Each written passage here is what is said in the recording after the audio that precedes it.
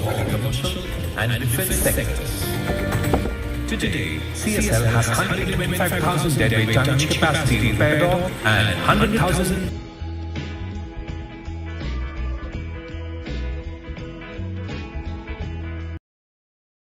1.2 kilometers and a slave dock. A footing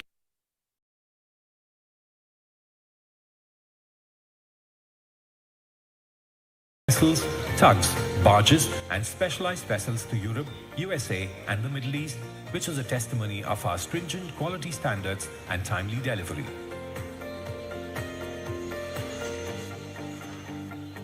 With the first indigenous aircraft carrier project for Indian Navy being executed at CSL.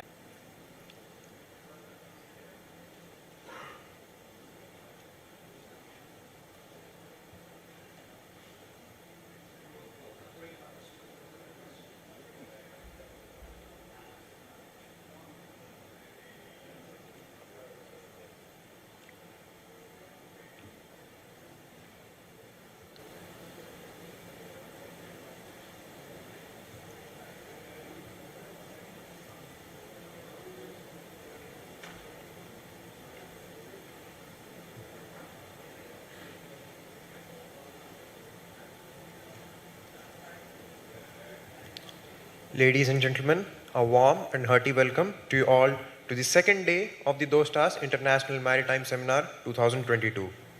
After an eventful and memorable first day, the only thing left to do is to emulate those standards. We have with us some of the most learned and knowledgeable speakers and dignitaries in this field, and being the least qualified individual in this room, I feel privileged to be here. So let me just quickly brush you through the events for today. We'll have 3 sessions in total. The first will be a panel discussion on logistics and supply chain optimization, a luxury or need of the hour. The second will be a technical session on digitalization and automation in shipping industry. The third and the final session will be a design and optimization of marine structures.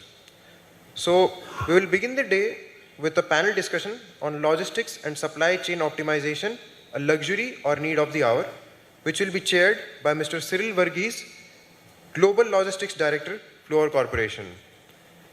Mr. Cyril Varghese is a project logistics management specialist, having made his mark in strategic business development, business planning, and seamless execution of critical jobs.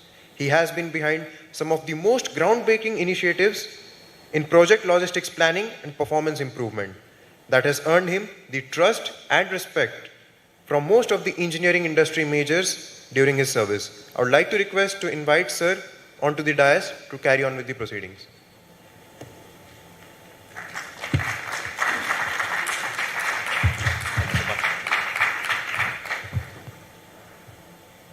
Thank you very much for the introduction. It's a pleasure to be back here in Cochin, from where my professional life started. I was also, like many of you know, a naval architect, homegrown from here.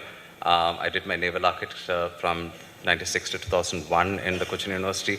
So it was homecoming for me to be with many of my classmates and seniors and juniors and industry experts who've made their marks in multiple industries related to shipping and shipbuilding and allied industries over the last so many years. Let me take this opportunity to give a little bit of an introduction on what we want to achieve today. I'm sure a lot of you have heard of logistics coming to the main stage over the last couple of years, primarily triggered by COVID, where we've seen freight rates increase, we've seen capacity shortages, we've seen a lot of volatility, which we've never seen in the last so many years. So at least people are now talking about logistics. And I think as an industry, we all acknowledge that there is a lot of optimization and planning which brings logistics to the front seat and not as a taxi service anymore. And I'm happy and I appreciate the DIMS organizers for planning and conceptualizing a panel to talk about logistics and what we need to do as a collective group to improve on what we do today. Now, I've been fortunate to have been able to pick up a very illustrious group of experts. They're all way senior to me in terms of their experience and expertise. The way we've picked up the panelists, we have representation from the port sector, We have representation from the academia, we have representation from the heavy lift transportation, and we also have representation from the heavy lift shipping side. So what we would hope we would achieve is to give you a little bit of a glimpse of what has been happening in the global scenario. What do we need to do from an Indian context to become more competitive and to make the dream of Make in India and other initiatives a success? We've come a long way from where we were 20, 30 years ago, but there are still a lot of opportunities that we would want to explore and discuss a little bit for your consideration today. Let me request my fellow panelists to come to the stage. First of all, let me request Mr. Cyril George to come to the stage, and I'll request all the panelists to introduce themselves later. Mr. Praveen, if you can please come to the stage.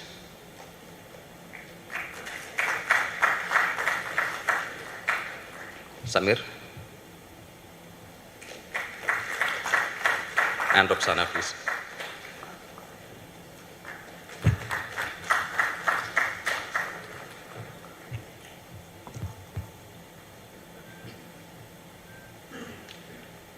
So may I request all the panelists to introduce themselves. Praveen, if you can go first with a brief introduction about your background and who you represent. Good morning, everybody. It's a pleasure to be here. As Cyril mentioned, and I was also wondering what we are doing here in a ship technology conference. Maybe it's an icebreaker for all of you, but I think it's really appreciated that we are here, and I think the way our business, the logistics business, progresses has an impact on your business as well. So just a quick intro about myself. I basically a Keralite, currently work for this global ship, port and logistics organization called DP World, earlier known as Dubai Ports. So we are a multinational organization based in Dubai, present in about 78 countries worldwide. Close to 100,000 people work for the company in different parts of the world. And I head the facility here in Cochin, otherwise known as Vallarpadam. Happy to be here. Thank you. Thank you, Praveen. Mr. Cyril, if you can introduce yourself. Very good morning to all of you. I am Dr. Cyril George. I am from port sector. I worked in 4 major ports, starting from Kandla Port. Thereafter, I worked in Cochin Port as secretary for 11 years. Then joined Goa Port as chairman and deputy chairman. Then I served Chennai Port as deputy chairman and chairman in charge. Came back to Cochin as deputy chairman and retired. Now I am a practicing maritime lawyer. This is my background. I have got a close association with shipping fraternity across the world, across the country. I am very happy to meet you all. One more word, I compliment the organizers of this seminar. Rightly chosen the subject, and many could come from different parts of the world to attend it. I congratulate each one of you. I compliment you. Thank you. Thank you, Dr. Cyril. Roxana, you have a mic there. Vanakkam. Good morning. Thank you, Cyril, for inviting me to be part of this panel discussion. My roots also are in Kerala. My mother hails from Alleppey, and I'm very happy to be here. So I never wanted to join shipping, actually. It was a family business, but the conversation around the dinner table was always about shipping, so you could say it was in my blood. And I was offered a summer job, while studying in college, and that was many, many years ago, and I'm still there. So I worked my way through all the departments as an intern, and I found my specialization in project and heavy lift shipping, which is really exciting. We represent one of the world's biggest heavy lift carriers, and it's a really exciting job. I'm so happy to see many more ladies here in the logistics and shipping industry. And also a little bit about myself. I I'm a part-time yoga teacher. I love baking, and I have 4 cats at home, so lots to keep me busy besides shipping, and happy to be here. Thank you. Samir, may I? Good morning, everyone. Thank you for inviting me, Cyril. Basically, I have been, I started this transport learning from 1990 when I finished my education, came into the transport sector, which was run by a family business. We have recently now been acquired by JM Bakshi, so I represent JM Bakshi Heavy, which is now a consolidated company wherein we have a complete door-to-door solution for anyone and everyone. So as transports into heavy lifts, which is one of our biggest strengths, we can transport structures, the offshore structures that you see world over. So the biggest lift that we have done is a 4,500 ton equipment. We also have been supporting the shipping industry by helping in joining of assembly of vessels across, be it the Indian Navy or be it for various other activities across the world. The Laurel Dock ships were made in India, which was handled and transported by us for the fabrication and completion of the equipment. Thank you. Right, and just to add, Samir has also been very deeply involved with some of our own naval architects during his career in terms of engineering support, and also thank you for the engagement association. So the way we would want to plan the session today is a little bit informative. It's not going to be technical. There are not going to be algorithms or thetas or sine cos discussions in our panel. So for the uninitiated, I want to give a little bit of a layman's perspective in terms of what happened and why are people talking about shipping and what do we need to do about it. So the shipping industry has been let's say to a certain extent, extremely supply-demand driven industry. What happened around COVID was suddenly there was a drop in the export volumes and the shipping line said it doesn't make sense for us to do so many voyages, so let's scale back some of our tonnage and let's try and match the supply to the demand. And at some point of time when demand started picking up, they've seen that people were willing to pay more freight for the above the freight levels they were used to. And after that, it has been a very interesting journey for the shipping lines, especially in terms of making sure that they were able to keep the supply in the market lower than the demand, and the freight rates kept climbing to unheard of levels. So just to give a little bit of a perspective, we track the container freight movements across multiple indices, and let's say the Drewry index, the World Container Index moved up to, let's say, $10,000 plus minus levels, which is, let's say, an average blended cost of moving a 40-foot container.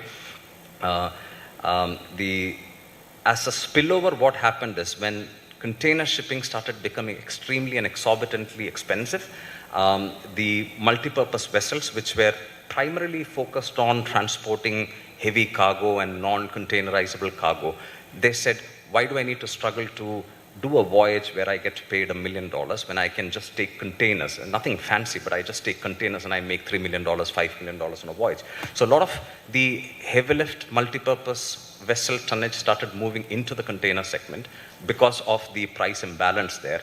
And that started a spiral where the multipurpose vessels also started becoming more expensive because people were willing to go into long-term charters to secure the container traffic. Because of that, what also happened was that the multipurpose vessels, as a spillover, like I explained, also started getting extremely difficult to source.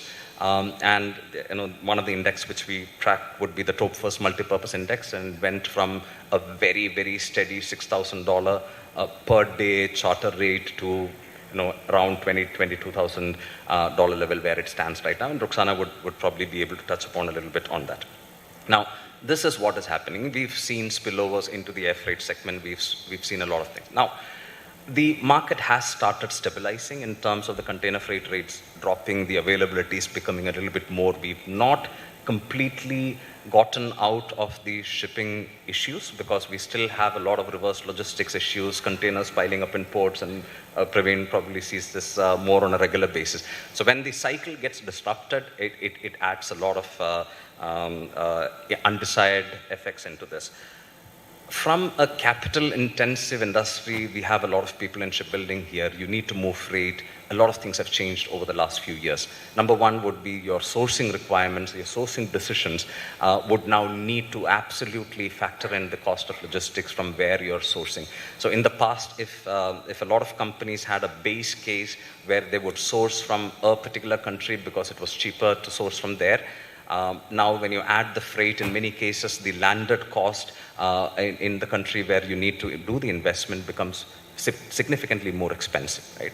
So there's a lot of nearshoring efforts which is coming up, which leads into a lot of capacity building. These are all opportunities for the entrepreneurs who are here and the companies who you represent.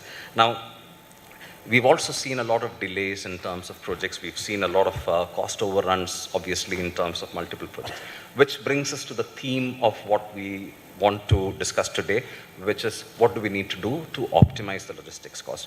So as a shipper, and I represent Fluor Corporation, we are an EPC company based in the United States, more than 100 years old. We build refineries and petrochemical plants. We do a lot of mining projects. We have verticals which do US government-related business. We do a lot of infrastructure work in North America and Europe.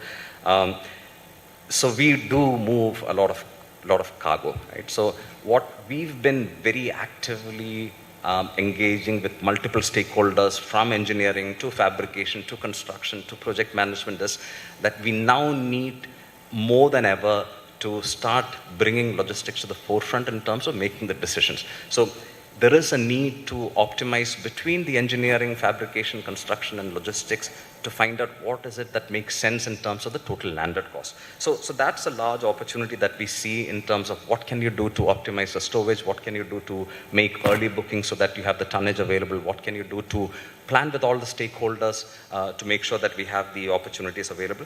And then as an industry, I think there is also a lot more education required and adoption required for technology, which we will speak about later. We also have products which can bring cost certainty and schedule certainty into many of our capital investments. For example, for bunker, let's say if you're talking about a shipment which needs to happen 3 years down the line, nobody would fix bunker rates today, but you can always do a bunker hedge once you know the quantities and the approximate time of shipment and where you're going to bunker from and so on. And so we do that on a regular basis to help our, let's say, cost certainty. On container freight, where the freight levels have been extremely volatile, making it very difficult for people to plan on where to source from when the shipping is going to happen 3 years, 4 years down the line. You can buy container. There are FFAs or freight futures that you can buy. So if anybody would like to know something more about this, happy to give context and to connect you with the right people. Now, coming into the India context, like I mentioned in my initial address, we've come a long way in terms of improving logistics. Right now at around $215 billion. It is a significantly large portion of the GDP. We do a lot of, we have a significantly large growth in terms of the logistics sector. Also improved and suddenly engaged by the e-commerce sector, which has seen a boom over the last 2-3 years. So there's a lot of investment going on the last mile delivery on the e-commerce logistics side. I represent mostly on the project side, project forwarding side.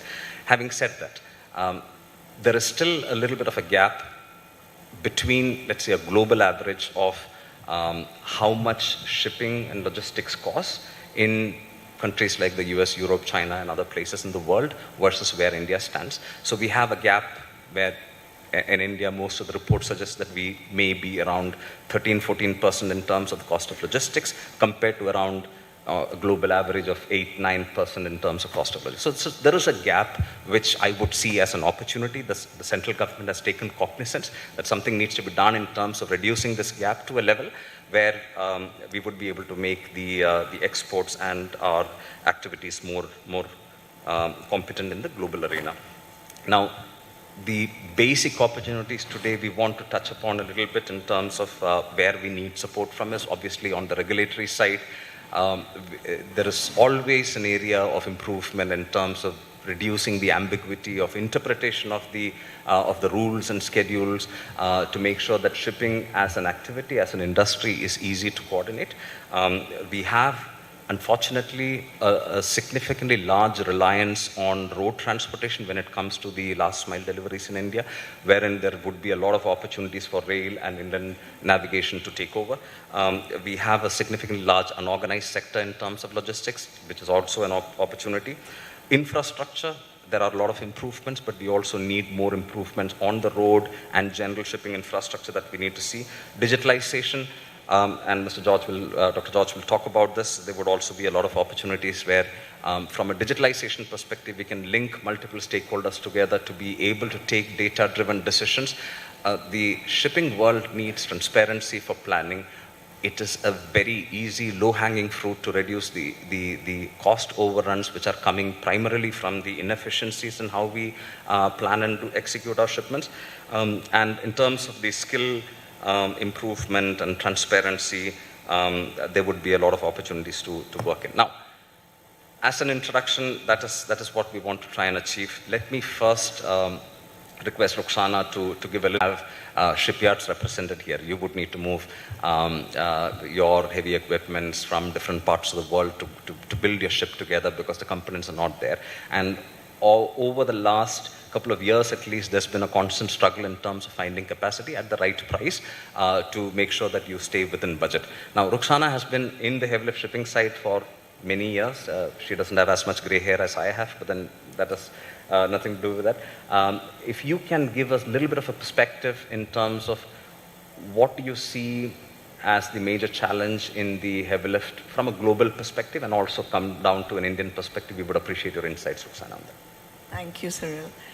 So we've come into the limelight, actually. The logistics and shipping companies have actually come into the limelight only very recently, I would say, since a decade. And more so during the last 2 years, when our Christmas decorations didn't arrive on time from where we ordered it, because of the container ships being delayed in all the ports. And that's how people started noticing that, yes, this is a very important industry. It's a very important aspect for every company. So the effect of logistics costs on CAPEX is very high in India because of the amount of challenges that we are facing in roads, infrastructure, inland waterways, ports, congestion. And this is normally, I would say it has improved immensely thanks to the government initiatives, but there's a lot more work to be done. For heavy lift and projects, which we are moving on a day-to-day basis, it could be a transformer, a reactor, ship engines, which we've got for Cochin Shipyard. It's all time-bound, heavy penalties for projects.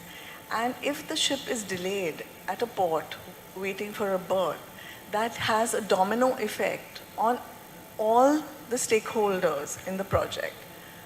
Samir's trailers are waiting to transport it to the site. The site is waiting for the erection to happen. The ship is waiting for the engine or the parts to come in. So it's a very important aspect that has been ignored, but we need to have more emphasis, and more needs to be done to ensure that we have the priority in ports to berth on arrival. Our ships are self-geared. We can lift up to 3,000 tons lifting capacity, and they are expensive. They cost $40,000 to $50,000 a day. This cost is being borne by shippers like Cyril is representing. Where do they the detention? Shipping, and it has got a boost right now. Unfortunately, it's always been one-sided.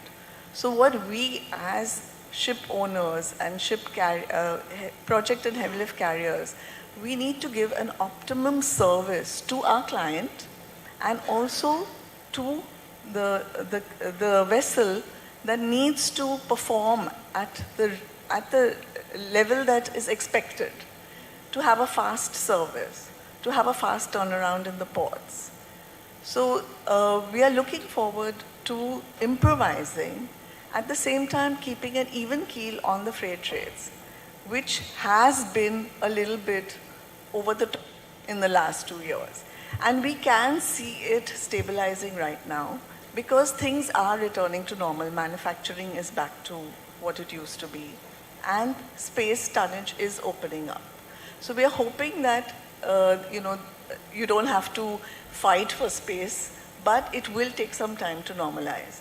I would say it used to be a taxi service, but now we need to book way much in advance. Even if you have an engine coming in, a ship's engine, you know that it's needed in, say, September, you need to book a heavy lift vessel at least 3 to 4 months in advance to ensure that you get your goods on time.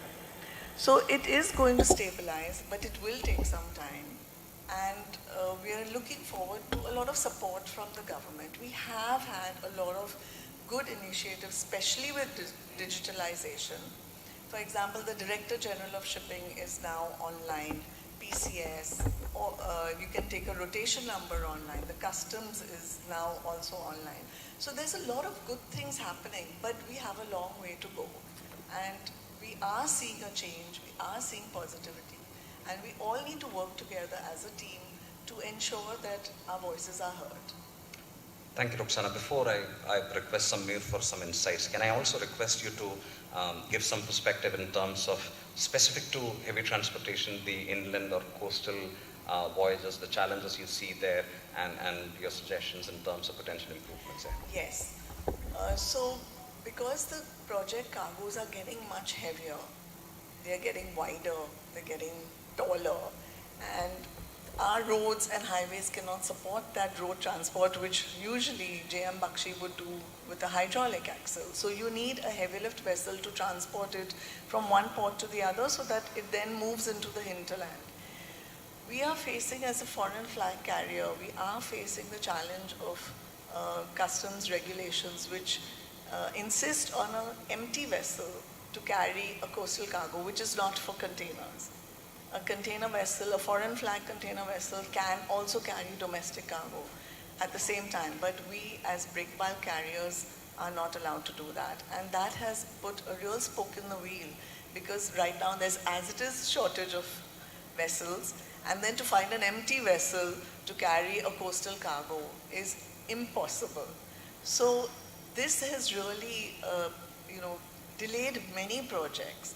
And there is a lot of project cargo, in fact, that's waiting for an empty vessel to come in because they cannot transport by road or barge during the monsoons. So this is one thing that we really have been fighting for as carriers with the customs to change these rules, which will really facilitate a lot more coastal shipping, because as you know, we have a beautiful coastline, and there's so much of development that can be done. Even port cranes, which have to be moved from one terminal to the other, which we have done for DP World, also needs a heavy lift vessel. So the shortage is there of tonnage, the demand is a lot, but we need certain things to change. Understand. Appreciate it, Rukhsana. Samir, Rukhsana mentioned about the coastal trade and the challenges that she sees from the context and the need for, let's say, more robust regulatory support. I would like you to first start your conversations on what you see from the coastal side, from the heavy transportation side, and then probably also touch upon what you guys see on the port sector, if that's something you're comfortable with. So what we have been doing over the years, we've been associating with all our clients. We give them an entire plan as to what and how it has to be done. So this is something which we have been pushing across, wherein we get our clients to start planning in advance as to what needs to be done for a particular transport. Because each cargo, as in the 90s, the heaviest piece that ever moved was about 150 tons on the road. Today we are moving 400 tons, 500 tons on the road. We are moving equipments with 100 meters length for the refineries. We are moving equipments with 20 meter dia. So all these equipments have started enlarging to a level where sometimes even the ships don't work. So that's where the coastal services, that's where we introduced barges into India. We have the coastal services that run between the west coast and the east coast. During COVID, we moved a 2,300 ton equipment reactor from L&T Hazira all the way to HPCL Vizag on our barge, and then we developed about 3 kilometers of road to see that the equipment reaches the site. So those are the kind of plannings and things that we need to do in advance for the heavy lifts.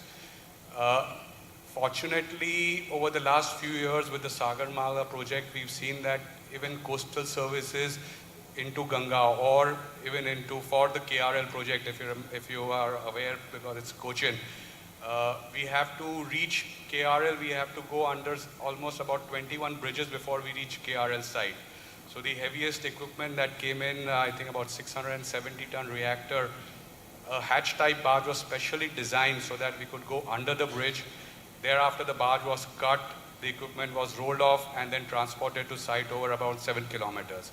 So each project has its own challenges, and that's what we've been trying to plan along with our partners, along with the vendors. How do we get a solution and a safe and cheap solution? It's not necessarily always cheap, because if cutting off a barge, redesigning them is going to be a costly affair. So we try to work out the most compromised solution wherein it's good for everyone to get a solution and deliver the equipment without breaking it down, because a lot of times the equipments have to be broken up to reach the site because it's not possible to be transported. Right now we have a project in Barmer where all the equipments are being made, fabricated, and then cut for the transport. So this is something which is there. The roads are not equipped, but again the equipment dimensions are going up.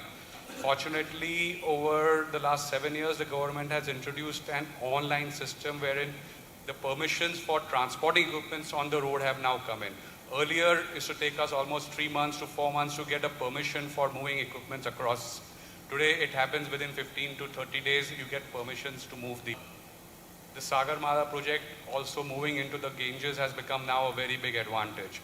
Earlier, you had to have smaller barges. Now, government is maintaining 2 meters of drafts so that vessels can move throughout the period and thereby reach the hinterland like Barauni, where the fertilizer plant is coming up, Gorakhpur, where the fertilizer plant is coming up. All these equipments have been delivered during the COVID period, and fortunately, because of the drafts available, we've been able to reach site. So a lot of spend and a lot of direction from the government for getting coastal movements across India working also. Like Samir mentioned, the cargo, when it comes to at least capital projects, which most of us represent, it is getting bigger and heavier. Right? I think one takeaway from what Samir said is it is important to have an early planning and early engagement with logistics so that you don't design something and fabricate it in a way that it cannot be shipped or transported. Right? So there is always this optimization which can be done. Thanks, Cyril. So, taking a step back, I think the theme of this whole session is about optimizing logistics costs. So maybe I can talk a little bit about, of course, the ports, but about maritime transport and related industries and its contribution to the logistics cost, and what are the challenges and what can be done about it. So, from a maritime or shipping transport point of view, and its contribution to the logistics cost, from our point of view, there are many factors contributing to it, but I would maybe pick 2 or 3. One is the skewed modal mix which we have in the country. That's number one. Number 2, the distances we have to cover in the country to reach a port from a factory. And number 3 is the ports itself, and when I say ports, it's about the capacity, the costs, the productivity and things like that. So, coming to the skewed modal mix which we have, we started talking about coastal shipping in the country recently, maybe in the last 5 to 6 years. But it's actually a travesty that we are speaking about coastal shipping or water transport as a means of fixing the problems which we have in the existing modes of transport, which is basically road and rail. Okay, we have a problem with road and rail, so what can we do in coastal? Actually, for a country with about, as my fellow speaker said, 7,000 kilometers of coastline and about 15,000 kilometers of inland waterways, our modal mix, it's about 60% road, 30 to 35% rail, and maybe 5 or 6% by water. So that is the opportunity. And this is the opportunity for us as logistics practitioners, and this is the opportunity for all of you. We consider, all of us on stage here, I think we are your marketing team. Yeah? We sell what you produce. So that's the opportunity staring us. So it's quite natural, therefore, the government is trying to increase the share of water transport in the country from 6% to at least 12% by 2025, and then eventually move up to about 20%, which is the best in the world in countries like China, Japan, Italy, etc. So Cyril also spoke about India's logistics cost being high. Our logistics cost is 14% of GDP. We have to bring it down to the best global standards of 8%. And this is an area where water transport or coastal shipping plays an important role, because the advantages of water transport, I think, are very clear. One is it's cost efficient, which means it incurs the least cost per ton transported or kilometer transported. It is energy efficient, it uses the least energy, and it is eco-friendly. It emits the least carbon for a kilometer or ton transported. So that's about the modal mix. Talking about the distances which we have to travel in the country. So unlike some of the other countries in the world, most countries in India are not located near the port or a waterway. So as we know, shipping is not an end-to-end product. It's very rarely that you can pick up a cargo from a customer's warehouse and put it on a ship at his doorstep, and it takes the cargo to the buyer's doorstep, and the buyer's factory is also by the waterside. It rarely happens in India. Very few cases like that. So there is some transportation involved in between, but in general, most of our industries are located away from the port. So that's the other one. And the third one is maybe where I'm coming from, which is the ports, which was your main question, coming back to your main question. So maybe I'll talk a bit about the ports. So when we talk about ports, what's relevant for logistics cost is the costs at the port and how fast a port turns around cargo or turns around ships. That's what's relevant. So if you talk about the port capacity in India, at least from a container shipping point of view, we seem to have adequate port capacity. Last 2 years, there's been absolute chaos around the world, where ports in the United States having 2 or 3 weeks of waiting time of ships. Indian ports, at least as far as container shipping is concerned, we haven't heard about any congestion at all. No ships are waiting here. Ships are, Colombo is congested, Singapore is congested, but Indian ports are not congested. Of course, it might be slightly different for the bulk and project cargo. So there's enough capacity. There's a capacity close to 2,000 million metric tons in Indian ports, which is adequate, and then there are more ports built. However, the way forward is that the world leaders in ports are building mega ports. So if you look at Rotterdam, the capacity of the port of Rotterdam is 670 million tons. The capacity of the port of Singapore is 955 million tons. So why are big ports important? Because it lowers operational cost, it enables handling of larger vessels, and it overall helps economic development. So if you look at the Indian scenario, the largest Indian ports are still in the sub-300 category. So we have Kandla, Mundra, Paradip, all in the region of 200. Parties are invited to run the facilities, build, operate, and run the facilities in the ports. So as of now, at least in the major ports in India, 51% of the capacity in Indian ports are run by private operators. We are a private operator as well. So the advantage is that private operators bring in the latest equipment, the latest technology, the latest processes, thereby bringing port operational standards on par with the highest in the world.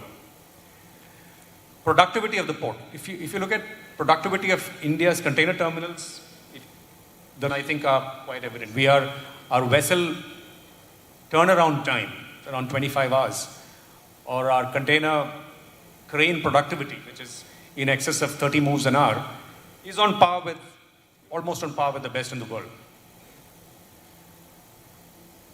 One aspect where we still have to move, still have some development left is the draft in Indian ports. So the depth in Indian ports. So the latest trend in container ships, with the building of ultra-large container vessels, is that you need drafts of 16 to 18 meters in order for our ports to be able to accept the largest vessels in the world.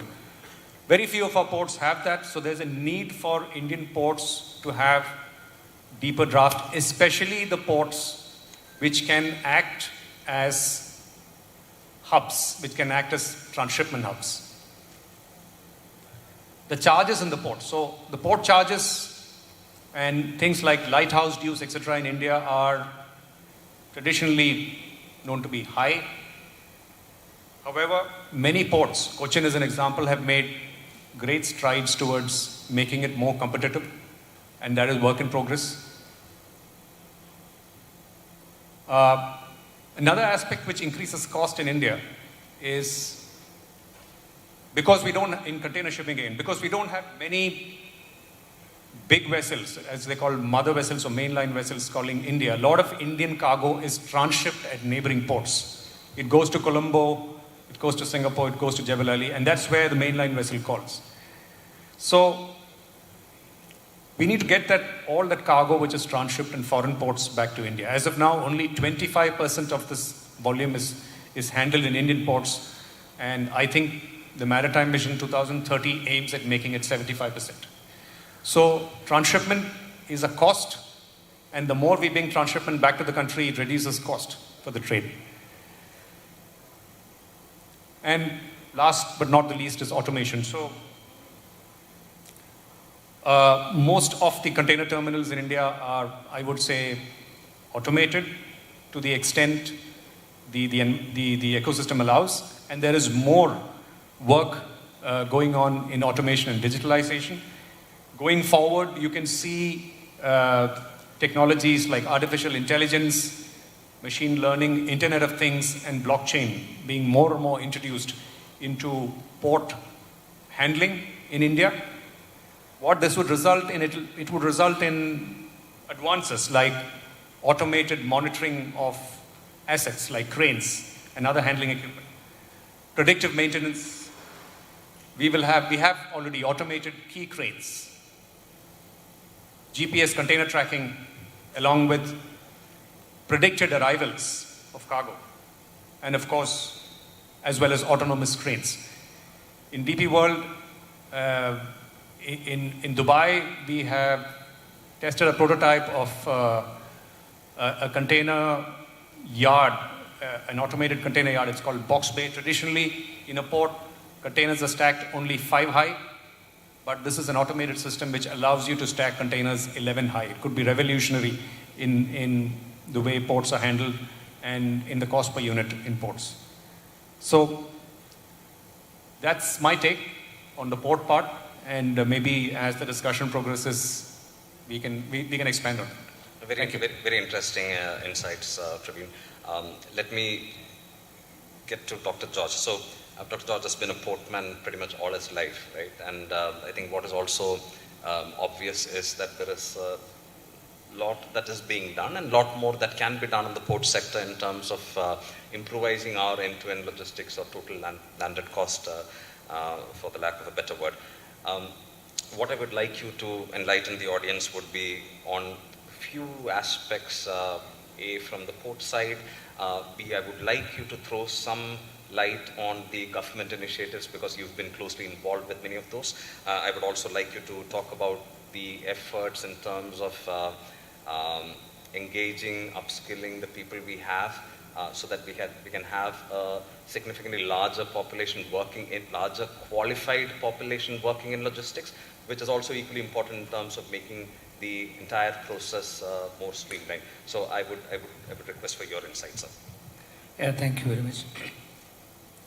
Before coming to the manpower aspect, I would like to touch upon very important points. regarding port and port sector, which we are all concerned with. See, basically, we know that with the advent of globalization process, the global trade has become very important and very critical for the development of every section of the economy of a country. So in that context, major ports or port sector and shipping have a great role to play. So in the global scenario, the port and shipping sector has become very important. And from the Indian perspective, unfortunately, the port and shipping sector did not get the deserving attention and importance in the early part of our free India period. I should say, I think I should make a mention of our very dashing former shipping minister, Mr. Nitin Gadkari. During his tenure, shipping sector got the real attention, importance, and he has given the impetus to the port sector.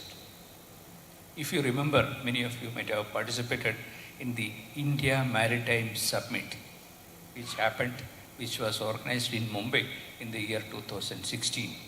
That was the first occasion we showcased the maritime strength before the world.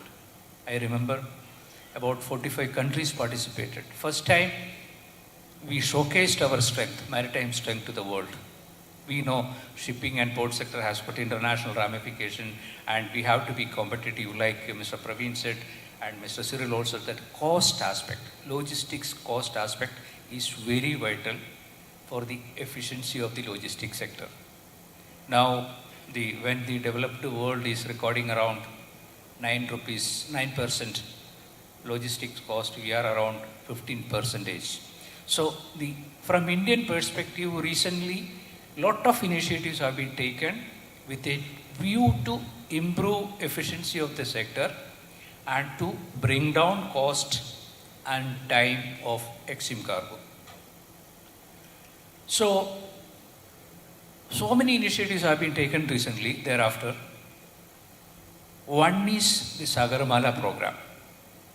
Sagarmala program has been announced as a unique program of shipping ministry in order to provide connectivity projects, promote coastal shipping as he mentioned, and backup facilities, infrastructure, coastal district development, port-led development. This is a policy framework given with an impetus to develop port sector of the country.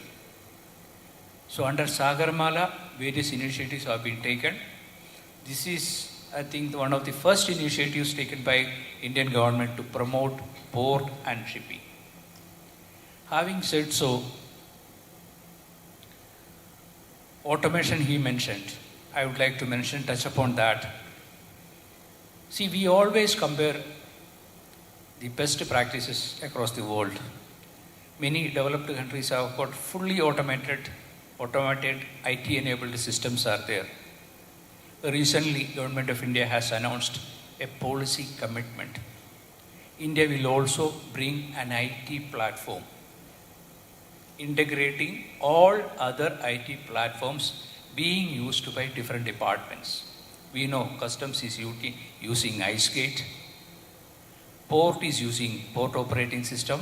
Now, under the initiative of Commerce Ministry, I remember one Additional Secretary, Commerce Ministry, Mr. Shivashailam, he was the driver of that project. And cabinet approval, he got it and decided that a national logistics portal will be started. And all these IT-enabled systems of the port and the statutory and regulatory authorities will be integrated with this system so that all operations, all approvals, all processing will be online. And fortunately, one company of JM Bakshi is implementing this project, Portal, company's name. So this is a great leap forward port and shipping sector is witnessing a transition now. It is up to us, each one of us, to take advantage of it. To be specific to the major ports, you may be aware recently all major ports' legal structure has been changed. Now there is no more port trust. All major ports have been declared, notified, gazetted as major port authorities in order to run major ports in a corporate culture. Boards of the port authorities have been delegated with more powers, quick decision making. Tariff is an area of concern for everybody. You know, earlier Government of India was approving tariff, scale of rates, thereafter TAMP. Even that was a time-consuming process. So even that critical decision is delegated to the local authorities board. And India is gradually moving to a landlord port culture, like in other parts of the world, developed world. As Mr. Praveen said, see, this is to bring in involvement of private sector in all aspects of port administration and management. As a landlord port, gradually all the port operations will be privatized. Private involvement will be invited, and efficient private players will be allotted with the activities.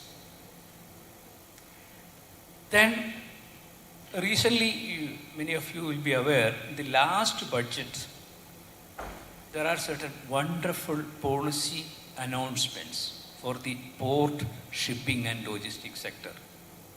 One national master plan for providing better infrastructure for logistics sector has been announced in the last budget.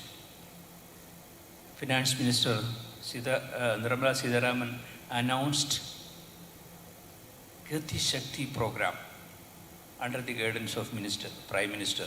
Gati Shakti is a program announced in October 2021 with a capital outlay of 100 lakhs crores. You can imagine the dimension of the amount going to be involved, spent for infrastructure development in the port and shipping sector.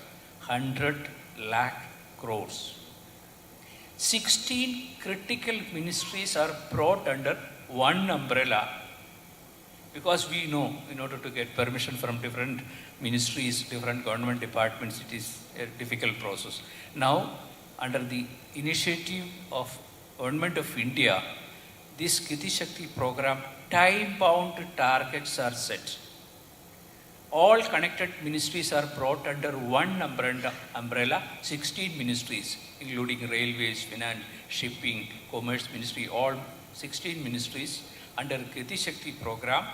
Different sectors are given very specific targets.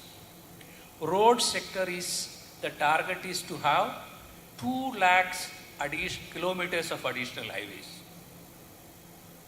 Port sector, capacity enhancement. Railways, every sector has been, every critical infrastructure ministry has been given the specific target to improve the infrastructure sector connected with the logistics. So these are the various initiatives taken by Government of India in the recent past in the public sector. The port and shipping sector, as I mentioned, it is up to us to take advantage of this transition period, these policy initiatives. One aspect Cyril Varghese mentioned is the manpower aspect. Of course, even though there are many initiatives to upgrade the skills of manpower related to the port and shipping in the country, especially under Indian Maritime University, there are a lot of things we can do in this field. A lot of infrastructure have been provided under IMU and other maritime universities and institutes, but it needs a lot of upgradation of facilities, training facilities. A lot of infrastructure has been provided, but it needs improvement. Basic infrastructure already available. We hope a lot of new initiatives will be taken from the ministry side and university side in this regard, because I still feel that a lot of things are lagging in the training or the quality of training being imparted to the manpower in the shipping and port sector. So these are the various initiatives as far as public sector or government is concerned, taken in the field of port and shipping in the recent past. So there is a ray of hope, and we should try our level best to take advantage of these changes, these policy initiatives, and be part of this transition. And that's a very, very good roundup in terms of understanding where we stand from a governmental initiative in terms of the improvement. I would probably capture this as a beam of hope instead of a ray of hope, right? Because there is a lot of things which are happening concurrently. And I completely agree with you. And it's up to us to make sure that we utilize and we are part of the development. Because for the vision of doing more from out of India, there is a lot of work which needs to be done. And the low-hanging fruit, like I mentioned earlier, is just the removal of inefficiencies that we have in the system by improving the connectivity, by utilizing more inland rail transportation, by reducing the carbon footprint, by focusing on sustainability. These all have a positive cost impact and a schedule impact that we can all look into. I'm a bit cognizant of the time, Ashik. We seem to have maybe 2 minutes left. So if there is one question we can probably take and bump into the audience. If not, Hasib.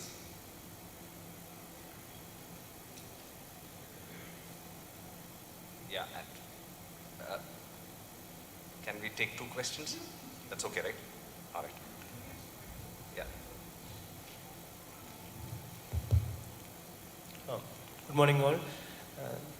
Myself, Hasib, from American Bureau of Shipping, ABS. First of all, thank you very much for the very enlightening and informative panel discussion on this topic, logistics and supply chain optimization. My question is, I'm making a reference to session 2 of yesterday, Trends in Green Water Shipping and Decarbonization. Basically, I'm just trying to connect yesterday's session, and from the perspective of that yesterday's session, we have had a depth discussion on the future fuels, associated retrofits, and involvements of innovative technology. So in view of that, obviously, when we have retrofits and innovative technologies being involved in the ships and vessels, the associated charter rates are also most likely to get amplified. Yeah. As a maritime logistics partner, how do you foresee the manner in which the market is going to react to this increased logistics rates? And also, as a sub-part this question, was there any thought process initiated to cope up with this catch-22 situation? Yeah, so if you don't mind, let me quickly brief that question. Back in 2019, a significant amount of the conversations were centered around the IMO 2020 regulations that were going to come up. There was no clarity about the fuel grade, the quantities in which they would be commercially available, the pricing structure they would have, and we all predicted that there would be a significant increase in terms of, let's say, the shipping cost. Nothing happened purely dedicated to IMO 2020. Various reasons, COVID happened and all these things, right? IMO 2023 is going to happen, so there would be an impact in terms of compliance and cost of compliance and so on and so forth. In terms of cleaner fuels, we certainly see more ships which are being fabricated, are being looked at in terms of utilizing LNG and other alternate fuels in their mix. Would it have an impact on the operating cost? Yes, there would be an impact. But the overall shipping cost is not just related to bunker. Interestingly, recently within our organization, we were trying to see correlations between the bunker price movement and the freight rate movements. I can assure you there is zero correlation, right? Generally, the operating cost goes up, but if there is lesser demand for the vessel charter, the overall price doesn't move too much. So what I would see in the future is, yes, there would be more adoption of cleaner fuels, which we would see in the market. When it comes to the freight rate, we can sit here and predict all day long, but then it would be linked to the demand and supply that would be there in the market. Yeah, I think it's a very valuable information. As a subtopic, I mean, as a second part of this question is in the sense, obviously the freight rate may not be directly correlated to the bunker rate, but having said that, when we have all these retrofits coming in, we are also compromising the dead weight and the usable deck area. Correct. So altogether, if you have less deck area and the owners can demand higher charter rates. Can demand. Can but demand. the market decides whether that demand is justifiable, whether there is capacity available. So that's what I'm saying. It's a little more complex than a direct correlation only with the bunker rate or the usable deck space or the operating cost or the crewing cost and all these things. It's a mixture of all these things. So it would be very difficult to make any prediction in terms of what direct impact the cost of compliance for alternate fuels are going to have. Now, you spoke about retrofits, right? Around IMO 2020 implementation, one of the largest conversation was for ship owners was, do I go for a scrubber technology or do I use a fuel grade which I don't know how it will be priced. Now we've been tracking the difference between IFO 380 and VLSFO pricing over the last few years. I mean, at some point of time, early 2020, you were talking about a spread of $50, which was hardly anything for the people who made the investments in scrubbers to recover the amount. We are now at $250 spread between IFO 380 and VLSFO, right? So, these are forces which nobody can control, nobody can predict in terms of how the spread moves and what influences the spread and so on and so forth. So I would, again, I'm not allowed to make predictions, but I would refrain from making predictions and focus more on trying to see what can be done to optimize how you do your business rather than try and get worried about what happens with freight 2 years from now. Appreciate it. Thank you. Thank you. Thanks for the response. We'll take one last question. Simon, you had a question.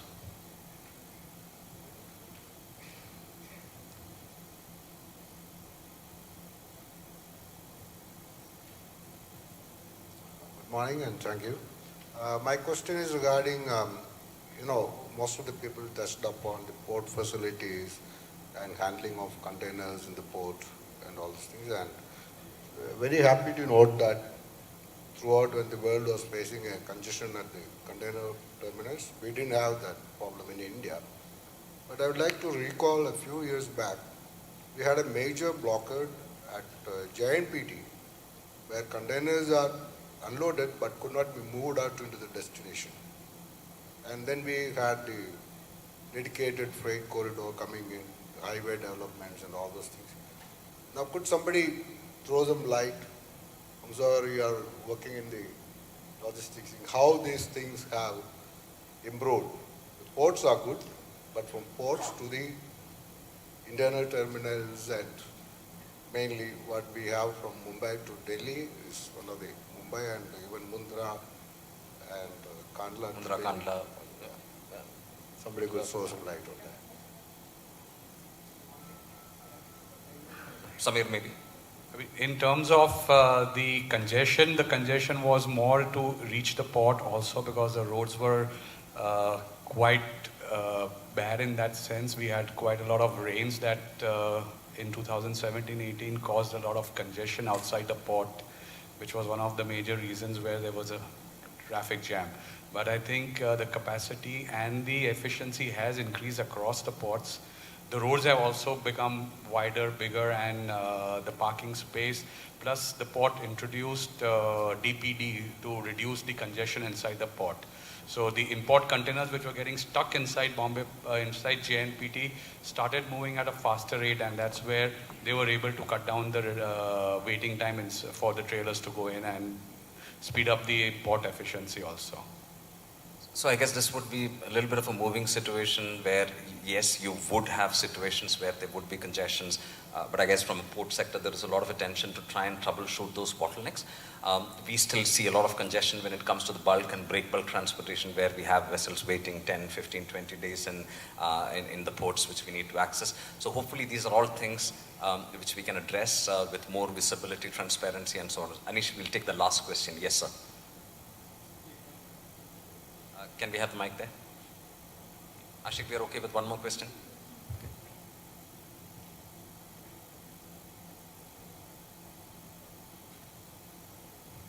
Hello, my name is Anish. I'm a naval architect.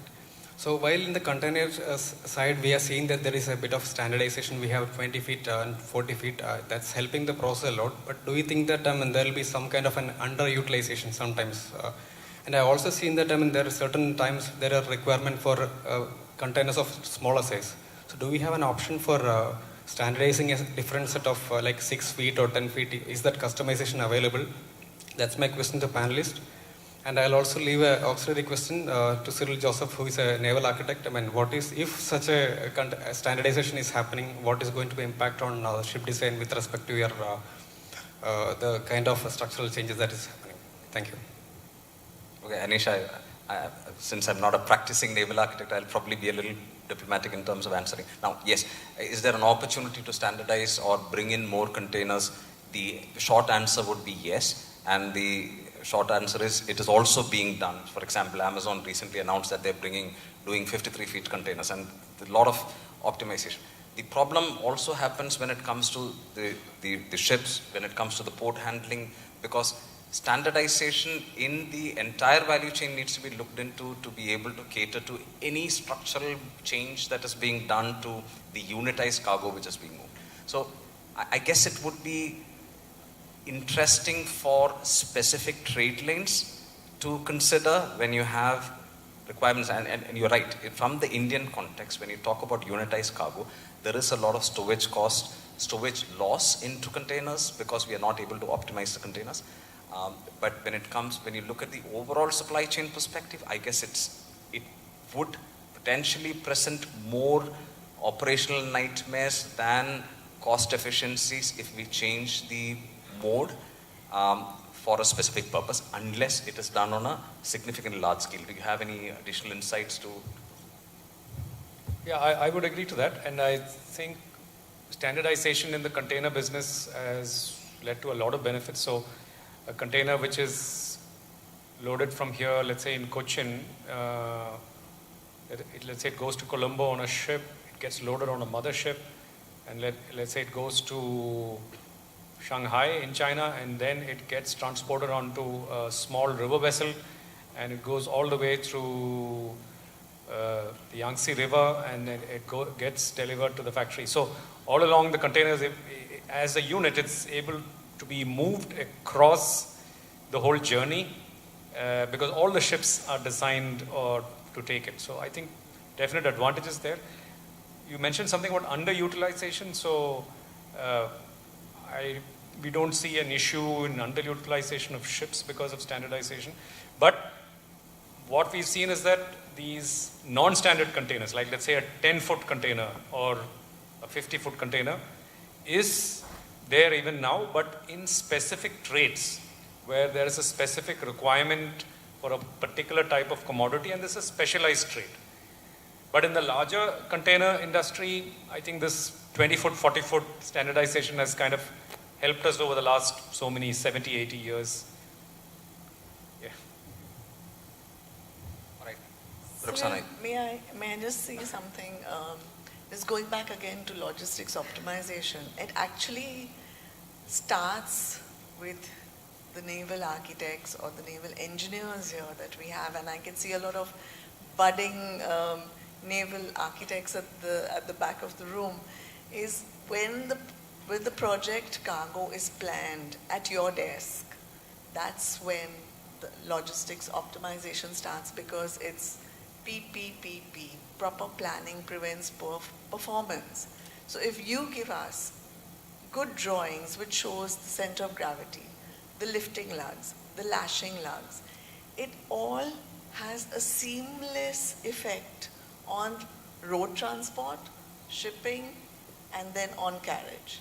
So it all starts at your desk when the drawing is made and where all the essentials are covered, so that every vendor that is involved in that logistics is clear with good information, and there are no delays due to lack of information. That's my All right. take. Thank you for the closing thoughts, Roxana. Let me take the opportunity to thank all the panelists for coming from different places and offering valuable insights. If we've been able to inspire at least a few of you today to consider a career in logistics or to do your bit to look at the vast opportunities of enhancing the efficiencies in the logistics sector. I think the last 1 hour has been a success. And if there are any offline conversations you would like to do with any of us, please do let me know. You'll be able to reach me, and then I'll be able to connect with other people who will be able to help. Thank you so much for inviting all of us for this discussion today, and thank you for being a wonderful audience.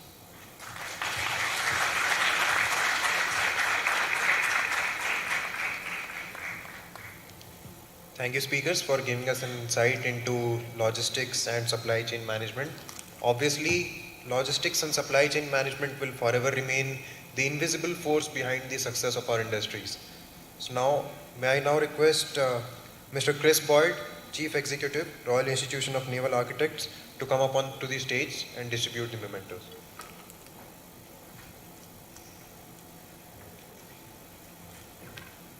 I'd like to request, sir, to hand over the mementos to Dr. Cyril C. George.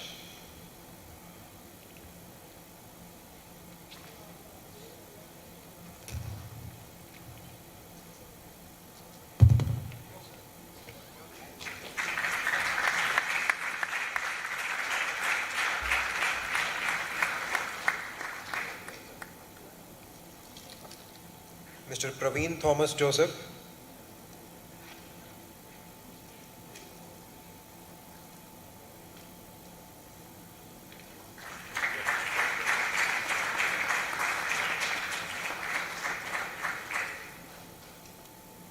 Mr. Sameer Parekh.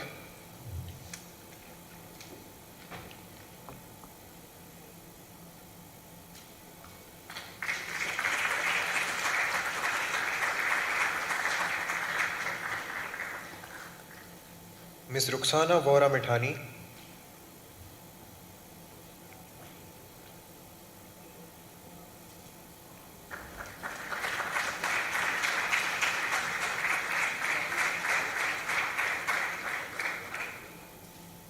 And to our panel chair, Mr. Cyril Verghese.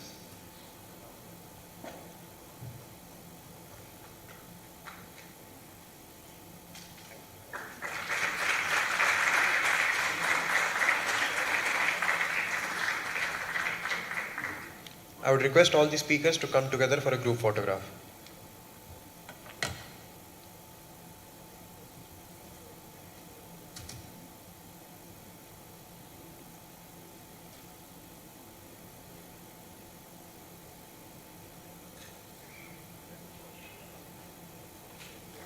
Thank you so much.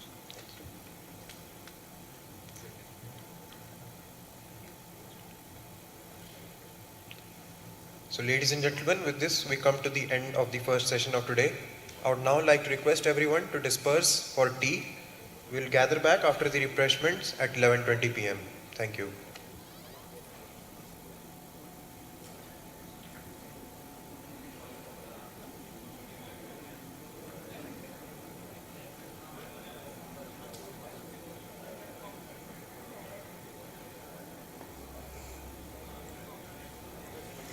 Platinum sponsor Cochin Shipyard Limited. Gold and cocktail sponsor ABB Private Limited. Silver sponsor Indian Register of Shipping, Sea Delta Marine and Offshore, Mazagon Dock Shipbuilders, Kedmatic Software Solutions. Delegate kit sponsor SON Maritime Services, Shaft Shipyard. Delegate batch sponsor Cochin Shipyard Limited. Memento sponsor Elcom International. Registration area sponsor Aries Marine and Engineering Services. Event management team BIS Events Management. Associate sponsor Albawadi Daman, Garden Reach Shipbuilders, Class NK, SSI Ship Constructor, Watsila, APT Global Marine, Smart Engineering and Design Solutions, Goa Shipyard Limited, Ship Technology Industrial Consultancy, Conceptia Software Technologies, Technology Ventures, Vector Marine and Offshore Technology, Admarine Tech Private Limited, Vedam Design and Technical Consultancy.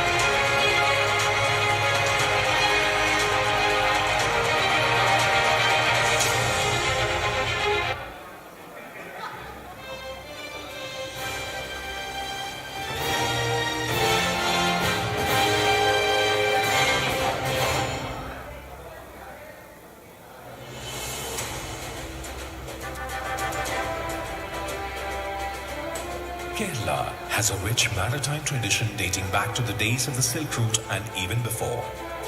The ancient traditional vessels made in Kerala's Malabar coast, Urus, were the most sought-after vessels across the Middle East. Renowned as the Queen of Arabian Sea right from the ancient times, Kochi is today a cosmopolitan port city with excellent centers of education and healthcare. The city, with an overall high quality of life, is logistically well connected with the world. Located close to the international trade route, it has been identified as a strategic port for the development and ancillarization under the Sagarmala program initiated by the Government of India.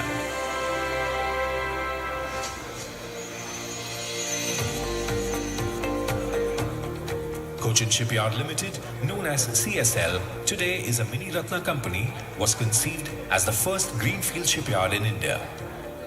It was set up in collaboration with the Mitsubishi Heavy Industries, Japan in 1969. The shipyard has advanced system of shipbuilding and today is the greenest, largest and most modern shipyard in the public sector.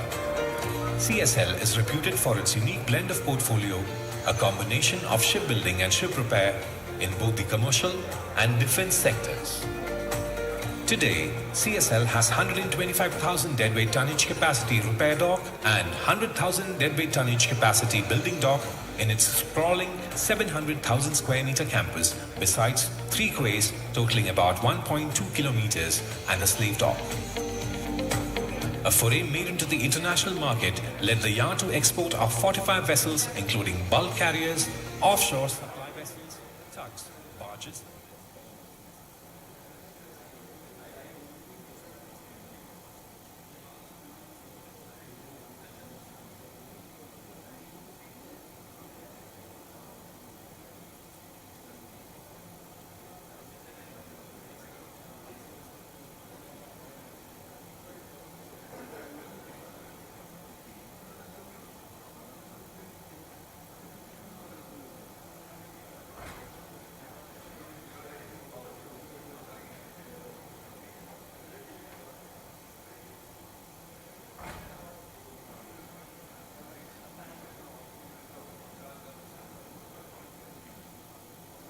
signed a technical service agreement with Samsung Heavy Industries Korea towards construction of LNG carriers in India. CSL is the first shipyard in India to have a robust, integrated quality, safety, health, environment management system in place and is certified by DNVGL. A motivated workforce of nearly 2,000 permanent employees, led by a team of around 500 professionals and supervisors with a supporting team of 2,500 contract workmen, is a real strength of the company. The team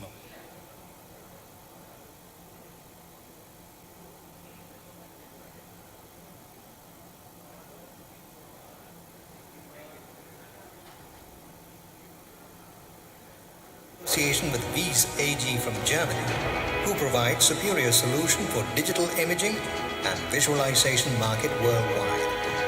VAM is a browser-based database application that allows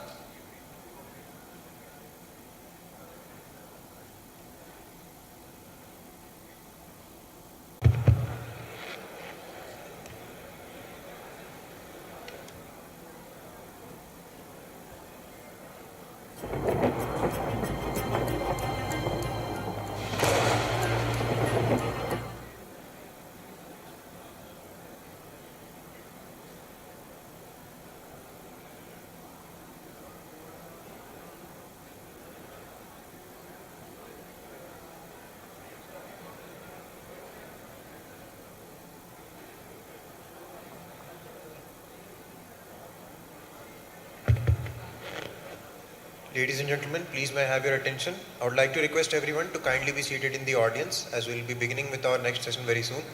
Thank you.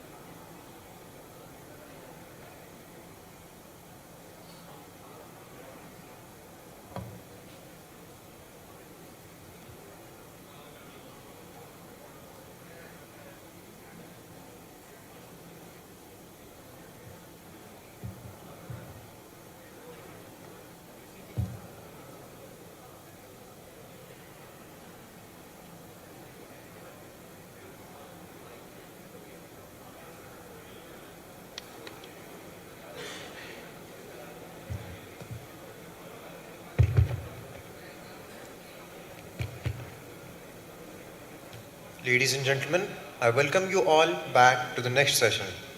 As we all know, human beings are the laziest creature on this planet, aren't we? So we look to make things easier and time saving as much as we can. Necessity is the mother of invention, I know, but laziness is the mother of automation as well. So on a serious note, automation also leads to reduction of human risk, increased output and increased efficiency. So we come to the next session, which is digitalization and automation in shipbuilding, which will be chaired by Srimati Anjana KR, General Manager Design, Cochin Shipyard Limited. I would like to request ma'am onto the dais to carry on with the proceedings. Srimati Anjana KR holds a degree of Bachelor of Technology, Naval Architecture and Shipbuilding from Cochin University of Science and Technology. She has more than 26 years of work experience across areas such as ship design, shipbuilding, hull production engineering and shipbuilding materials procurement. She is currently working as General Manager Design at Cochin Shipyard Limited. Over to you.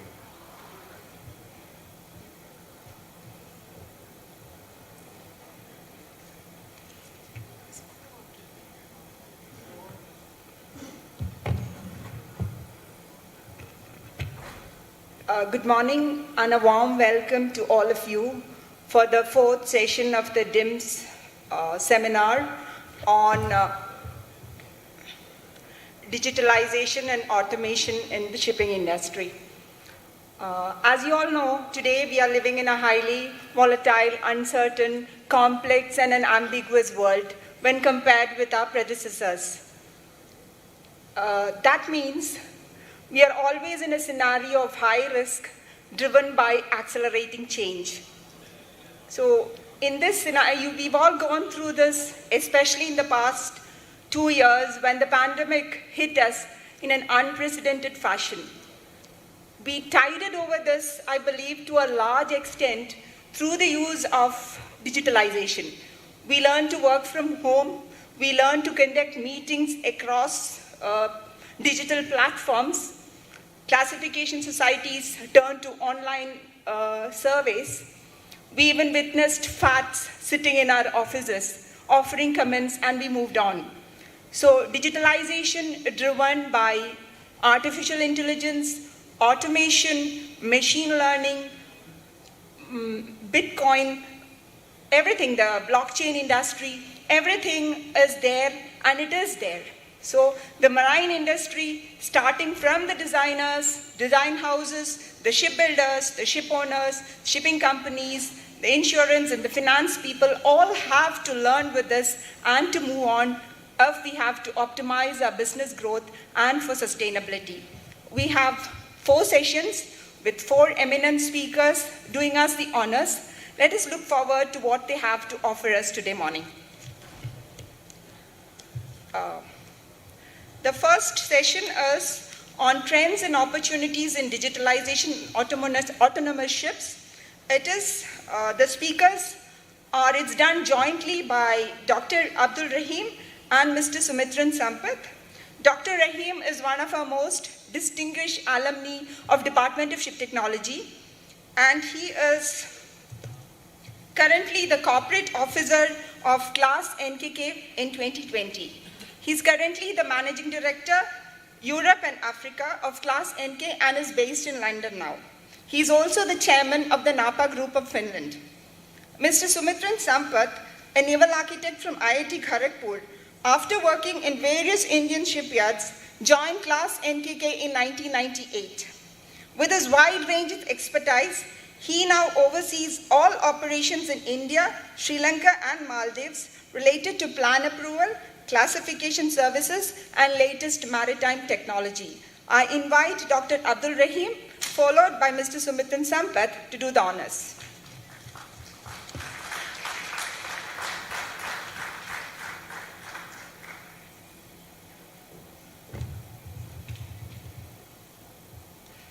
Thank you, Chair. Good morning, ladies and gentlemen. As introduced, I am Rahim from Class NK. My colleague, Mr. Sumitran Sampath, is in the dais, so the first part I'll be doing, and the second part, Mr. Sumitran will be doing it. And today's topic is digitalization and autonomous ships. So I will do the digitalization part and he will do the autonomous ships part. Now, lots of smart technologies are being applied in the maritime industry. So a couple of them are shown here. One is the drones, which are used for, say, ship inspection, mainly from the classification perspective. Then we have remote survey technology. With remote equipments, we can connect the surveyor to the expert who is sitting somewhere onshore in some offices. Then we have the digital twins, which run simulations using real-time data and AI, which in turn leads to optimum cost-effective solutions. Then we have the autonomous ships, which does all normal operation tasks with high level of autonomy. So the last two one highlighted in yellow are the topics that we are going to discuss today. Digitalization has lots of challenges. Some of them are, say, it's a fragmented approach because data capturing and transmission by software solution providers are fragmented. And then coming to data format, there is no standard data format available for transmitting data from ship to shore. It comes in all different kinds of formats. Then there's a lack of framework, that is lack of rules and regulations for the data ownership and data distribution among stakeholders. So if you look at the current scenario on board a ship, there are different systems. Say, for example, the engine control system, the cargo control system, or the bridge systems, all are operating separately, individually, and all are linked to their own softwares, and they all send data to service providers outside the ship. So that means the same set of common data is transferred several times, over and over again. So here, what we have brought in is a simplified shipboard system, which is a server which collects all the data within the ship from different systems, processes it, and then sends out only the relevant data to a shore-based ship data center. And the data center processes it and then provides the data to the solution users. So data such as EGDIS, VDR, data logger, the engines, the cargo systems, all this data are done here. So now let me briefly talk about the ship data center. ClassNK established the world's first maritime data center in 2015, and that is the backbone of this development. What it does is it centralizes the data from ships to a shore-based data center, and it standardizes the data, and it facilitates to co-create new solutions using the data you have. So this is the schematics of the ship data center. As you can see, the data comes from different digital twins or other systems in different formats, and it goes into the data converter, which converts all the data into a standardized ISO data format, and it puts it into a database. Then the weather data that we currently contracted with the Japan Weather Association, that data comes in. Then we process the data and sends it out to shipping companies, ship owners, or whoever the stakeholders are, using we call it the interface, the application protocol interfaces, APIs.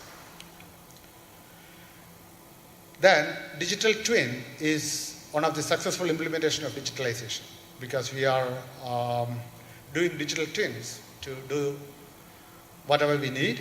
And some of the components of this digital twin, one is of course the model, then the sensors and actuators data, that is data coming from all the sensors, then data related to the design, building, and operation, that is the entire life cycle data is also goes in, and then of course the analytics itself. That means how we are analyzing the data and predicting and using it for various applications. That means intelligence is built on top of the data using analysis, physics, and algorithms or machine learning. So these are a couple of examples of digital twins. It can be a component twin, say for example, just the rotor of a motor. Then the asset twin, the motor itself, or a turbine or another asset. Then we have the system or unit twin. It can be the ship or another crewed unit, or of course the process twin, that is the which digitalizes the manufacturing process. Now, let me give you a couple of examples of what we have done with respect to, say, for example, component chain. Of course, you can forget about the small readings, and this is the main engine. So when it is running, over a period of time, there can be wear and tear. And after some time, because by the time you know that there is wear and tear, damage is already done, which leads to machinery breakdown. So using the digital twin, what we are doing is, we are running simulations by varying the parameters, pressure, temperature, whatever the sensor data, thousands and thousands of times in a very limited time. So the system gives you a prediction because, say for example, a main bearing of the main engine, because of the temperature or whatever parameters, it says, okay, there is going to be some problem within 24 hours or 48 hours or whatever it is. So once you get that one, that pre-warning, then the ship crew can do the corrective action. They can analyze the root cause, they can change the component, or they can do, how to resolve it. So at the end, the ship runs normally, there is no downtime. So the example of this kind of digital twin that we have developed is called the Class K SIMAXS. We have developed is in collaboration with Mitsui, it's mainly for the main engine. That is, this system exactly does what I have just told you. Based on the sensor data on real-time basis, it predicts the problem with the ship so that you can take corrective action. The second one is a kind of a system twin. This is the real space in the ship bridge. We have various equipments, radars, voice recorders, cameras, ICDs, VDR. So everything can be digitally replicated in the digital space using this particular digital twin. Of course, we are doing everything through the big data open platform, which is facilitated by the ship data center we have. And from the analysis, from the simulations, it is feeding back into the real space to actually counter the problems. So that means the real-time ship's bridge information is available in the virtual space. Simulations in virtual space will allow the user, that is the ship staff, to look into the most optimum solution under prevailing conditions. So one example of this digital twin is a joint development by NAPA and Danelec. NAPA is the global maritime software service and data analytics company, and Danelec is the manufacturer of voyage data recorders, ICDs, and others. So it's a combination of digitally replicating the real ship's bridge in the digital space. So now I'll explain to you the digital twin concept, how as a class society we are benefiting from it.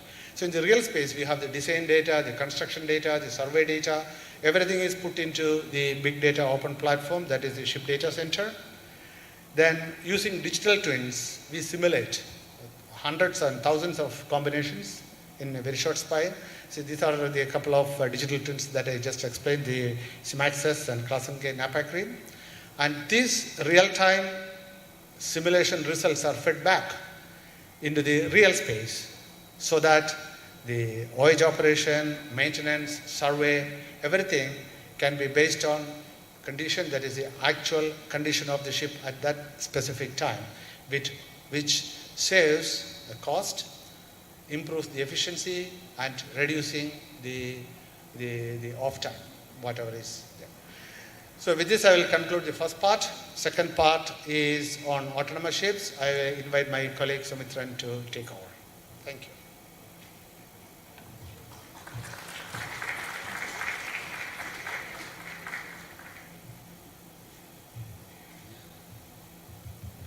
Thank you, Dr. Rahim, and good morning to all of you.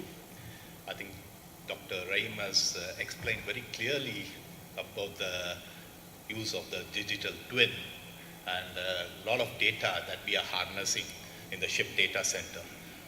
So the obvious next step is to develop artificial intelligence for automating certain processes on the ships. With so much data available, we can run many simulations and develop certain artificial intelligence. And what is the primary objective for these autonomous operations? It's primarily two reasons. The first reason is that we can eliminate certain part of the human error if certain processes are automated. Second is some developed countries such as Japan have a shortage of seafarers for coastal shipping, and such a shortage of manpower can be overcome in such countries. And for autonomous ships, we target two parts for the autonomy. One is the tech department and another is the engine department. And most of our focus today is on tech department, primarily because engine department, we already have most processes, many processes are automated already. For example, if you take ocean navigation, there is unmanned engine room already existing on the engine side. We have the condition-based monitoring, even with predictive analysis or without predictive analysis also already existing in many ships. But on the deck side, we still are yet to go ahead with automation. So we are primarily focused on the deck side as of today. And these, we are looking at process of navigation, port entry, that's maneuvering operations, cargo operations, and also maintenance related to the hull. Now, Class NK has done a safety evaluation. It's based on a risk assessment for autonomous operations of the ships, and it is based on three factors. One is situation awareness, second is decision making, and third is action. What is situation awareness? We get a lot of data, as Dr. Rahim just explained. You can replicate a ship's bridge as a digital twin, and such data is available to the seafarer or to a remote operator also, or on the shore also. But we have to make coherence of the data by integrating the external data such as weather, traffic density, and maybe other factors whichever is applicable. So that part is called as the coherence, situation awareness. And then if based on this, the coherent data, we have to make a decision whether the ship can continue in the same manner. That means, or we have to make some changes in the operation. That is the decision making. Maybe changes, maybe in the way of, in case of navigation, it may be changing the course of the ship. Maybe it may be reducing the speed. And if such action is required, making the action. So we divided the levels of autonomy into 3 levels based on these 3 factors. And in the first case, it was the computer systems which make the situation awareness, but decision making and action is done by the humans. And in the second case, you have computer systems and humans doing the situation awareness. Decision making and actions are by human. And in the final third case is fully autonomous. Everything is done by the computer system. Here, human beings, we have not considered the difference between seafarer on board and a remote operator. So both are considered as human beings because both involve certain amount of a human error aspect. And we also, when we say autonomous ships, we have to consider 2 aspects of safety: intrinsic safety and functional safety. Intrinsic safety is safety of the ship when it is not doing any operations, that is just floating in water. So ship floating in water still will present certain amount of risk because it can be an environmental hazard, it can be hazard to other vessels. And functional safety is safety during operations such as navigation, cargo management, and so on.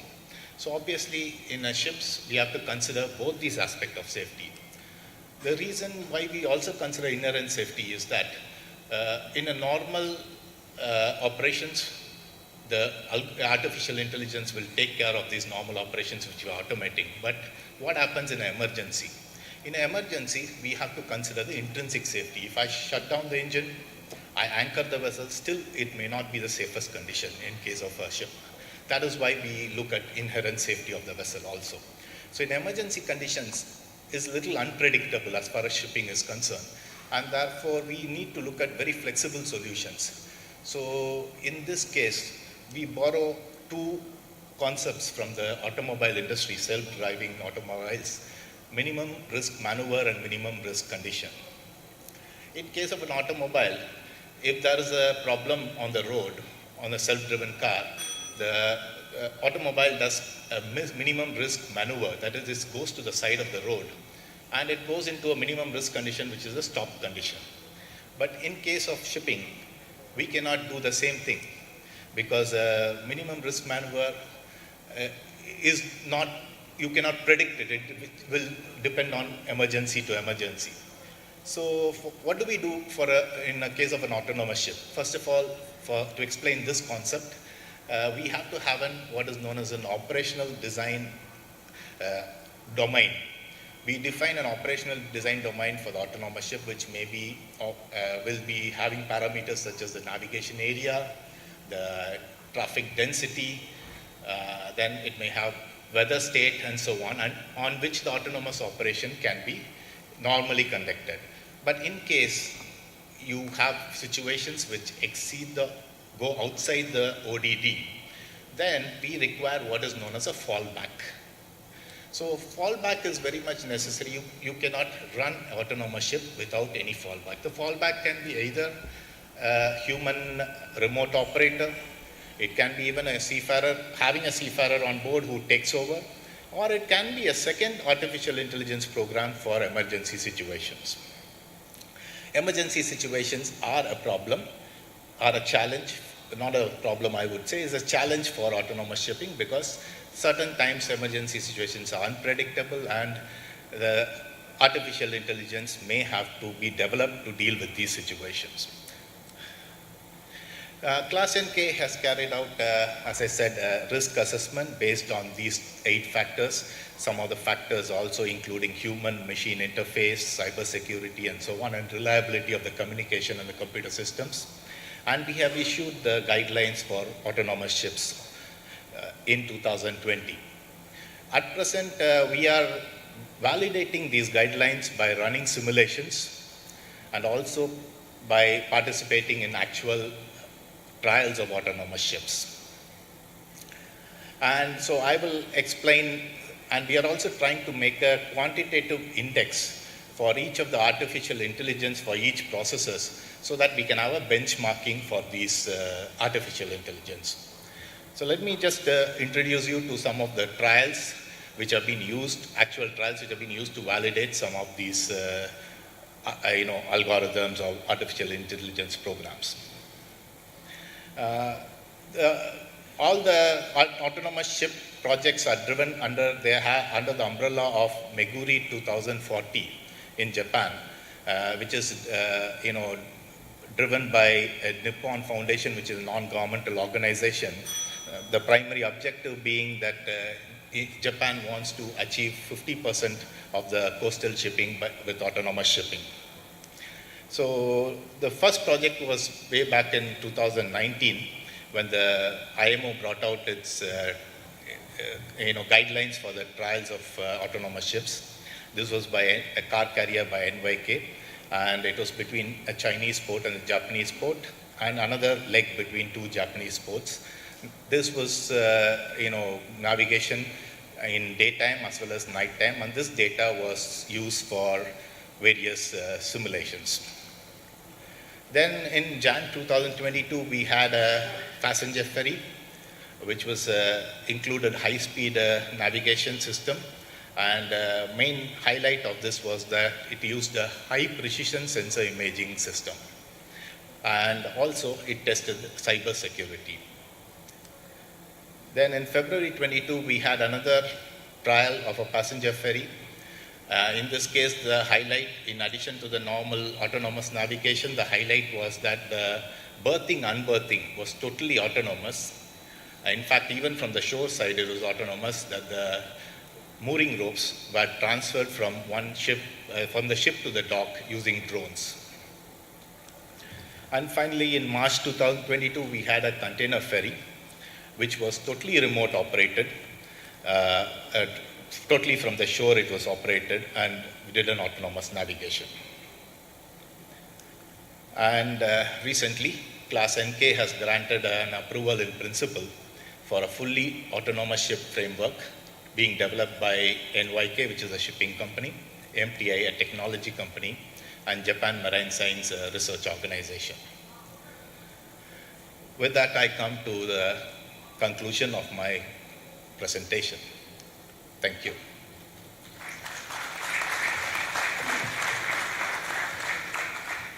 Thank you, Dr. Rahim and Mr. Sampath, for that very, very simple explanation of the digital twin concept and the concept of autonomous ships and the process that we have to go through to achieve that level of autonomy.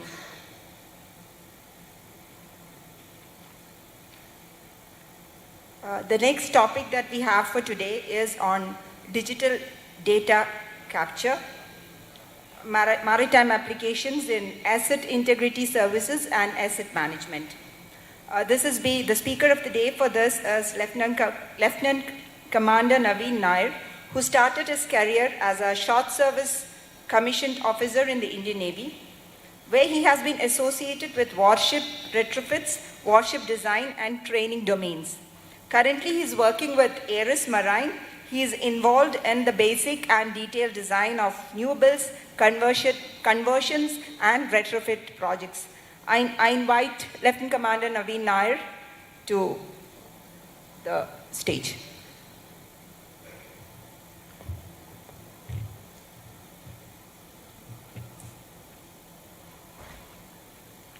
Thank you for that introduction, madam. Namaste to the audience. Over the next 20 minutes, I intend to cover some commonly used techniques for digital data capture, which will be used for remote asset integrity inspections. And after that, I will explain how this captured data can be used to visually manage the asset. Ares Marine has been involved in asset integrity inspections ever since its formation in 1998. In fact, it was one of the first services we started offering. And over the past 25 years, we have observed certain trends in asset integrity inspections. And what we have seen is, in the recent past, say the past 4 to 5 years, there is a lot of acceptance and openness to remote asset integrity inspections. So I will try to explain what may be the reason for this openness and acceptance, and also do a comparison of the advantages and disadvantages of remote asset integrity inspections, digital asset integrity inspections over the conventional method.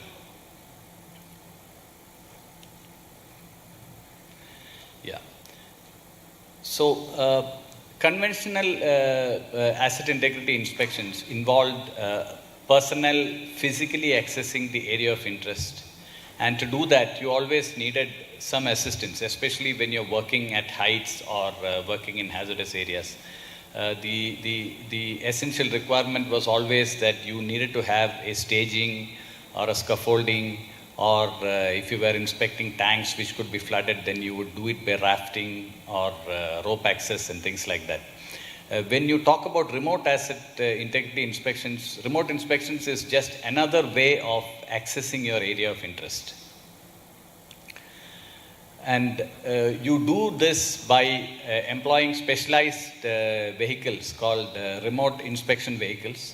And the primary reason why we feel this has gained acceptance is it considerably reduces the risk to operators who do the inspection, the inspectors, and also the regulators or surveyors who do this inspection. The second, of course, is the commercial advantage. When you have to erect a lot of scaffoldings and do preparatory work before an inspection, it is a very intrusive process because your asset operations are affected. A lot of times you have to shut down operations when you are having to erect scaffoldings, and which has a direct commercial implication. So this is considerably reduced when you are able to do it in a do the inspections using remote means.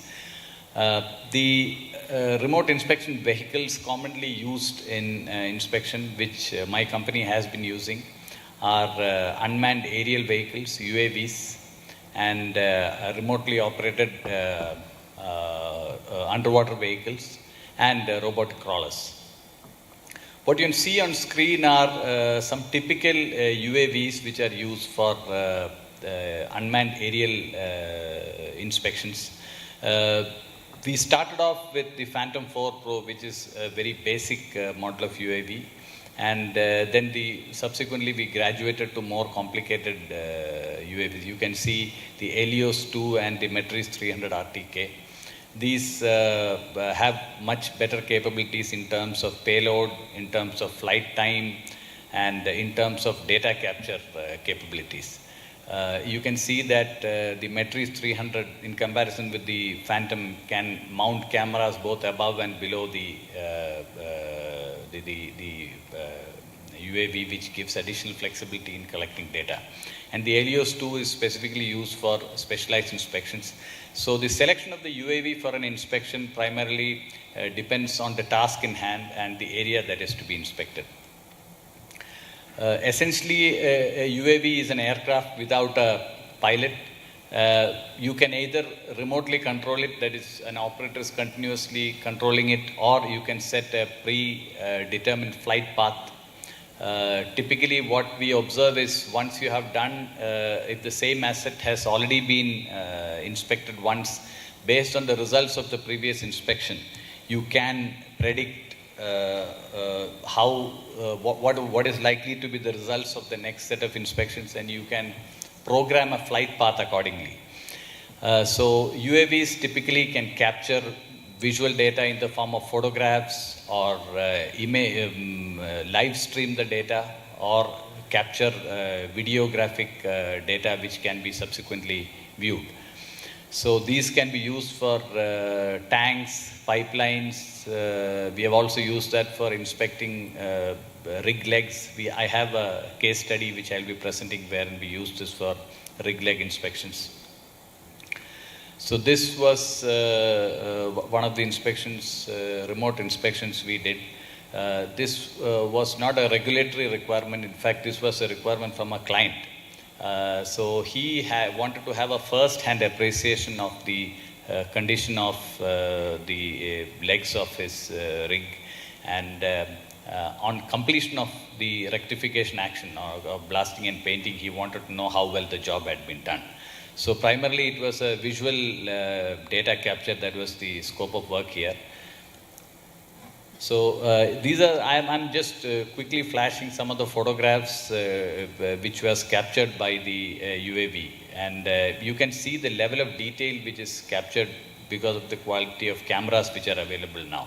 So it is as good as, nearly as good as a person viewing it himself from the site. This was a UAV that was used for this inspection. It's a quadcopter with a 4K camera with a transmission range of nearly 8 kilometers and a service ceiling of 5 kilometers. These were some of the data that we captured to assess the material state before the rectification action. As you can see, you can actually capture very, very detailed information from these inspections remotely. And this is the area after the completion of blasting and painting. And we could easily identify that there were areas which were left out. I suspect this was the area where the wooden plank would have been placed for them to do the blasting, and probably that was missed out after painting. So these kinds of data capture can be done very efficiently using remote inspection techniques. This is another type of drone which is used exclusively for specialized inspection in internal spaces where you have a lot of confined space entry or where there is less space. The drones tend to have their own sensors which prohibits it from approaching your structure. That is primarily given to prevent it from getting damaged by its rotors fouling with the structural members. So now this Helios drone doesn't have that problem because it is covered by a lattice structure around it, and it's ideal for digital capture for confined spaces. This is a small video of it operating inside a tank, and it has a very powerful light to you work in low light areas. And also it has GPS-free stabilization. Drones tend to rely on GPS signals for a stabilized flight, but this can do without that. You can see that even though it is physically in contact with the asset, it can continue to fly without getting damaged. Now we come to remote inspection vehicles used for underwater inspections. Underwater inspections, typically remote inspections are used for U-will surveys or in-water surveys, and these also can be used to either have a pre-programmed path based, which is made based on the experience of previous inspections, or it could be continuously controlled by the operator. So it also can collect visual data in terms of stills or video or live stream. I have a case study wherein we did the visual inspection of the spud cans of Jacob, and I have some photographs where you can see and be convinced that this is nearly as good as using a diver for the job. So this was the ROV we used, and it had the advantage is that it has a very powerful light which helps, especially when you're using it in inspection near to in the coastal areas or in harbor or near to jetties where the water tends to be a bit muddy. These are some of the photos that were captured, and as you can see, you can do a very good assessment of the material state from this.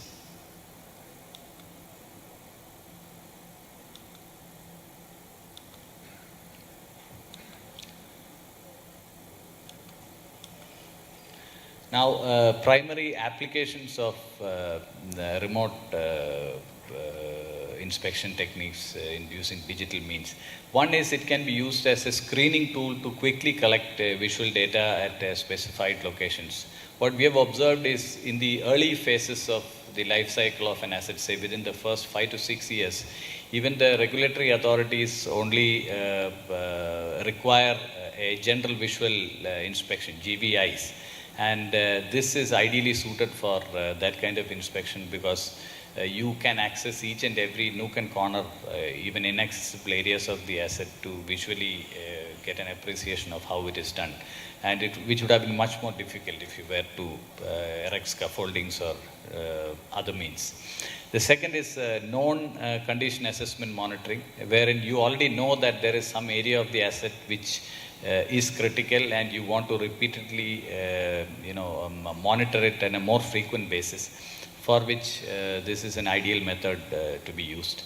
The third is damage assessment for rapid response, wherein you know that there is some damage has been sustained in part of the asset, and before actually sending a personnel to an area which is risky, you could do a first round of assessment using remote means by a UAV or a ROV. But then this is not the silver bullet. It doesn't answer all the problems in hand.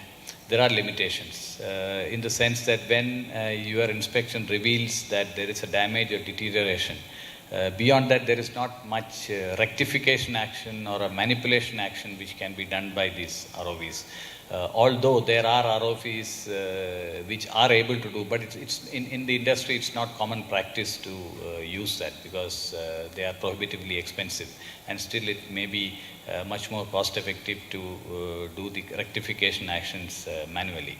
So when there is if the inspection reveals a scenario where manual intervention is needed, then that's of course one of the limitations of this, because then you anyway have to erect scaffoldings and do all those and do the rectification action.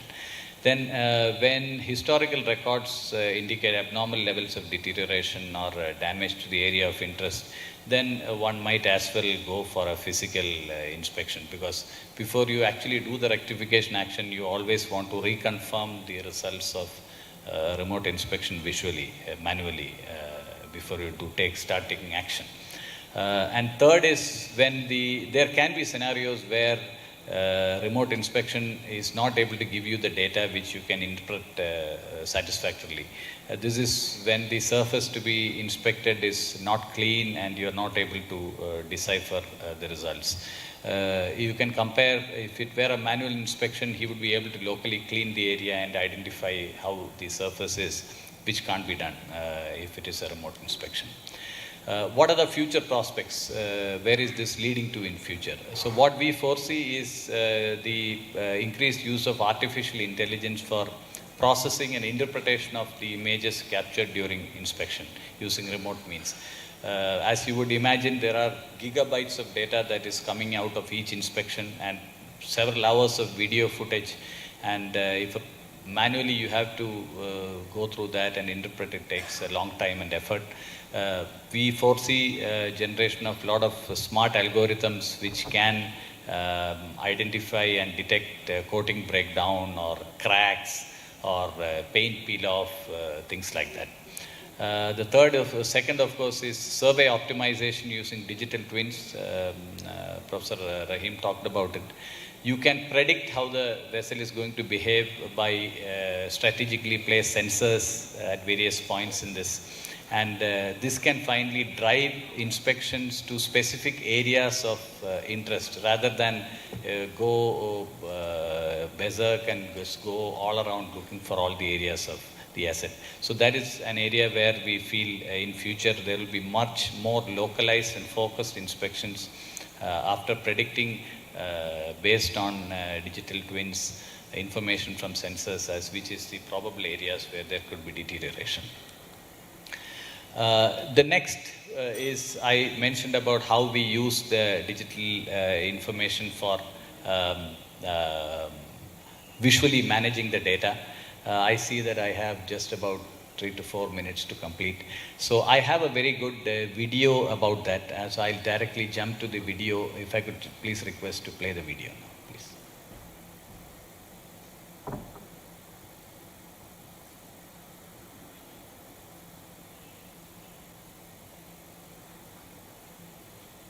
Detail engineering, as-built and 3D scanning works introduce Visual Asset Management Application, VAM, in association with Wies AG from Germany, who provide superior solution for digital imaging and visualization market worldwide. VAM is a browser-based database application that allows you to visualize and manage all existing digital file formats via drag and drop in a visual way. Application for users worldwide. Oil and gas, industry, forensic, cultural heritage, construction. Oil and gas. Our unique background in engineering and oil and gas gives us insight into the life cycle of visual assets and the importance of creating and maintaining a system that allows for maximum accessibility, adaptability, security, and communication. VAM enables the asset owner to monitor and maintain the asset right from its commission stage to regular inspection, repair, maintenance over years, and finally, decommissioning. It helps create a virtual walkthrough of your asset with interlinked high-definition 360-degree photographic captures with links that lead you to documentations. From any remote location, you are able to navigate around assets and call upon any documentation related to any specific part of the asset. It helps you to access your asset without needing to be physically present. Inbuilt photogrammetry enables a user to measure the size of objects, spaces, clash checks, and clearance heights within each image. The integrated search engine inbuilt within VAM enables search of any specific content. How VAM helps in efficient asset management.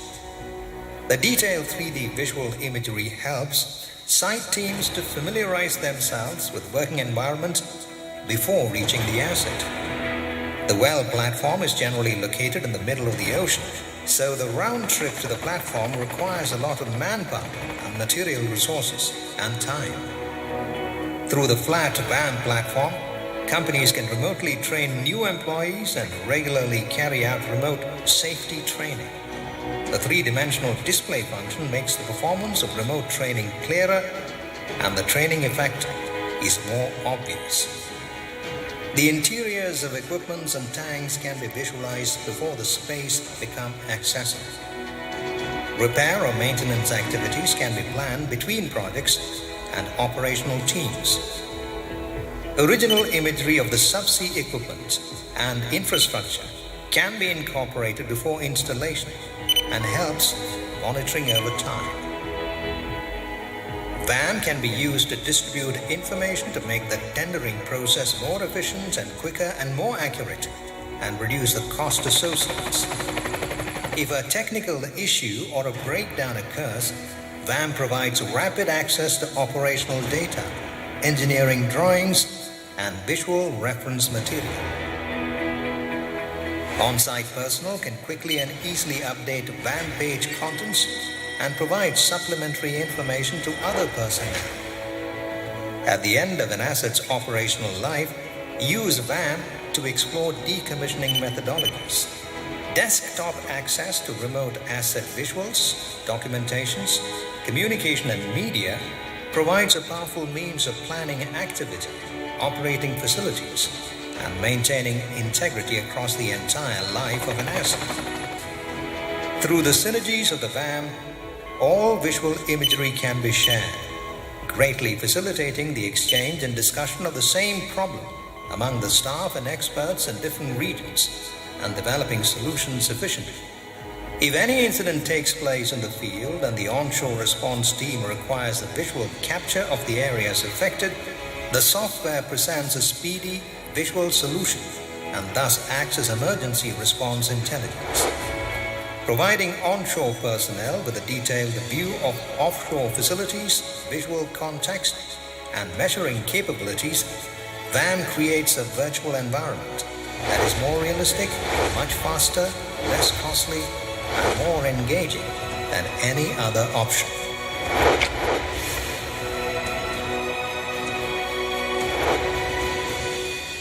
Yeah, thank you. Detail. So that brings to the end of my presentation, and I'll be open to questions at the end of the session. Thanks. Thank you, Lieutenant Commander Navneet Nair, for an insightful talk on how automation and digitalization can be leveraged in a totally new area of asset management using remote inspection vehicles.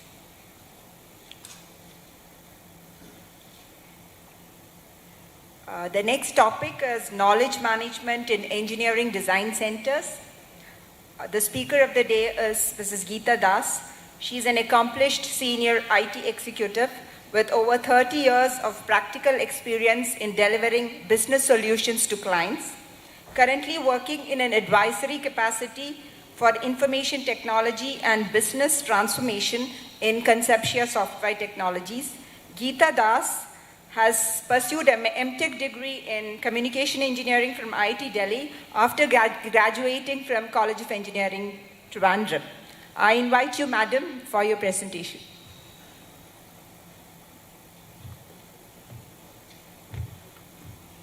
Thank you, Chair, for the introduction, and good afternoon to everyone. As you can see, my background is IT, and I'm married to a naval architect for the last more than 3 decades. So naval architecture, but still I cannot say I know anything about naval architecture. It's ironic that I'm talking about knowledge management in a naval architects forum. Still, let me try and do my best.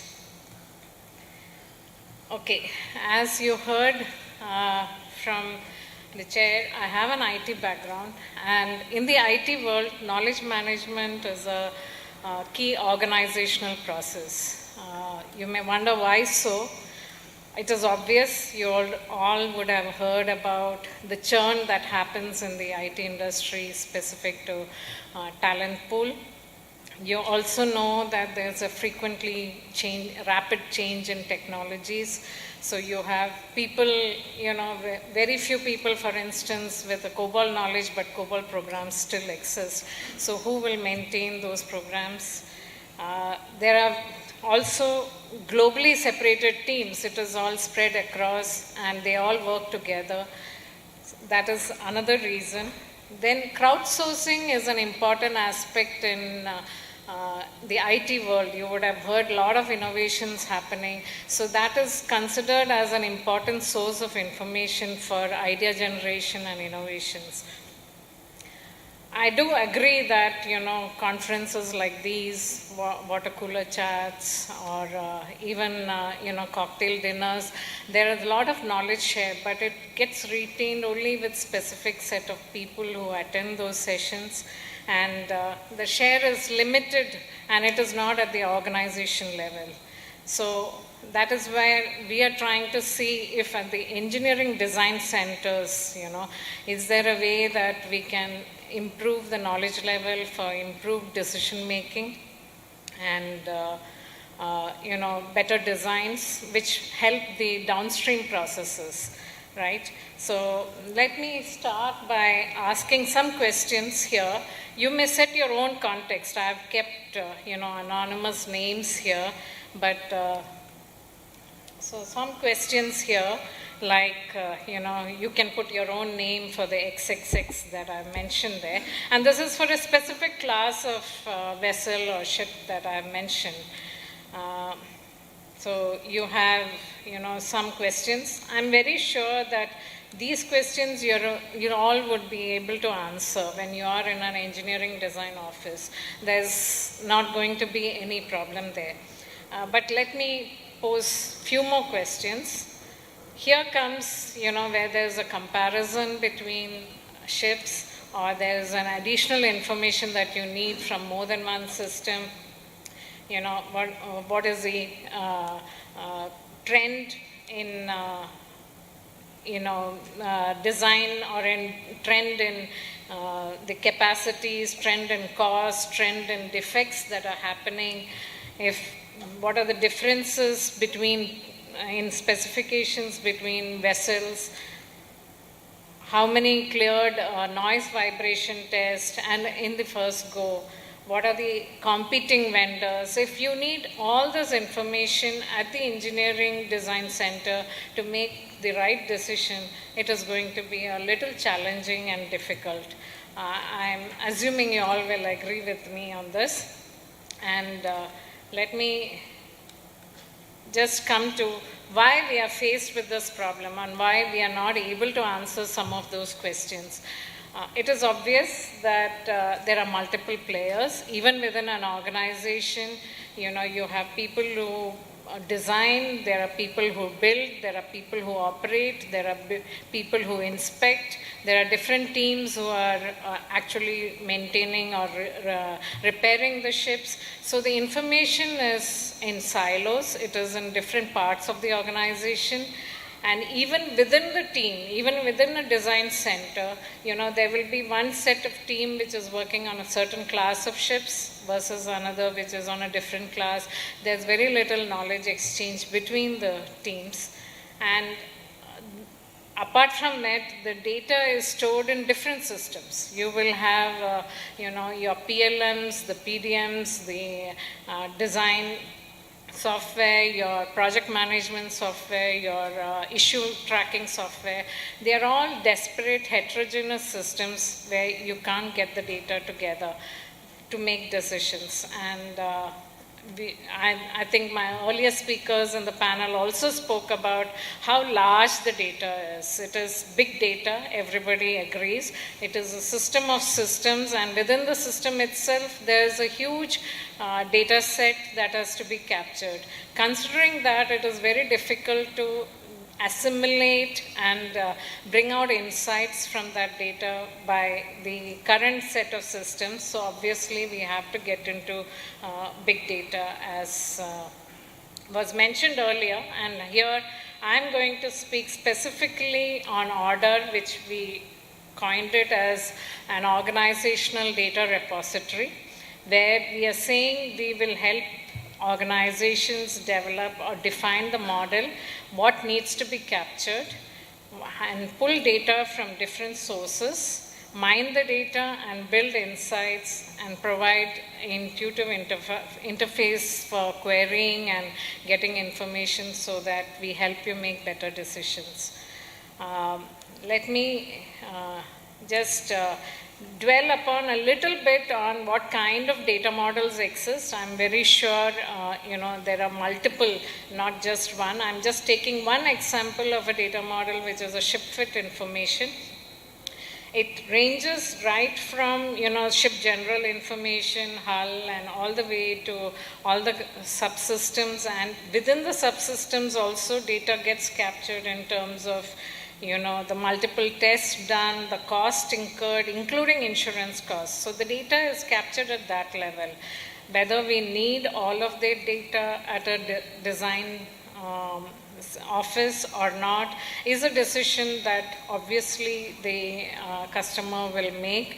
But what we intend to do is preparing a common minimum data set, which we think because of our experience in the industry, we know that this is the common minimum data that everybody would need. We'll provide it. In addition, help the customer extend or customize it based on their requirement. So it could include materials, dimensions. It could include all the project management data that you have. It could include repair information, inspection information, vendor details, skills required to develop, because these days skill is at a premium. You have documents, images, CAD drawings, all of them. All of this can be captured. So it can be a 360-degree view for the design office to get all data regarding the design job that you have at hand. What this would lead into is insights on technical performance that the team can get, cost and schedule performance, operational performance. Of course, we can extend this to environmental performance and health and safety performance. So just to take a small example of what kind of decisions can be made, if you were to design a ship, typical consideration would be the power of the engine, yes. But what if you were to combine it with, the maintainability of the engine, the green gases that are produced by the engine, or the competitive, items that are in the market, that are available in the market today, where you may want to replace something with the current engine that you're proposing. So these are kind of insights that can come from the analysis that we can provide. So, of course, the tool will be also providing gateways and interfaces to multitude of data sources. So you have your standard set of PDMs, PLMs that I mentioned earlier, ERP software for your cost, purchase, or vendor information or inventory information, issue tracking tools from your repair, refit organizations, Excels, flat files, drawings, whatever documents you have, planning tools, all of this we can integrate, pull in the data. It is, as mentioned earlier, it is definitely big data. And there is going to be an exercise on cleaning the data, obviously, ensuring that the single source of truth is maintained, converting the data, and doing some text mining after OCR, optical capturing of character recognition, some keyword indexing, and so on, which then would lead on to giving dashboards which give a lot of insights into your data and help you make the decisions. So let me just take you through a few things. We haven't fully developed the product, but we have done a proof of concept with some data set that we have. And let me also add that, we are fully aware that there is a confidentiality attached to a lot of the data or information that you're capturing. So the data shared can be controlled in a very better manner by introducing proper access mechanisms using, whatever the NDAs that you would have signed with your customers, especially in the defense space. We are fully aware of it. So there will be the data security and confidentiality will definitely be protected, and it will be only on a need to know basis the information will be available. So some access mechanisms, simple searches, yes, keyword searches will be possible, and as soon as you get in, you can get the full data about the vessel that you are specifically accessing. But yes, beyond the searches are English-like queries. What is the maximum bullard capacity that I have built in this organization, or which is give me details of all the ships which have bullard capacity more than a particular 60 tons maybe. So something like that, are English-like queries. So there is some amount of intelligence that we are building into the search mechanism that will help you query the data set, because we are fully cognizant of the fact that the data that you have is not going to be only structural, structured data. It will have unstructured data, a lot of documents that you are capturing also. So it is with that respect that we are giving these capabilities. You can compare vessel information. So for a particular class of vessels, how a ship 1, 2, 3, 4 comparing, where are the differences? It will be easy for you to compare to make your decisions. And of course, dashboards, multiple dashboards. We have few here, which I'm just expanding, zooming in on. So comparing dimensions, definitely. Comparing tank capacities and different tanks, filter by tanks, and see what are the tank capacities at each level. You could do, inspection defects, which are the defects by category, drill down by the vessel, where are the defects, what kind of mean time between failures have happened for those vessels. That helps you make your decisions. Vendors, cost per duration that they have, they spend by against the kind of vendor performance rating that they have. And also, if you see here, I've also included the class of ships also. So if it is like a simple vessel, what is the kind of effort that they use and what is the kind of performance rating they have got versus a higher class. So you could make your decisions easily on whom to outsource it to. Even the kind of scrap that will be generated based on historical data, the kind of material sizes that you need based on the dimensions that you have and the historical data, it can come out with an estimate, and you will know whether your design is, around that. I've shown an example of switch gears. So you would be choosing switch gears, and typically switch gears by age, by their health index. These are the kind of defects that happen, and these kind of graphs would help you during maybe conversion projects or retrofit projects where you want to decide whether you want to continue with the switch gear or not. You want to replace it completely or not. What is the age of the equipment or machine? The probability of failures can be calculated at different temperatures or the rotational speed at which the machines are running, things like that. So different parameters, we could give you the probability, so you could decide what is the kind of machine or equipment that you're going to use in your design. So these are some of the features that we are proposing, and the idea was, this is just an approach paper. We wanted to definitely get more insights from you all into what more we can get in to make it a powerful product. So that was the idea here. Thank you very much. I think I'm done with my presentation quite early also. Thank you. Thank you, Madam, for that time management and also for enlightening us on the effective applications of a central data repository for knowledge management for application in future projects.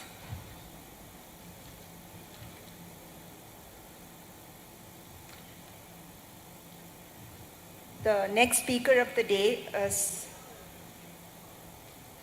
Mr. Prashant Gopalakrishnan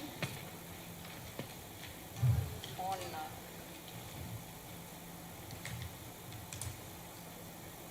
standardization of test protocol for onboard equipment.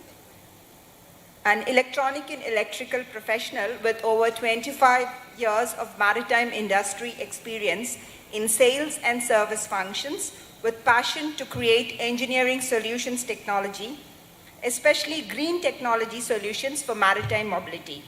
He is based in Dubai and associated with Elcom as General Manager. Prashant heads the commercial sales and development of solutions. Good afternoon. Thank you, Anjana ma'am. I would like to take you through Elcom a little bit before I start my main subject. Elcom is primarily based in Dubai for its global operations, and we have office in Mumbai specifically for Indian operations. So we are also based in all major port cities in India.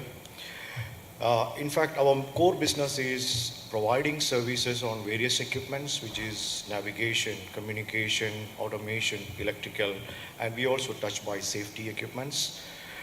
In fact, our core business addresses almost all markets, which is touching marine, which is merchant shipping, defense, energy, critical infrastructure, power boats, and mega yachts. We cover almost, the global business requirement for service through our direct offices, which is stretching from Spain to Singapore. We also have various service partners around the globe. We use our service force of about 120 service engineers placed in this all 25 offices. We also represent about 140 OEMs to achieve this global service. On an average, we attend about 900 ships every month to fulfill this service requirement. This is the vast experience what we have on the service industry. So since we do all this wide range of equipments, our engineers bring a lot of experience, and that converted into a kind of data for us. So we do various services. We not only just go on board and do the service, we do repairs at workshop, we do remote support, which became quite popular during COVID time. We also use tele-support. We also do port-to-port coverages, sailing with the vessel, and also we are quite active in most of the anchorages around the world. We achieve reducing the downtime of equipments through this task force, and we have about 96% of first-time fixed ratio, which is assessed by DNV, and using our highly skilled technicians around the globe. And we also have a conceptual repair kits, which is quite working very well. In fact, this was not an easy task to manage this force using the conventional methods. So we joined hands with Microsoft to develop a specific service ERP system, which is eventually scaled to develop a app which is used by our engineers, which is communicating to shore. Later then we started using that for the remote support as well. Now I will come to my topic for the day.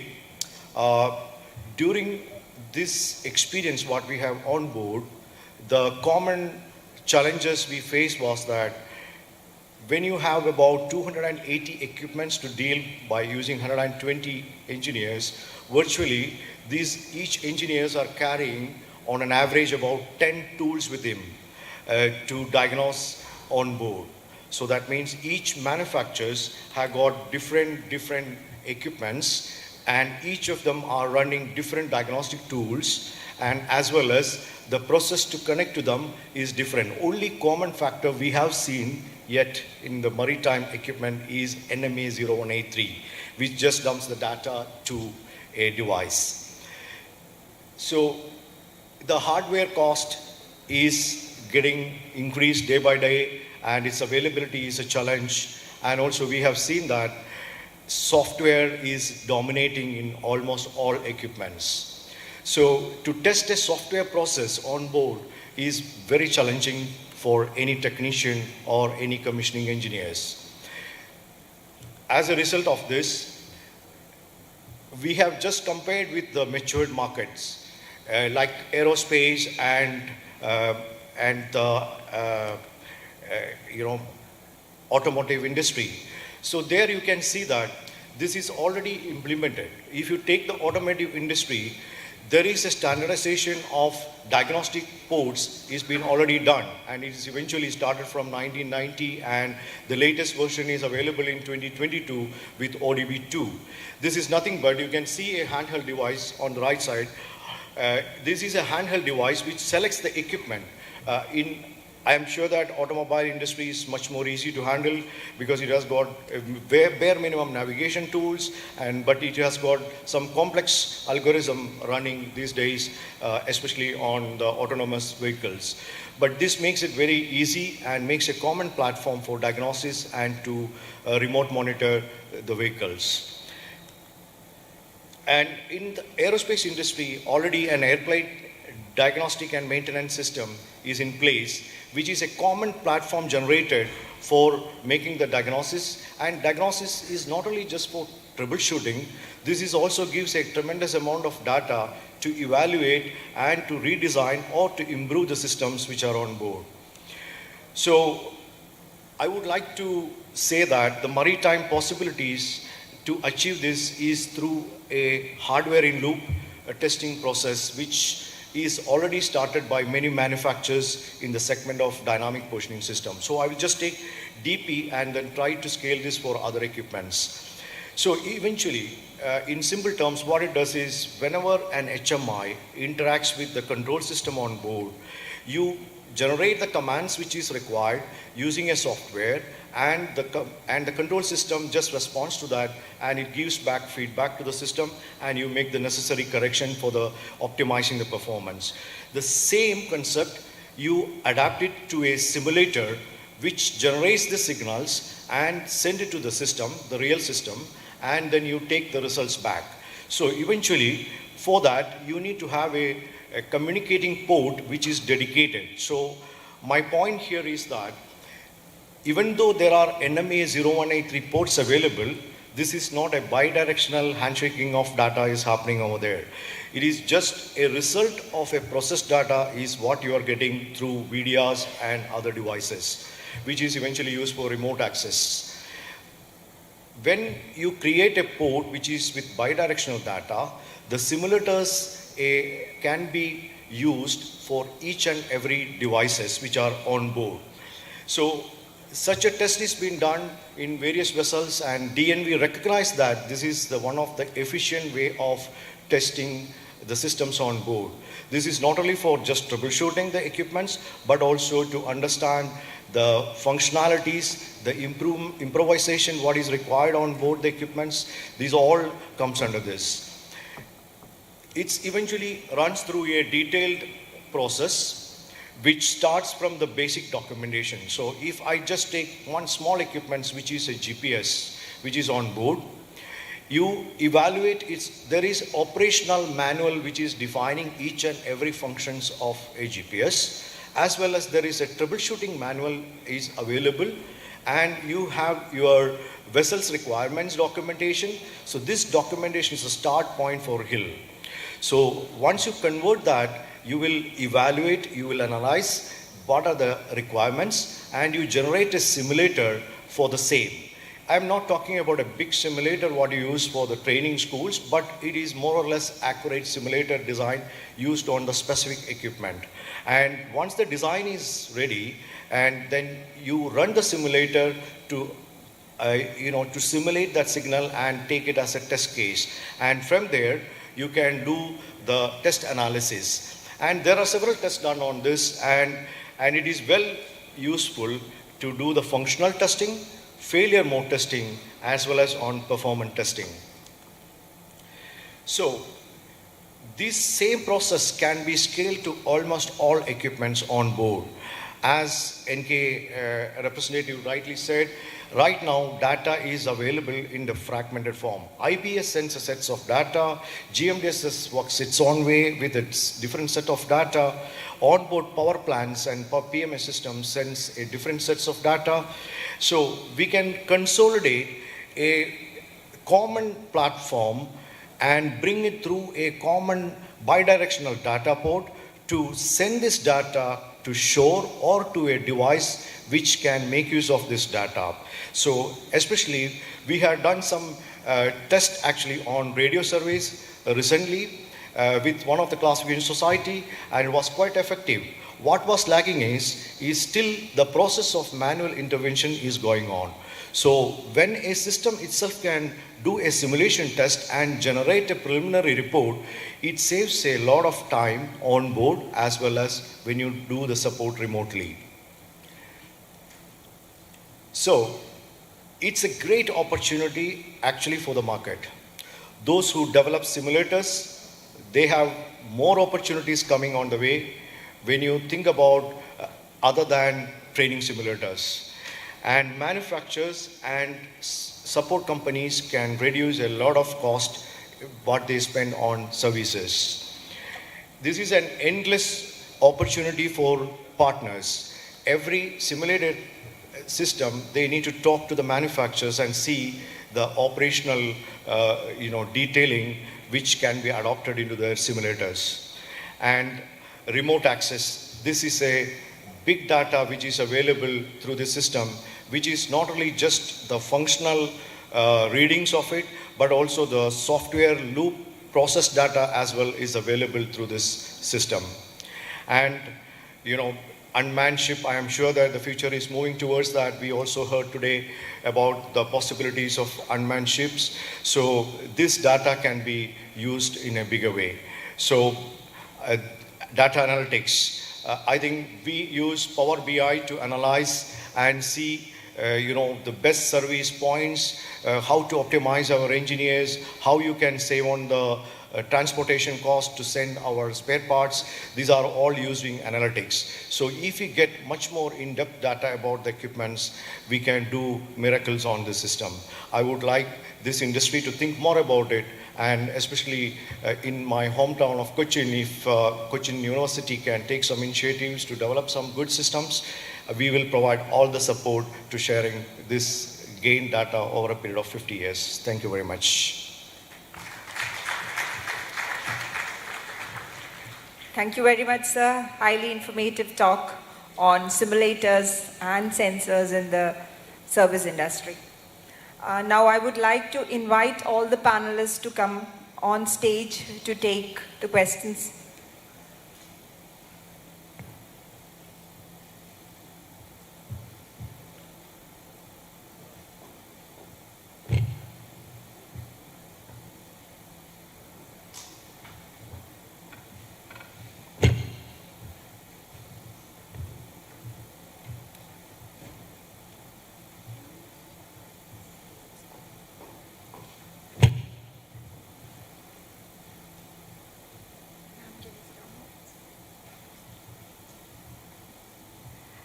I have been informed to restrict the questions to 2 or 3 on account of paucity of time. So can we have the questions, please?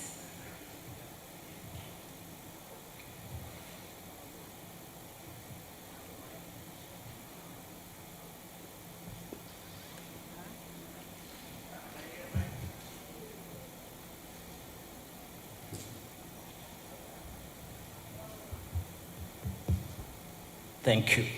I'm Commodore Sali, retired from L&T Defense.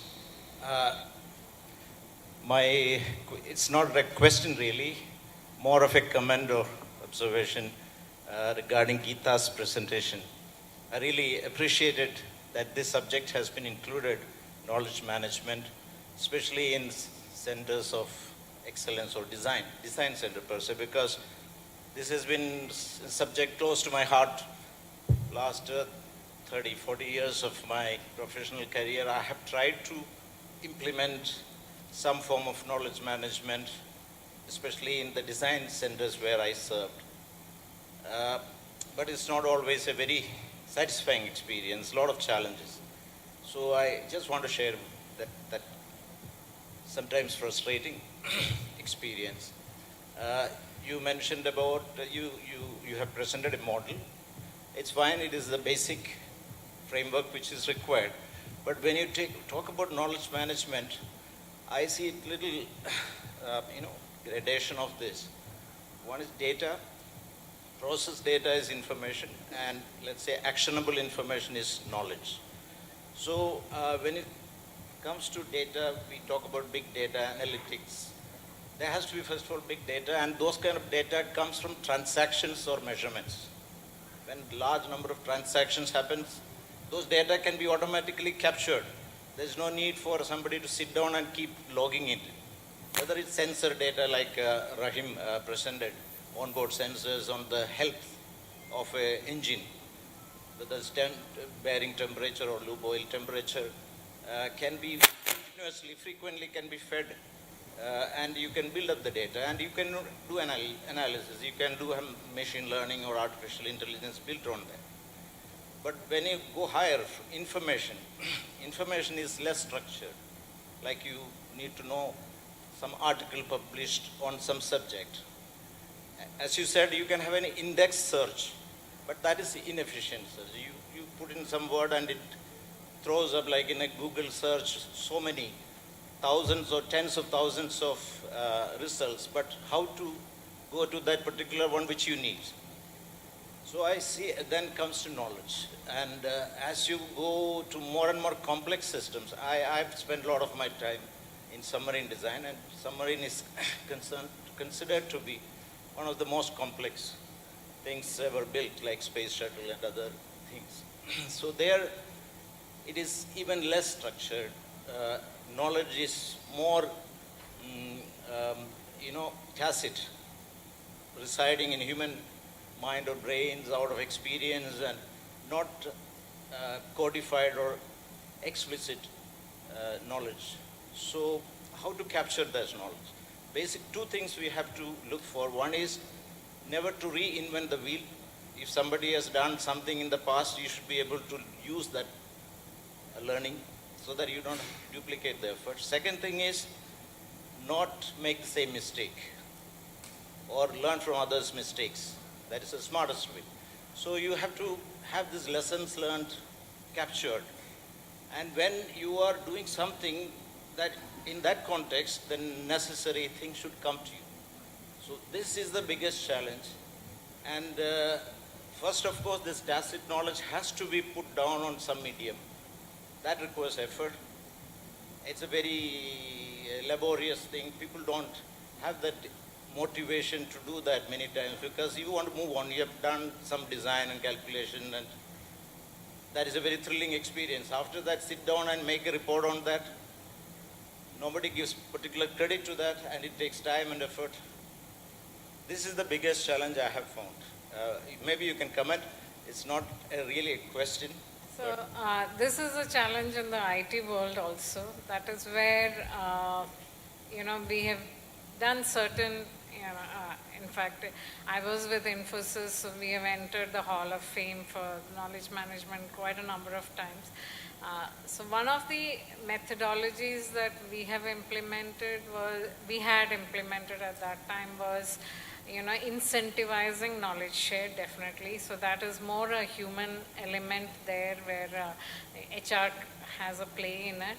But beyond that, it is also about integrating it with your process. So that was one of the first steps when we were making the proof of concept. I actually looked at the PLM softwares available. So since we have a tie-up with Dassault Systems, I checked out the PLM software also. It has a mechanism where you can capture, these kind of decisions, and you can capture it. Having said that, one of the ideas that we have is also to include an expert forum. Anybody can post, so that is why I mentioned crowdsourcing. Anybody can pose a question and others can respond. So that itself becomes a repository. So when you're mentioning this in a larger forum and you're noticing, there is always a willingness to share knowledge. That we have seen it quite often in my previous organization, that at that time, because there's a recognition amongst your peers, people share. I agree with you that at the end of the project, sitting and documenting becomes a tedious task and people don't do it. But these kind of incentives definitely help.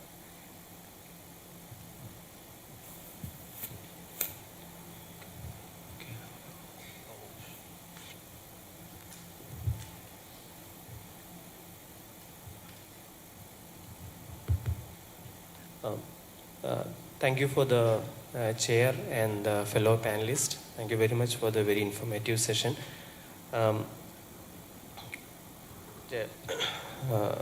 My question, rather sort of a clarification, is actually mainly intended to the panel chair, Srimati Ms. Anjana, and to Dr. Abdul Rahim. We have discussed in detail on the current techniques and future prospects of the digitization and automation in the shipping industry. It is well received, and thank you for that. My question is mainly from a cyber security perspective, in the sense that given the fact that gigabytes and terabytes of data is being uploaded to the cloud platforms, there exists, the flip side of this particular technique. It's always susceptible to and vulnerable to threats and online hackings. How the forum or how the panel look forward to see and to light up the audience, to give a brief summary of the current techniques which are applied and the future prospects which is being looked at to ensure, or rather to provide a fair level of confidence to the vessel owners and the asset integrity managers, to ensure that whatever details which has been uploaded to the cloud platforms are safe. Thank you. Thank you for the question. It's an excellent question, because whenever you are dealing with data, there is problems of data theft. But cybersecurity is one of the hot topics these days, and there are several systems in place to protect cybersecurity. And Class K is collaborating with some of the top companies like IBM in developing cybersecurity systems so that the data is well protected. And of course, still there can be hackers, but then there are other ways of dealing with data, that is not sending all the data in one packet, in different packets, so that even if some data is lost, so that is of not much use. Plus in the maritime big data center, what we are doing is the access to each provider. So for example, a shipping company is sending in data, and then they want to have that particular data processed back. Then it is controlled by security systems like passwords and other means, so that only they can access their particular data. And similar, for example, if a shipyard wants to buy data of one particular equipment and how it is analyzed, so that is again is protected by cybersecurity systems. So because banks are operating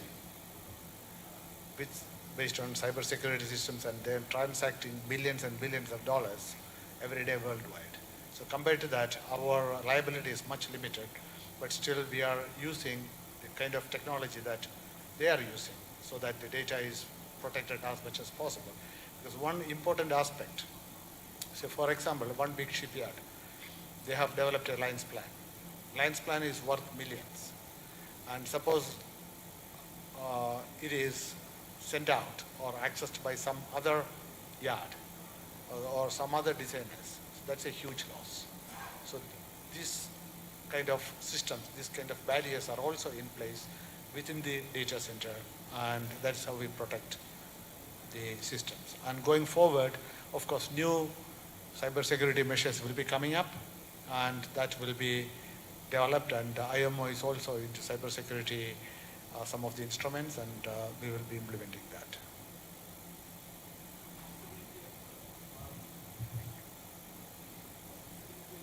Can you just hand the mic over?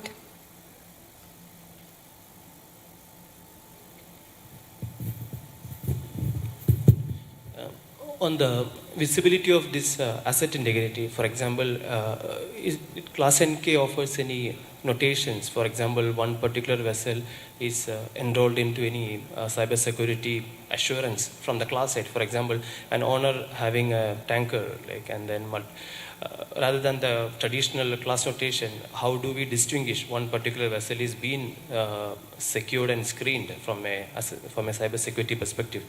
If you could just brief on that. Yes, the allocation of notations or the development of notations varies from class to class. Some classes have notations for each and everything, and some classes incorporate in their rules already. So there is no specific, once they apply that particular rule, that is notation is inbuilt. So it all depends on a kind of what you call marketing gimmick, giving say hundreds of notations or maybe 50 notations. But the real owners or real people who have the asset, so they have confidence in whichever class society they have, then that is good enough. And of course for cyber security also, I think most of the class societies, including Class NK, have notations. And of course the level of notations can vary depending on the type of systems that is built in within the ship. So I hope. Yes, clear. It's clear. Just want to confirm that. Thank you. Thank you.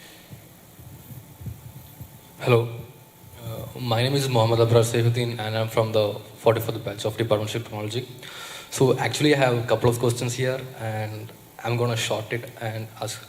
So the first question is that in the first few slides we have seen that the system, the data flow is centralized, right? So what are the opportunities of decentralized solution? And does actually before we have a question on cybersecurity, does this actually prevent in a few ways that, decentralized solution does provide the interpretation of hackers, right? And second question is on the user experience on autonomous ship. I know it's relatively new in the industry, but can you please enlighten me on, is there any guidelines on the user experience part? Because I think that it's just my humble opinion. If any product, let there be any product, if users want to use it continuously, there should be a good user experience plan. And the next is about the data capture. And we have mentioned that in the data capture, we use AI model, right? So from where do we get the data? You have to train the AI models. So how is this being done, and what steps are being done? And I don't know if the question is being long. It would be better if you could split the question. Okay. Your first question, and then we'll get somebody to answer that. Okay. And then. Okay, thank you. The first question is about the user experience on autonomous shipping, and also the decentralized solution aspect on the shipping. Mr. Sam. You mean user experience? Yeah, the data is huge in the shipping industry, right? So I think that when the data or the security of the data is given priorities, the user experience usually goes down. The best example would be like IRTC, because I think the user experience can be much more improved, but as the importance is given to the cybersecurity, all the resources are given and allocated to that. So will be some kind of trend here in shipping industry. That's what I'm. Yeah, normally the data that is taken into our ship data center is also decluttered. There is certain amount of decluttering of the data that is carried out, and so that we can, have a more sanitized data that can be used. That is normally we have various stakeholders in our data centers. We have the solution providers. We have the, one is the data owners, data buyers, and also we have solution providers. So the solution providers are doing this kind of a function by sanitizing the data which can be used. It is not that the entire data may be usable. So that way, I think you would be able to take care of the user experience, that the data that is finally being used will be a much more, appropriate data, and you don't have unnecessary data which is not, interfering with your results. Did that answer your question? Yes, sir. And also about the decentralized solution of data sharing in ships. I think that instead of having a centralized ship offshore, or can we have something like communication in between the ships? I think Tesla is doing something like that. And can we have something on board on ships also, something like that? I suppose you're mentioning communication between the ships. Yeah, communication between ships and also data sharing between the ships. Instead of having a centralized server, can we have a communication between Yes, I think that's for the future. That's a roadmap for the future. Okay. At present, what we are looking at is automating individual processes on the ships and working towards a fully autonomous ships. Obviously, when you go towards automating processes on the ships, you would have two automated ships automatically sharing information when they are crossing each other, maybe. It is something which we foresee in the future. Not exactly, as of now we are working on individual ships, but definitely in the future there would be ships, autonomous ships talking to themselves or sharing data with themselves. I see that in the future. But as of now we are trying to automate only certain processes in the ships on an individual basis. At present, jumping ahead may be a very difficult task for us. We need to validate individual ship operations in automated mode and then go ahead with, the ships sharing the information between themselves. Thank you, sir. So, okay. And also, in every slide, we have mentioned about the digital twin. And how far do you think we can actually rely upon solely on digital twin instead of having a physical experimental room and just like toying tank or anything? So without that, wholly depending on the digital twin, how far do you think we are? It's open to the for. Yeah, digital twin is not just a one-time model.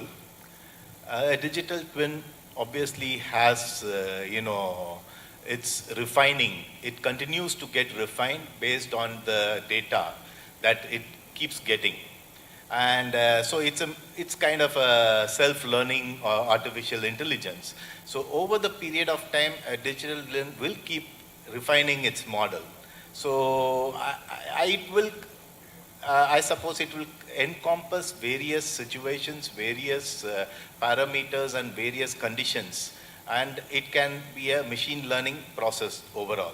So I think we can rely on digital twin to a large extent as for prediction, for maybe a monitoring. But yes, whether it can be, replace a human being, yes, that is something which we have to take this next step, go ahead after we validate this part, this present situation. Okay, thank you. But I think in the future, we think that a digital twin will be as reliable as a human being. Okay. Yes. Thank you. We'll take one more question, two more questions, and with that, two more questions. Good afternoon. First of all, I'll thank all the speakers for the very informative session. So my question is to Dr. Abdul. So when we talk of digitization, so you have a large number of sensors on board the ship, and then you shift this data toward ship's data center. So my own experience we have on naval ships IPMS. So many of these, see one end of the spectrum is sensor. Sensor technology is actually developed. So you have sensors of any type and all capabilities. Other end you have a data center where data is stored. It can be processed. So we have got a lot of platforms. But what about the network? Right now what problems that you are facing is many of these network between the sensor to your data center is wired. So actually within the ship's environment it can get really messy. So the first question is, are there successful non-contact networks between your sensor and your data center? The second option is, the second question of course is a continuation. When you're talking of autonomous ships, when you are at sea, many of these data will have to be seamlessly probably loaded to the cloud, dumped into the cloud. So what are the, we have got satellite communication agreed, but how financially and how economic are they to dump all this data in what is the bandwidth that we are looking at to dump this ship's data onto a cloud from where they can be meaningfully processed. So this is my question. Okay, thank you. About acquisition of data from sensors, if it is within a small area like in the engine room, it can be wired. That will be much faster. In other locations, it can be linked via Wi-Fi or whatever means is possible. And once the data is processed, it is sent ashore using satellite communication like VSAT, which is that is very low aperture satellite system, which is very cheap, and that is being, or Inmarsat, which is slightly more expensive. So then that is sent to the data center. Then again, when the data comes from the ship, there can be some useless data. The sensor, suppose there are 10 sensors, and one sensor is malfunctioning and it is sending 0 result. So there are systems within this. So for example, one of the systems that we use is called Anaconda by IBM. So they have developed a system. There is relationship among the sensors, and if one sensor is showing some faulty data, the system automatically omits that. So it maintains the data accuracy. So that is within the ship. Then it is sent to shore, to the shore-based ship data center. Does that answer? Does that answer? Okay, thank you. Good afternoon. My question is to Mr. Prashant of Elcom. So this is related to the HIL testing and simulation. So recently, even an offshore construction vessel, this kind of requirement is coming up. So my question is, like in an offshore construction or a survey vessel, there will be multiple equipments related to the mission. There will be multiple equipment and system related to the marine. And there is a shipyard who is constructing the whole vessel. We as a designer, we are designing the overall system. So in a HIL simulation or testing, who takes the center pivotal role to assemble all the philosophies together and take a pivotal role in this kind of thing? Yeah, this needs to be done through the regulations or classification societies, because what I am mentioning is that this particular protocol needs to be built into the system when they develop itself. For example, for a dynamic positioning manufacturer, they need to consider the HIL requirements and develop a port. That means you will assign a port specific to that where the data will be dumped onto the system. So when you have multiple systems, for example, you have a thruster manufacturer, when you have a radar manufacturer, everybody need to assign a port specific for the HIL fulfillment, where the simulator can be simulated through that specific port. So once it is done, then the life will be much more easier. So then with the shipyard, or whether it is a commissioning company or if it's a manufacturer, everybody will be using the same port. For example, when an NK want to use that data, the same port will be connected to a master port which is sending the data ashore or will be dumping into a local server. So the responsibility of data creation or a port creation then become manufacturers. They will just follow the regulations what is going to say. The last question, sir. Thank you very much. Chris Boyd from the Royal Institution of Naval Architects. My question is for Dr. Rahim and Mr. Sampath. And the question is, how do you manage culture and shift-changing culture? I declare I am a digital migrant, started analog, moving through to digital. And as we look at cyber and autonomy, and we look at the resolution from IMO, I think it's 428, in which ship owners have to look at risk mitigation plan. What does that actually mean? So within the institution, we looked at a baseline survey for cyber to know where we're starting from, and then to develop the program. But many ship owners, employ traditional systems. And what's your sort of experience with your clients? Because they've had an IT manager that many years has managed the IT and the safety management of the IT systems. But there's a cultural shift change for cyber here. That's the first question, how you manage that expectation. And the second one with autonomy is, as we get rid of people, there's certain industries, say defense, that have got 1,000 years of culture. How do you manage that shift change when you move the sort of people power to the beach and you have to increase the number of engineers? And do you see a shift change in the type of engineers that will be required in the future? There's two questions there, but really is at NK, so how are you managing the shift-changing culture with the attitude of industry? Okay, can you take the question? Cultural aspects, to be frank, is very complicated. Say, for example, one ship. Some of the shipping companies, they have, say, for example, a shipping company called PIL in Singapore. In one ship, there are 20 crew of 15 nationalities. So even within the ship, they don't speak a common language. So the system is very complicated.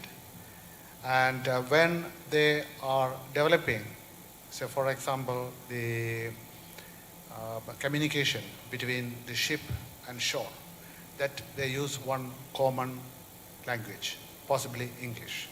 That is kind of what you call de facto language everywhere. And one recent example, one of the ship was detained in Europe, and their ISM system was in Chinese. And the Belgian government asked us to do an audit, but the auditors know only English. So they had to fly in someone from China to do the audit. So these are kind of things that the shipping companies has to take care of, rather than pushing it towards class. So within class, it is okay because our common language is English and we are managing pretty well. And coming to autonomous ships, autonomous systems, it is again, we have to have a common language and we have to work on the common language. We cannot let many languages play around within the same system. I don't know whether I am touching your... Happy? Thank you. Okay. That brings us to the end of the question and answer session. And I would like to thank all the speakers for taking time out for their wonderful presentations and for taking all the questions. I would also like to thank those stars for giving me an opportunity to chair this session. Thank you.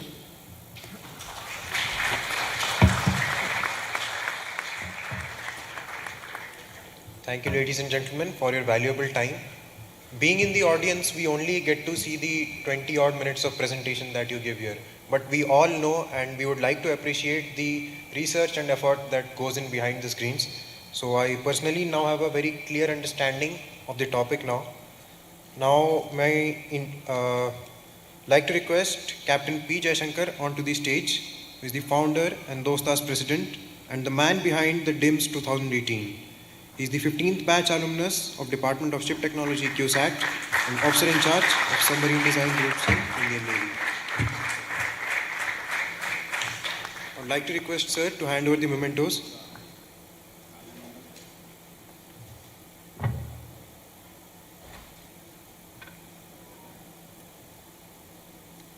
I would like to request sir to hand over the mementos to Dr. M. Abdul Rahim and Mr. Sumitran Sampath from Class NK.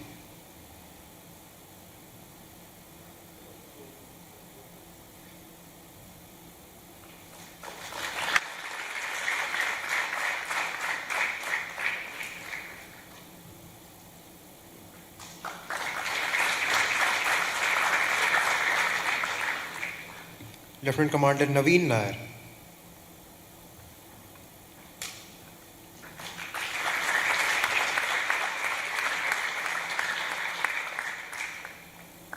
Ms. Geeta Das.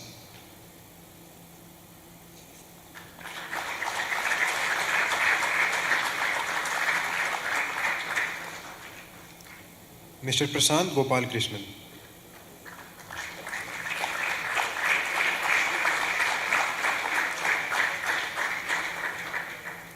And to our session chair, Srimati Anjana KR.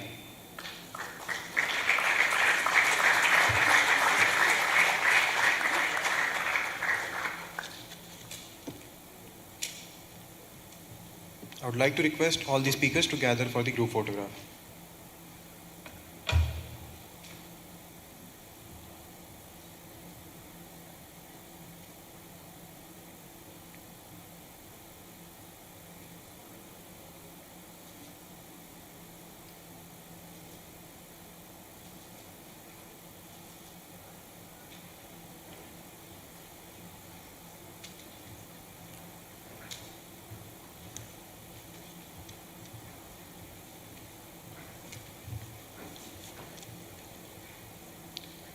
Ladies and gentlemen, I would now like to take up this opportunity to convey my sincere thanks to all our sponsors for the event. You all are the silent stakeholders behind the success of this event. I would now like to request Mr. Gurvinderjeet Singh from ABB, who is currently the Automation and Control Sales Manager in Singapore, to take over the mic for the presentation.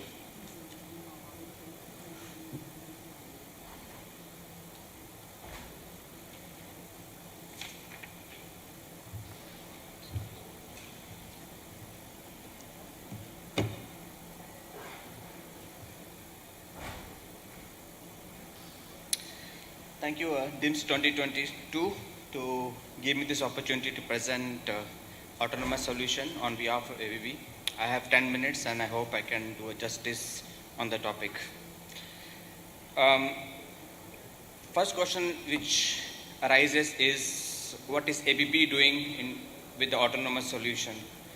And the answer to that is our job to make this dream a reality.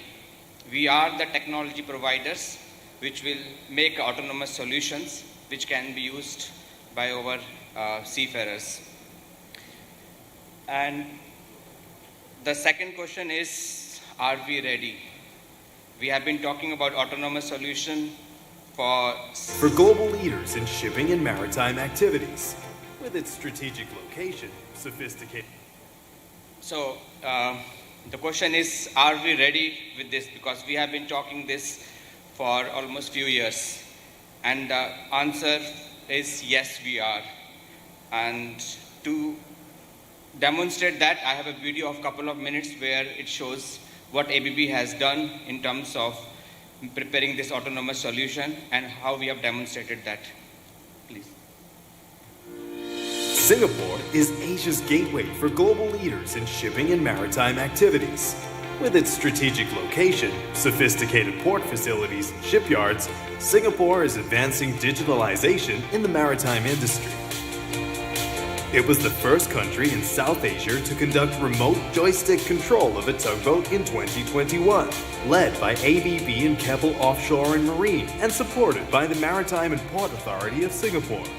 This was followed with the achievement of full autonomous navigation and receiving the autonomous notation from the American Bureau of Shipping Classification Society.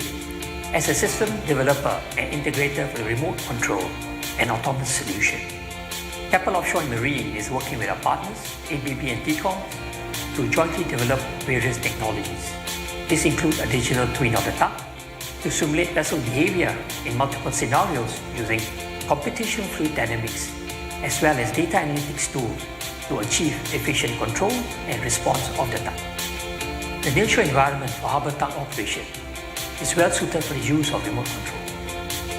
This requires a full, reliable and secure Wi-Fi connection. And we are using M1 high-speed network to establish ship-to-shore communication links. Fitted with cutting-edge technologies, the tug was geared to handle a range of risk scenarios which included facing multiple ships with changing speeds and courses at once, even one sailing erratically. The tug is able to handle head-on, crossing, and overtaking scenarios by itself.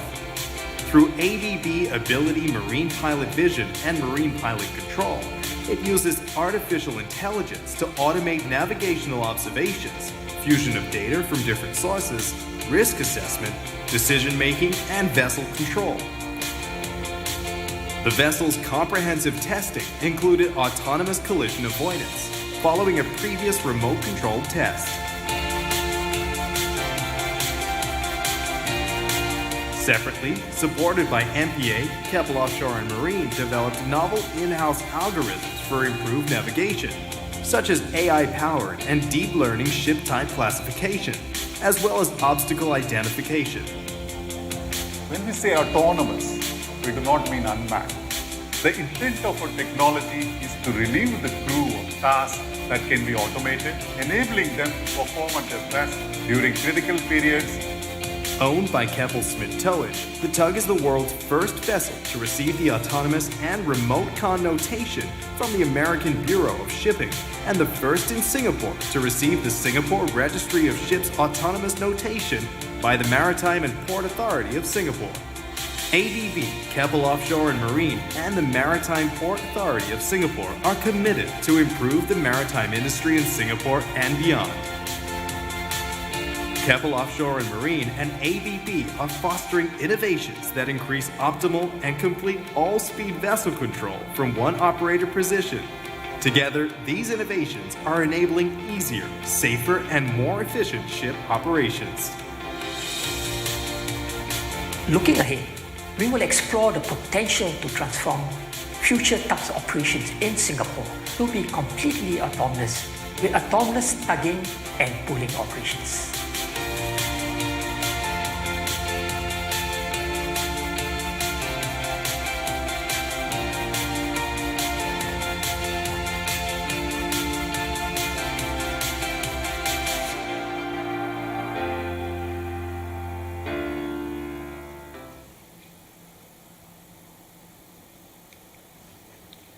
Okay, so that was an interesting video, and we have demonstrated this technology in Singapore. In today's operation, we have a lot of sensors on board, and we are probably spending millions of dollars on the bridge, but still the operations of navigations are interrupted by human beings. They are still making important decisions. They are still doing the data fusion, they are doing the risk assessment, and of course they do the control. So in a way, we are dependent on human beings to make necessary decisions, and that is also leading to sometimes accidents and increase the risk on the vessel itself. So what we think in ABB is that there should be some of these functions can be taken out of humans, but we do not want to replace humans on the vessel itself, because we want to have human and machine working together on a vessel. And we take the strength of humans, and we also take the strength of technology or machines. So when we talk about human strength, we are talking about handling of uncertainties, applying knowledge and experiences. We are talking about creative problem solving, and we are talking about human judgment. Machines can't do that. Whereas on the machines, we can use their continuity, objectivity, their repeatability, their consistencies, very slow and very fast occurring event handlings. And most important, machine doesn't get tired and they do not forget. So the point is that we came in ABB and decided that we combine together and make a technology which can be used for autonomous vessel operations. We do not say a vessel as an autonomous, but we say that some of the operations or some of the functions on the vessel will be autonomous. And to implement that, we came with this solution, which we called as Intelligent Product Family solution. So we have a very simple solution, which is similar to how a human body works. The first is to have a situational awareness, that is gathering the data from different kind of sensors, cameras, radars, LiDARs, or any other kind of sensors available on the vessel or to be installed on the vessel, and then make a data fusion and kind of give a situation awareness to the machines. Second is to make a risk assessment and decision making. And when we enter in a decision making, we give an operator, a pilot, a choice. How do they want to act on it? Do they want machines to make some critical decisions and act on it, or they want human to act on this? So in the first case, it is an advisory function, and the second one would be a control. So in a perfect case where machines are able to make important navigational decisions, they will even do the control. So in such a way, we have a fully autonomous navigation system. We get the data, machine will do a data analytic, they will do analysis of the data, and based on the AI learning, they make certain decisions, and then those decisions are then sent to a control part of the machines, which is acting and navigating the vessel. Here is a simple architecture which shows ABB system. So we have different kind of sensors and thrusters installed on the machine. And then we have this onboard system, which we called as Marine Pilot Vision and Control. So when this is onboard the vessel, and in this situation, it can work completely autonomous, or it can do certain functions as an autonomous vessel. But in certain cases, we would like to have a remote control as a backup plan, where class NK mentioned earlier. And in that case, we can establish a remote control back in office. So in a way, you have a fully autonomous functions available on board the vessel, and then you have a backup, or in certain cases, using same captain for more than one vessels to do a remote control. So that is a system back in our office. And the last thing is that when we make this technology, we are a technology provider company, and we have been in a different vessel segments, right from tugboat all the way up to the big cruises going around the world.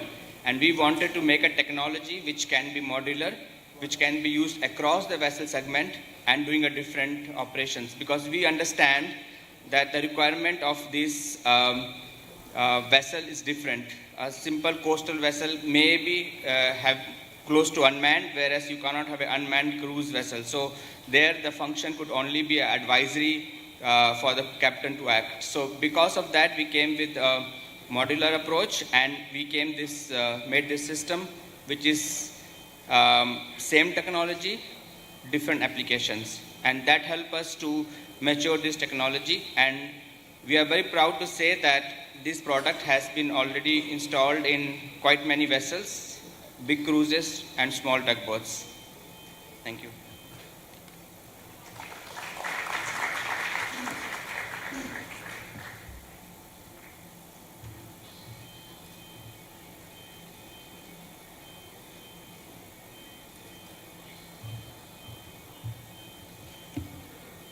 Thank you, sir. May I now call upon stage Mr. Mohammad Abrar Saifuddin from Nautica to give the presentation.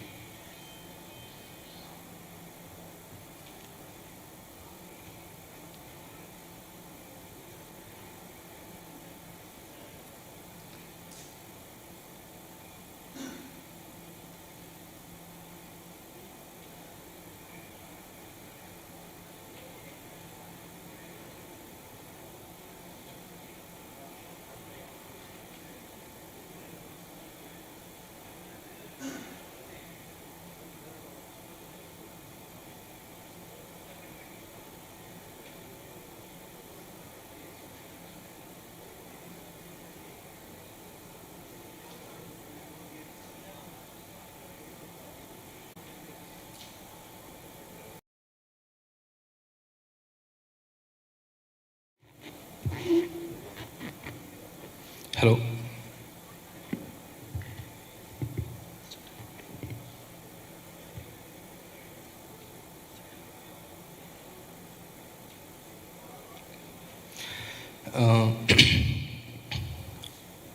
Good afternoon, everyone.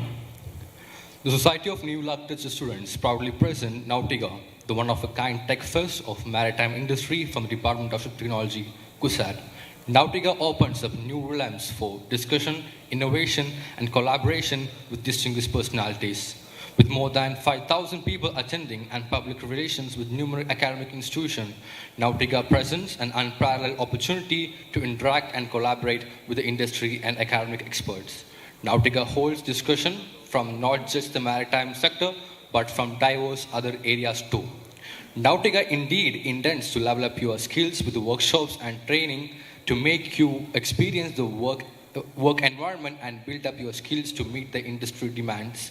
This momentous event aspires to be enlightening for the students and ignite their minds in domains of technology, professional vocation, and aptitude development. We really hope this would be one of the technical quests where every stakeholder gains, absorbs, and share knowledge. As being the SNAS Secretary, on behalf of SNAS, it's indeed my proud privilege to invite our beloved alumnus, Dr. M. Abdul Rahim Sir, Corporate Officer at Class NK, for the release of the trailer. Please, sir.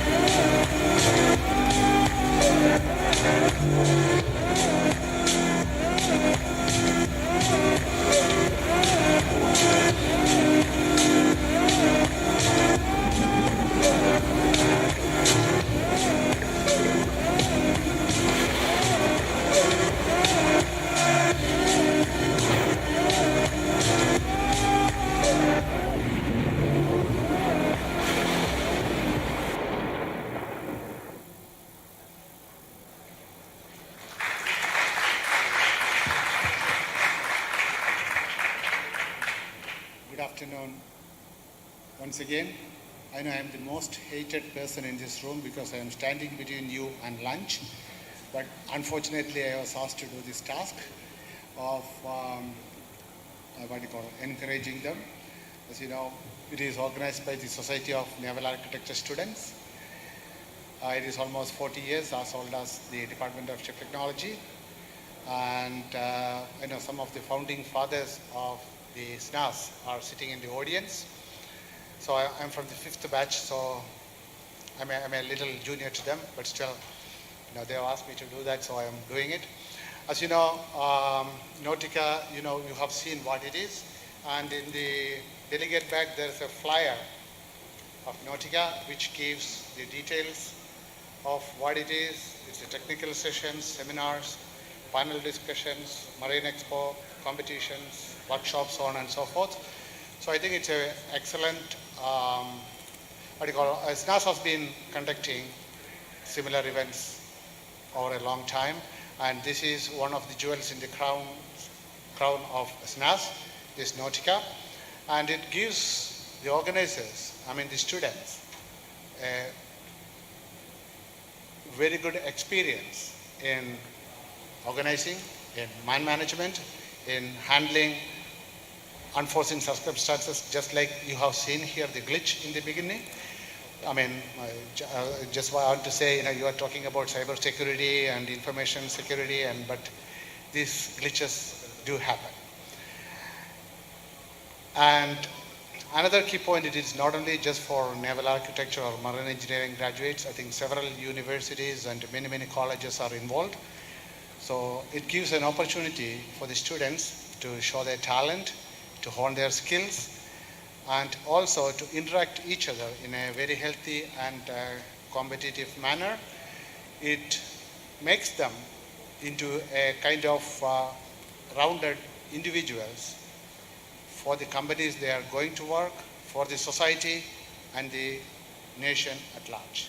So with these few words, I wish SNAS and its organizers every success and best wishes in organizing Nautica, which is supposed to be, it seems, in next February.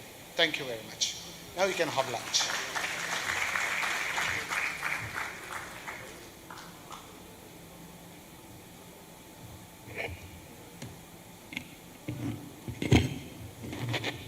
Thank you, sir.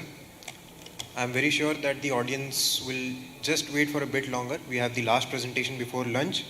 May I now call upon stage our representatives from Ares Marine for their presentation.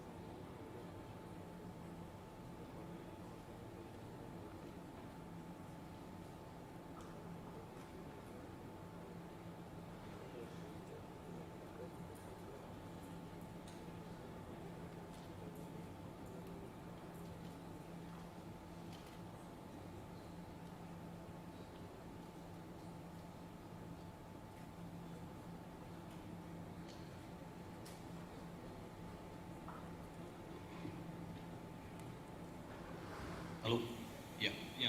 Thanks for waiting and apologize for the delay.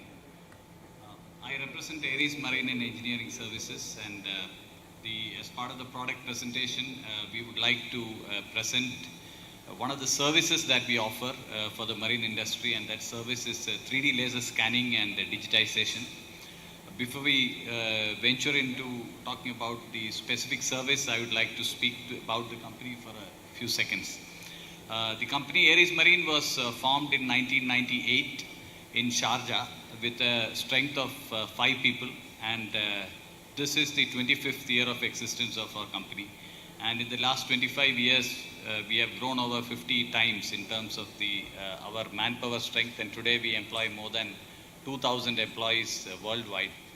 We have operations in almost all the continents except Antarctica and South America. So we have offices in all the Gulf countries, in Asia, in India, in Singapore, Malaysia, all the Far East countries, and in Europe and in the Americas. The primary areas of interest of Aries Marine is in marine design consultancy, marine inspections, and also in the movie industry, in television, in training and interior decoration, to name a few. Now, to talk about the Aries Marine division, which is a flagship division of Aries Marine, there are primarily 2 activities done by Aries Marine. The first is marine inspections, and second is the design consultancy. Marine inspections include all types of conventional and advanced non-destructive testing techniques. We happen to have the highest number of class-approved asset integrity inspectors in the world, highest number of rope access technicians in the world also. This is the bouquet of activities which is offered by the design consultancy team of Aries Marine called Aries One, One standing for Offshore Naval Architecture and Engineering.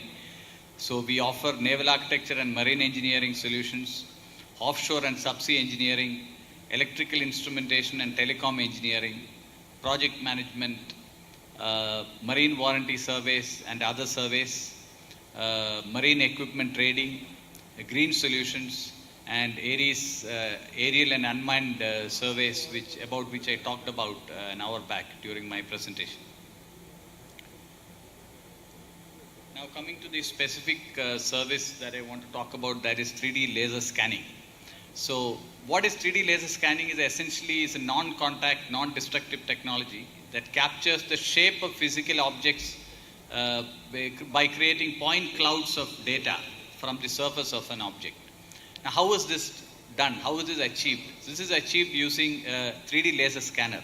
I'll invite my colleague to just keep it on stage at the center end. So this is the 3D laser scanner, which is used to capture digital data about physical objects around it. So essentially there are 2 types of scanners. One is terrestrial scanners and the other one is handheld scanners. Terrestrial scanners are used when you want to capture data over a large area, something like an engine room or a pump room or a conference room like this. When you have to digitize it, you use a terrestrial scanner. And when you want to digitize a much smaller equipment with a very high level of accuracy in terms of micrometers, then you use a handheld scanner. Say you want to, for reverse engineering, you want to digitize a bevel gear, then you would use a handheld scanner. So this is a typical laser scanner, and as you see, it is presently already operating and a scan session has started. So this scanner essentially has a rotating mirror here, and the machine generates a laser which falls on the mirror, and since the mirror is rotating, the laser gets reflected all around it. So the laser is getting reflected in this axis, median to laser beam, and since the machine is also rotating in this axis, in a spherical orientation you are having throughout all around the machine. In a spherical orientation, you have laser beams coming out of it. Now, the laser, after impinging on the target, is returned back to the machine, and it calculates the time and phase shift between the transmission and reception, and assigns a coordinate for each and every point where the laser has fallen. So essentially, that is a concept of 3D laser scanning. So each of the scan cloud is generated out of millions of points, and each of the point has a X, Y, and Z coordinate. So the 3D scanning workflow consists of 3 steps. The first is, of course, the 3D scanning itself. That is the activity what is happening now. The second is called the scan registration. Now, I'll show a sample scan that was taken in this hall yesterday. Yeah, so this is a scan that was taken yesterday. I, in fact, initially intended to do a scan and then take it in the computer and show it, but we just didn't have enough time. So we took a scan yesterday. So this, you can see, it shows all the complete information about the hall. But there are some areas which is not visible to you because the scanner can only capture data what is there in the line of sight. For example, if there is something behind this chair, that the scanner cannot capture because the chair is obstructing the view. So if you have to capture the data about what is behind the chair, you would have to place the scanner at an appropriate location so that it is within the line of sight of the scanner. So as part of the laser scanning, the skill is to place the scanner at specific strategic locations so that you are able to capture within your line of sight each and every nook and corner of the room. Once that is done, the scanning activity is done. And you go to the next step of the workflow, which is the scan registration. So when you talk about scan registration, you are cleaning the scans and then joining the scans which have been taken at various points in the compartment, and you are making it to one consolidated, integrated scan of whatever the asset that you are trying to digitize. And the third activity is importing this into a 3D modeling software. I am assuming that you are intending to do engineering based on the data captured. So you import it into a 3D modeling software wherein you can do further engineering. For example, now I have already captured about the information about this hall. Now I want to introduce a big equipment here without, what shall I say, disturbing any of the existing, say, sofa settings and things like that. So I can always, in the 3D model, in the 3D modeling software, I can bring the new equipment and place it and check which is the most optimal location without disturbing the existing, infrastructure in the room. And in case of a marine scenario, it is you scan an engine room, and if you want to introduce a new equipment, you can introduce a new equipment and route the pipelines and cablings, etc., without tampering or modifying existing set structure. So the applications. We have inquiries typically for digitizing existing assets of owners. We have done a lot of scanning for fixed offshore platforms, manned as well as unmanned, and they generally want to have a replica of the physical asset in the digital form, which they can refer in future if required. Then, because of the accuracy that can be achieved, this can also can be used to check for misalignment, especially in the offshore industry. We have done a lot of alignment checks between the crown block and the drill floor for drilling rigs, both in the onshore and offshore fields. Then rig leg deflection checks can be done. A lot of times it happens that when supply vessels go alongside, say, jacked up platforms to supply items, it's sometimes the DP fails, or there is a gust of wind or wave, and there may be some contact between the vessel and the rig legs. So in such cases, if the vessel asset owner suspects that there is a deflection or a damage that has happened on the leg, we have been invited to go and scan. So in such a scenario, it is essential to have some other fixed platform near it. So we take the scanner onto the adjacent platform and then scan, and then we are able to give a decision if there is a deflection within limits or beyond limits. I talked about the feasibility study for introduction of new equipments into existing compartments. Then of course cantilever skid beam alignment checks also can be done. Cantilever skid beams of rigs tend to get misaligned after certain repeated operations over a long period of time, so these can be measured. Another common application is the tank calibration. Say your ballast tanks, your bunker oil tanks or your cargo oil tanks. Owners see that the readings in the flow meter and are a divergence with the readings what you get from the sounding tables. So in such cases, they invite us and we do a 3D scanning of the tank, and we are able to accurately model the as-is condition of the tank and issue fresh sounding tables. So, and now I have some snaps of digitized platforms that we have done using this 3D scanning technique. This is of course an offshore platform that we had done in Saudi. So we did the 3D scanning, then took it, the scanning was done using Leica. This entire platform was scanned in about 2 weeks time, and it took about another 2 weeks for digitizing it. I have some more snapshots of other platforms which we have digitized using 3D laser scanning. This is a boat landing platform. This is a loading jetty. This is an onshore platform which was digitized. Again, most of these jobs were done in UAE region where we got inquiries for them. You can see the level of detail which can be captured and can be digitized. This is another common and interesting application which we have for 3D scanning. A lot of old vessels are present who don't have any hydrostatic tables or hull form or lines plan. So when the vessel comes to dock, if we go with a 3D scanner and once we do sufficient number of scans, we can accurately capture the shape of the hull and then generate a lines plan out of that. So this is a common application which we get for old ships. I also talked about ship retrofit application wherein you can route pipelines and introduce new equipments into engine rooms or pump rooms. We have done about close to 1,500 vessels where we have done ballast water treatment system installations and scrubber installations, and this technology was extensively used for those.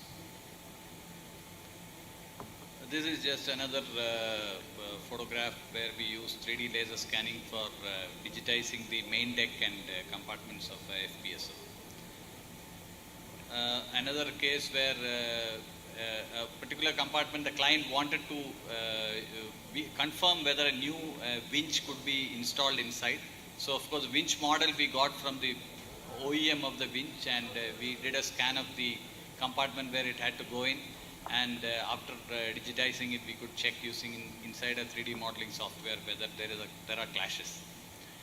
These are some of the major clients for which we have offered this service, and this is already being used in the commercial industry a lot, 3D laser scanning. There are a lot of service providers offering this service, and Aries Marine is proud to be associated with as one of the leading service providers for this service.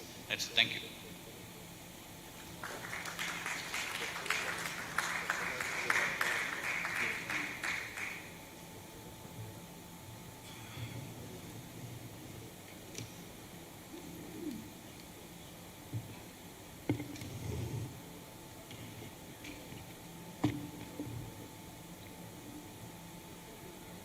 Thank you, sir. That brings us to the end of this session and the much awaited lunch, of course. So we'll break off for lunch. I would request the audience to carry on to the lobby. We will gather back at 2:45, and the next session will be a technical session on design and optimization of marine structures. Thank you.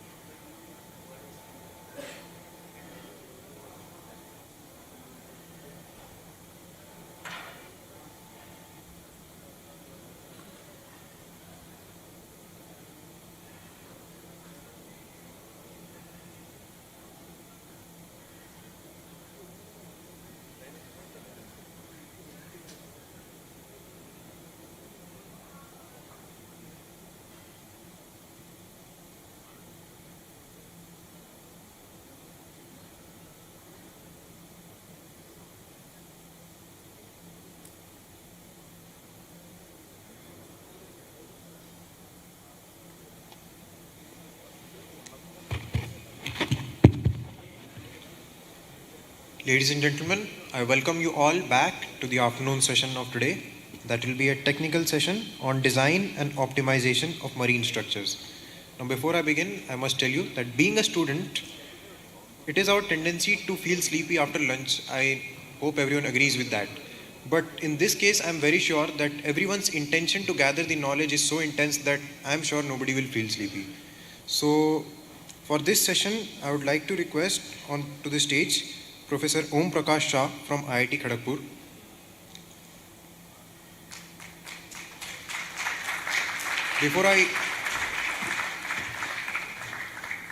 Before I hand over the mic to sir, I would like to just speak a few words.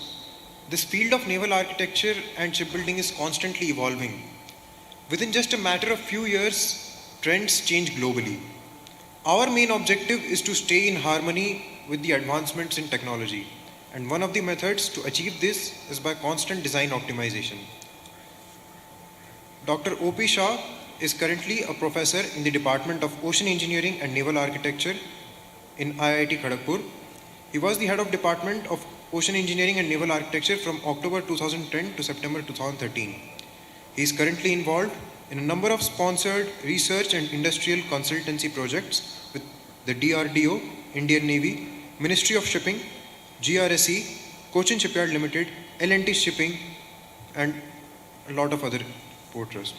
So now I would like to hand over the mic to Dr. O.P. Shah to carry on with the proceedings.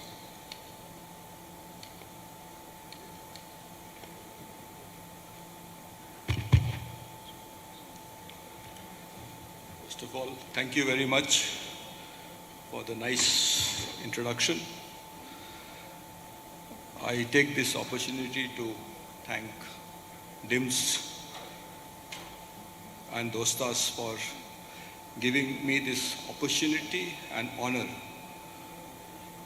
to chair this technical session on design and optimization of marine structures, something which has been close to my heart.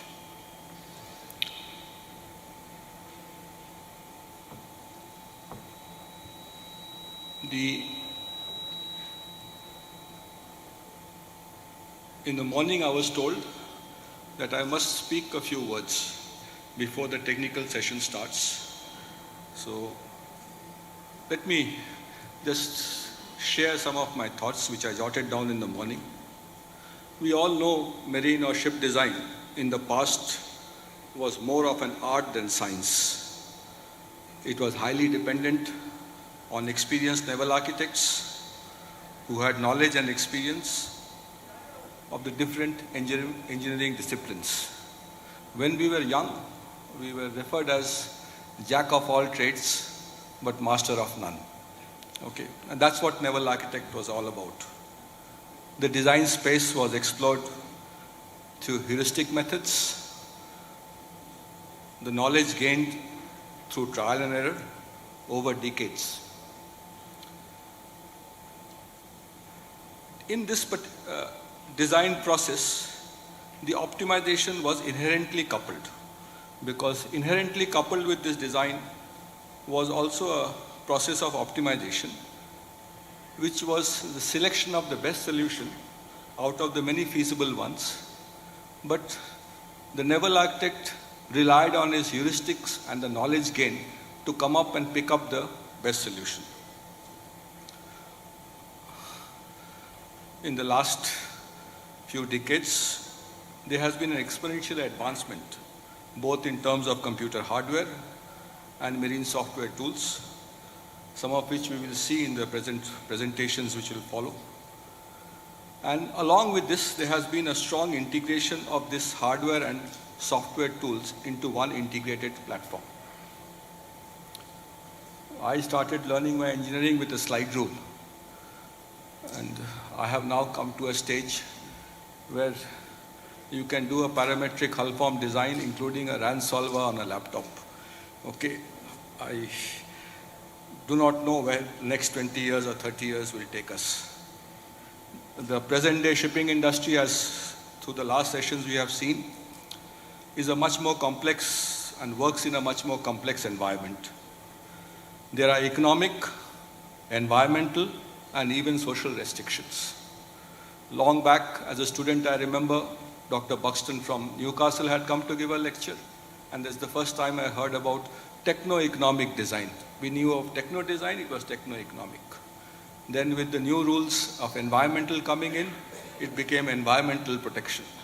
And now with Paris Accord and COP26, a lot of emphasis has come on how do you ensure that there are no greenhouse gases.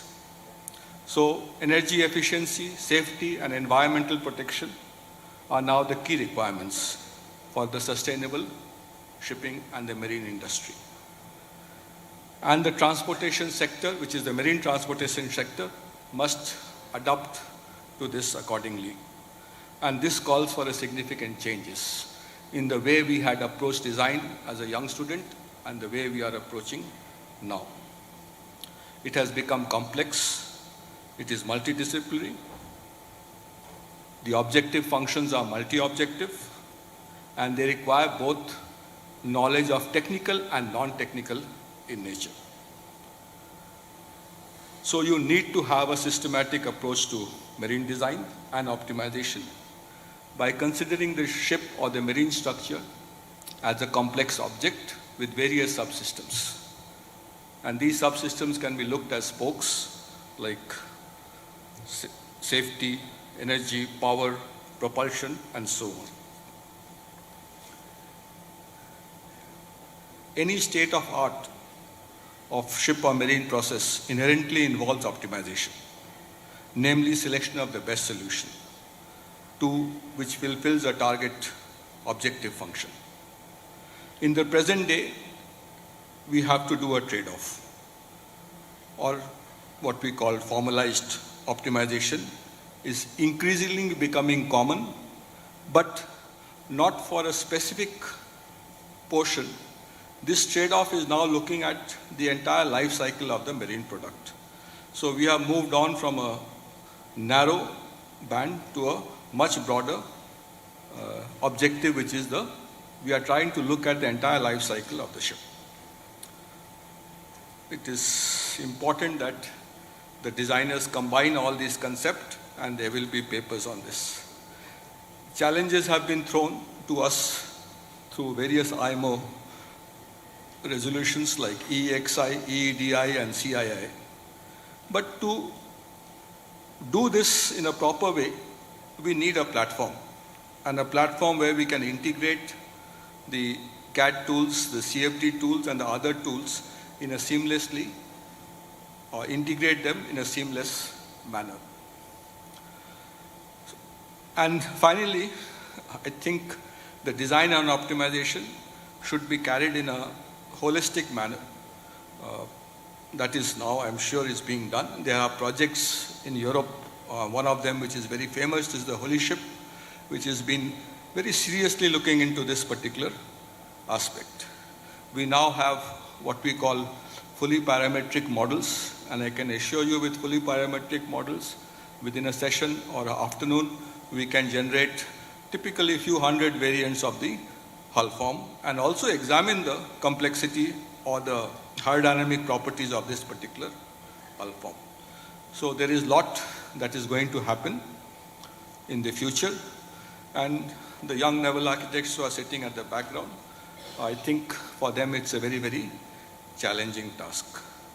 Finally, I, as a naval architect and as a faculty in the Department of Naval Architecture,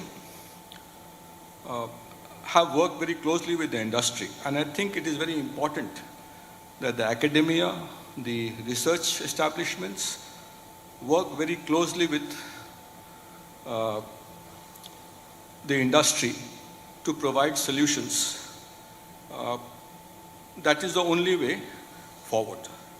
And therefore, I would like to quote Leonardo da Vinci before I end.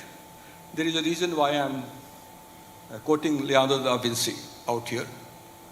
You will be quite surprised that this man, this polymath, in the 1500s, he had written, and even in those days, there was a problem of predicting the power of ships.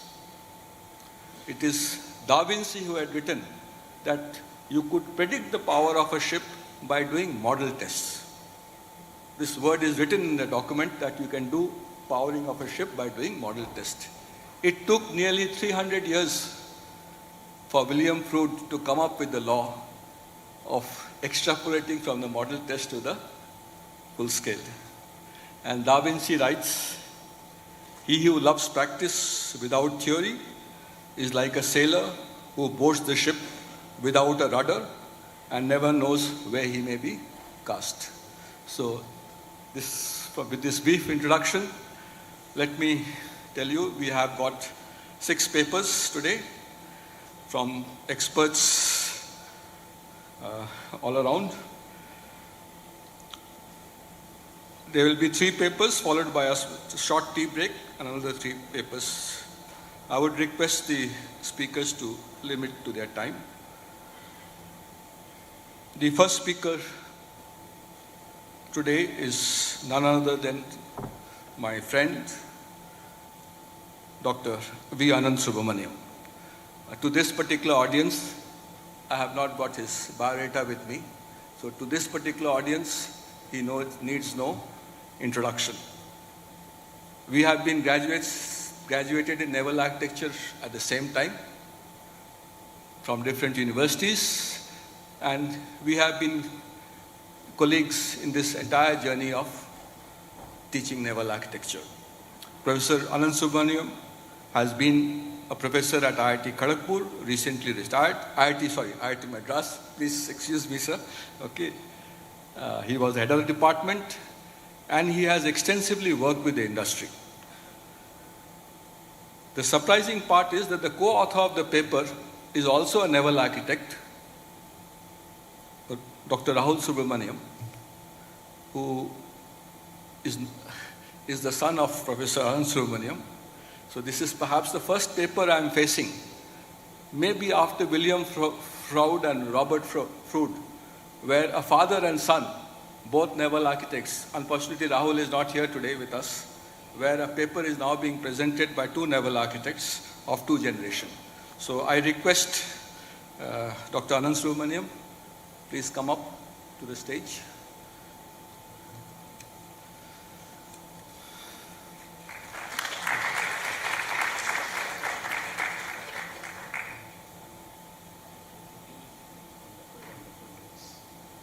Am I inside?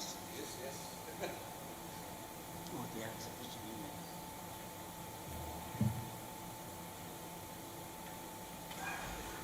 So you start there. Yeah, you can. Then I do this.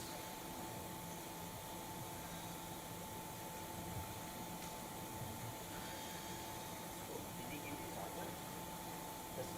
Or I use this one? Use this or this? If you want to move around, use this one. Let me see how it is.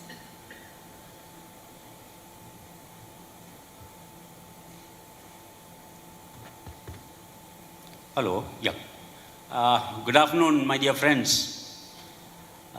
It was so heartening to hear from Professor O.P. Shah, my good old friend, my dear friend, such wonderful words.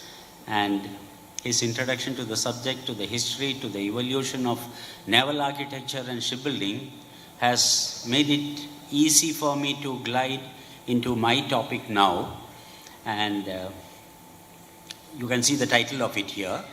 The most important thing is that I'm just going to talk to the industry experts who are gathered here, that if anybody expects equations, you will be disappointed. My friend NR told me that I will not understand anything. He's a naval architect, of course, that he wouldn't understand anything of what I'm saying. But I want to make sure that all of you understand everything of what I'm saying. So with that feeling in my mind, I'll just give a start to this. Okay. Let me see how it goes. Maybe this is better. It's okay. You can hear on this also. Yeah.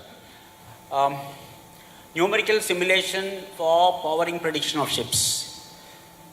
OPG has already introduced that my son is involved in this. He has done the bulk of the work in this, the simulations, sitting there in Houston in USA. And of course, this has been spread over several months And these results are also based on several projects that we have been handling for the industry, where it was necessary to validate. But when I say validate, in the strict rigorous sense, it takes you into the depths of the subject in many ways. But what I'm going to present here is essentially to try to clear a kind of feeling that the people in the industry or in the research have with regard to the tools that we use for evaluating the powering of a ship. Okay.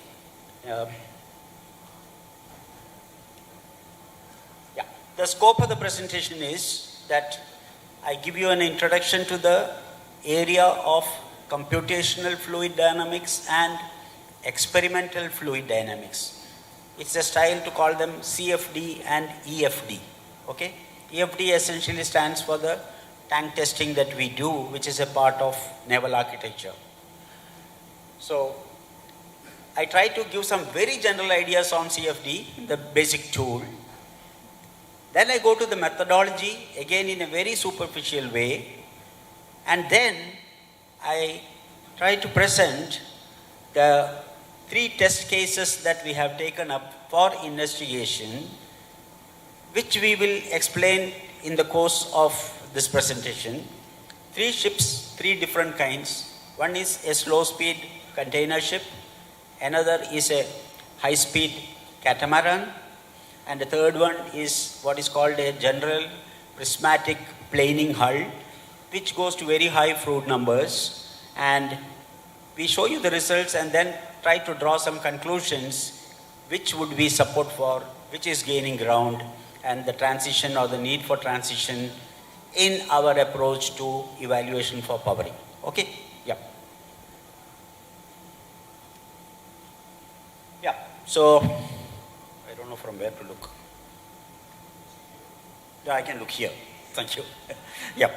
So, in practical ship design, the most important thing, as every owner, builder, designer knows, is to have a reliable estimation of the drag or resistance and therefore the powering, because there is always a stipulation that you get a guaranteed speed for the given engine that you have chosen.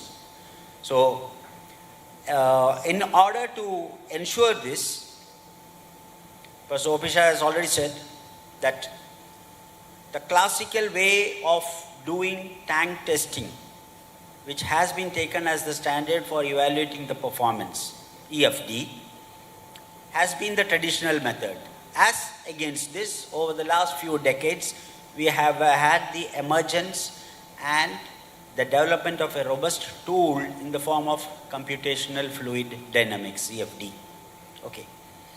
Now, while we traditionally accept towing tank tests as the standard for deciding the power, I must bring here to the general audience the fact that there are inherent uncertainties. Of course, people in the field, people who work in the research and development and design do know this, that there are certain inherent uncertainties. The testing conditions are different because you are doing the test on a model, and we have the classical Reynolds number and Froude number. The Reynolds number is never compatible with what it should be in the ship. It is a low value. This sets in certain differences in the dynamics around the ship. So which means that we are really doing a compromise but accepting it, and this is a worldwide acceptance. Okay. So in the meantime, we have had the development of computational power, computational fluid dynamics, and today that has become a very important tool in marine hydrodynamics. So I have highlighted the fact that you have today, because earlier it was thought that it's very costly, time consuming, the computer power and so on. Today it is not so. The turnaround time is fast, the cost is moderate, it is versatile, therefore it is a practical tool. But since we still interact with the industry, we know that there is a certain inhibition in accepting just CFD values as the values for deciding the power. Okay. So the problem here is, if you talk of the flow around the ship, it is an inherently complex flow. Okay? If you talk of a propeller, rotating propeller, there's a lot more of complexity of the flow as it passes through the propeller. So, we all know that when we look at the back of a ship, you will see a lot of turbulence. Turbulence means there's a lot of fluctuation. So, this leads to unsteady flow, and for a ship it is high Reynolds number. And the challenge in CFD, which is why I am bringing in these simple concepts to you, is that you have the problem of handling the fluctuating turbulence around the ship appropriately. And if you go back, just like OPG said now about William Froude and the method of model testing, in parallel there was the theoretical analysis by way of what is called the Navier-Stokes equation.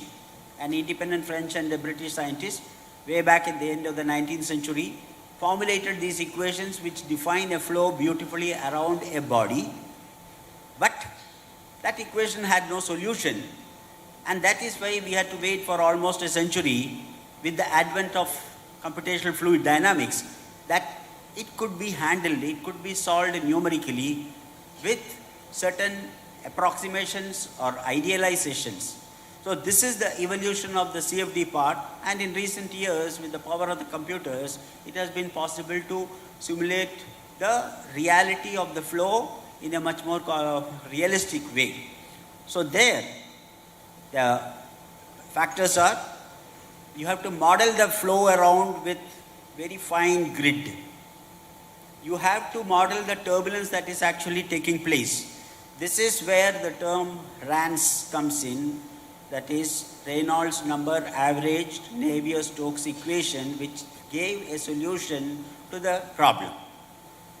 Okay, so this is all the complexities I'll talk of, nothing further, because the subject really takes you into depth if you want to do it, so it's not possible to do justice in a few minutes, but I just want you to appreciate the idea that in the face of all this, today the industry actually insists, before doing a tank test, that there should be a numerical simulation with CFD, and based on that, you try to have some improvements, but finally you do a tank test to evaluate and assess the actual powering requirement, right? It is even in the Indian defense sector today, that is exactly the standards that we are also involved with many of these activities going on in the big laboratories here, the Naval Science and Technological Laboratory, etc., where we know that as a prelude to tank testing, the CFD testing is done, then they compare these with this, and I would like to present some of the results on the basis of such comparisons that we have carried out. So in that sense, what we have done here is we have taken three classes of vessels: a displacement vessel, that is a container ship, a high-speed catamaran vessel, and then the planing vessel. So here technically what differs is the Froude number. Everyone is aware of the Froude number as a definition of the speed in non-dimensional terms. So the container ship is something of the order of 0.21 Froude number. The high-speed catamaran is something of the order of a transition Froude number about 0.7. And the high-speed planing vessel has a high Froude number of about 2.7. So these are internationally benchmarked cases, which is why we have, and literature is available. And these are, and experiments have been conducted, so the test results are available. So we have done the CFD simulations of these, and we do it on model scale so that there is a direct comparison. As I told you, when we go from model to prototype, we are violating the flow conditions. The Reynolds number is small, the boundary layer is larger in the model. If you scale it up to the prototype, you will get a disproportionately large boundary layer. Therefore, what happens? Your appendages, which are actually in the boundary layer in the model, are not in the boundary layer in the prototype. So these many people are not aware of, because you believe, oh, I am doing a practical test that is far more reliable than the numerical prediction. But it is not so. So it is not that tank tests are bad, it just means that tank tests have a certain strategy that they measure a resistance and they throw out the frictional resistance part from that, and then they calculate it separately, and then they take it to the prototype with suitable alterations by looking at only the residuary resistance part. So, having emphasized that fact that the flow dynamics are not exactly the same, we do accept that there will be scaling errors, okay? Because scaling errors. In fact, if I were to go into this subject in depth, there are many, many more things to be discussed, but time wouldn't permit it here. So, we will simply accept that towing tank tests today, they do not put the appendages in the model, they only calculate the resistance. Just to point out the limitations of towing tank tests. I am not saying this bad, but I am just saying that this tool which was accepted hitherto as perfect solution, today CFD is coming into the picture to give you possibly equal or better or robust solution. But, you know, traditions remain.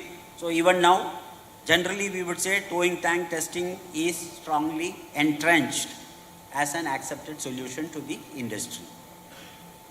Now, so what do? We have to rigorously validate CFD in different environmental conditions, speed conditions, hull form conditions, etc. Another peculiar problem in India, because I am interacting with the industry, is the fact that unfortunately for a big country with India, with a big coastline, with shipbuilding resurging now or growing up, we have only 2 towing tanks in this country. One is at the Naval Science and Technological Lab, Vizag, and another is at IIT Kharagpur. IIT Madras, we had one, but now it is not functional, but I do hope it will be getting functional shortly. But this is a serious drawback that today we have to go all the way to Europe, maybe Netherlands or Norway or Denmark or Sweden or so on. And therefore we are really caught in a situation that we don't have the opportunity to independently grow. And let me tell you, I strongly believe in that word Atmanirbhar, that we need to do everything to see that we are able to do these things on our own and not depend strategically for these things elsewhere. Okay? Then,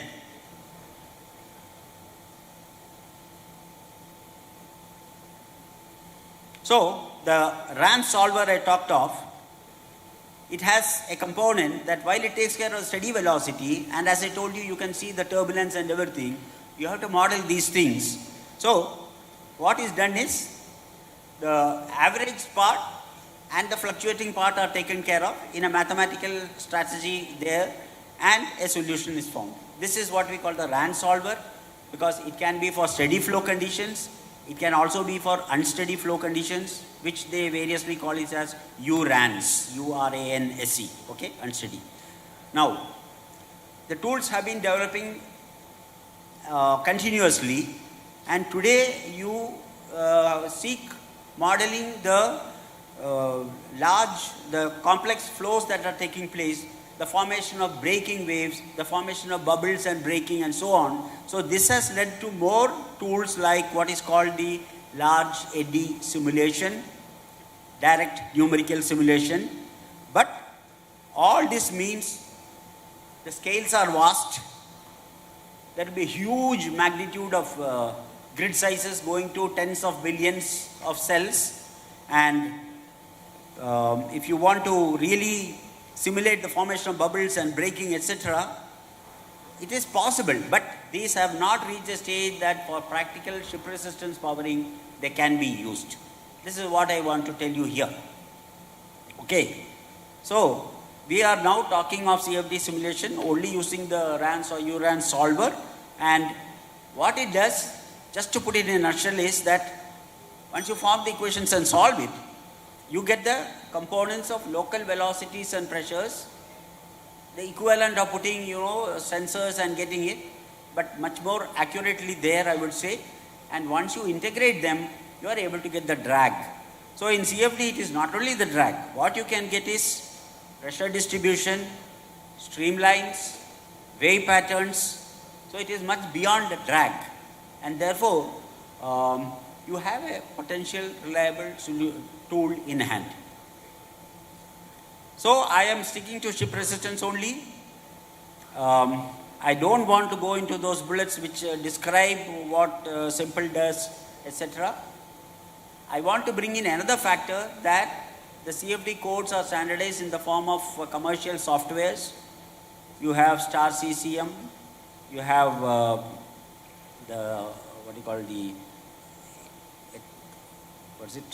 No, that's OpenFOAM. Sorry. You have the free sources, that is OpenFOAM, and so many other softwares which are free of license, free of constraints. Okay?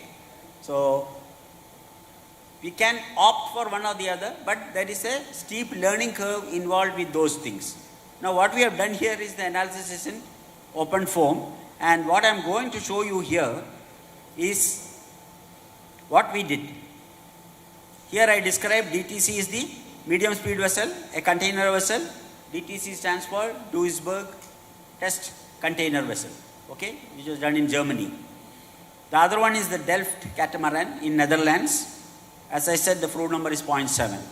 The next one is the general purpose prismatic hull with a high speed, which has also been tested. Now I just go to the results straight, and this is simply for the visuals here, that how we do the modeling of the hull form, and just showing you the hull form of the container ship. Okay. In this case, you can see the classical Kelvin wave pattern that we see around a ship. It is beautifully captured in this numerical modeling. And of course, these are all very standard for those who work on these areas. There is nothing new about it.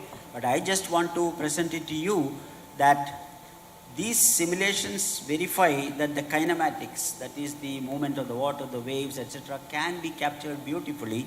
And this is just an example of that. It is simulating the speed of the ship at 25 knots. You can see the red spots in the forward and the aft, which is for the pressure buildup at the bow and at the stern.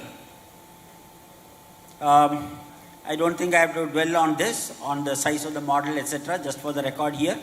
But the bottom line says that in this particular case, the drag on the model and the drag in the experiments, the variation was only to the order of 1.76% for the container ship. For the high-speed catamaran, again, because these hulls are planing, so there is a lot of change of trim and sinkage. So these are also faithfully recorded in the simulations. And you can see that the numbers are pretty good. That is about 70.6 newtons versus 68.9 newtons. Okay. Now this is the high-speed catamaran. You can see the interference of the waves from one hull to the other and the wave pattern below. The classic rooster tail that happens for very high speeds. Now we have compared here experimental results over a range of speed with another software, that is CFD Iowa, and what we have done, that is by using OpenFOAM. You can see the values at the design speed are matching pretty good. Okay, this is very heartening that numbers obtained can be very good. This is the depiction of the sinkage and the trim, because any ship first it tends to squat a bit before it emerges and trims according to the fluid number. That is also shown here. And this is again showing the wave pattern typical of high-speed planing hulls with a 1% variation in the estimated drag. Again, you can see how the planing occurs in the tank test and in the numerical simulation.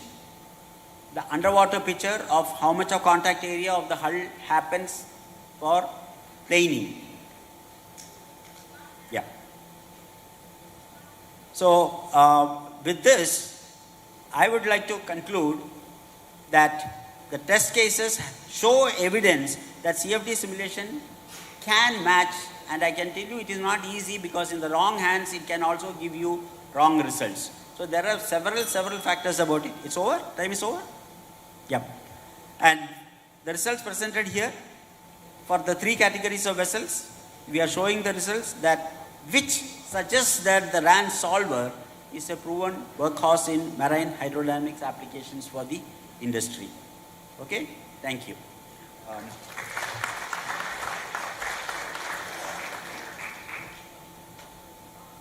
Yeah. I think question answers come later.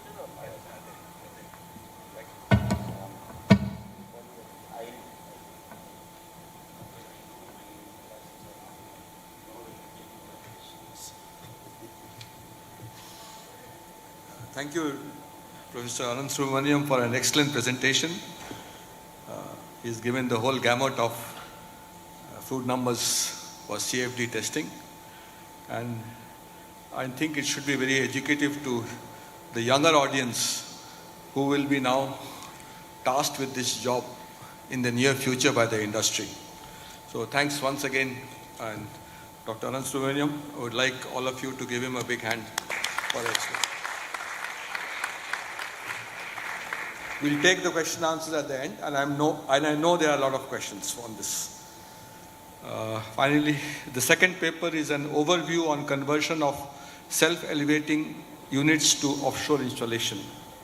The presenter is Mr. Hasib Panakathodan. Mr. Hasib is a senior engineer with American Bureau of Shipping, currently posted in Dubai.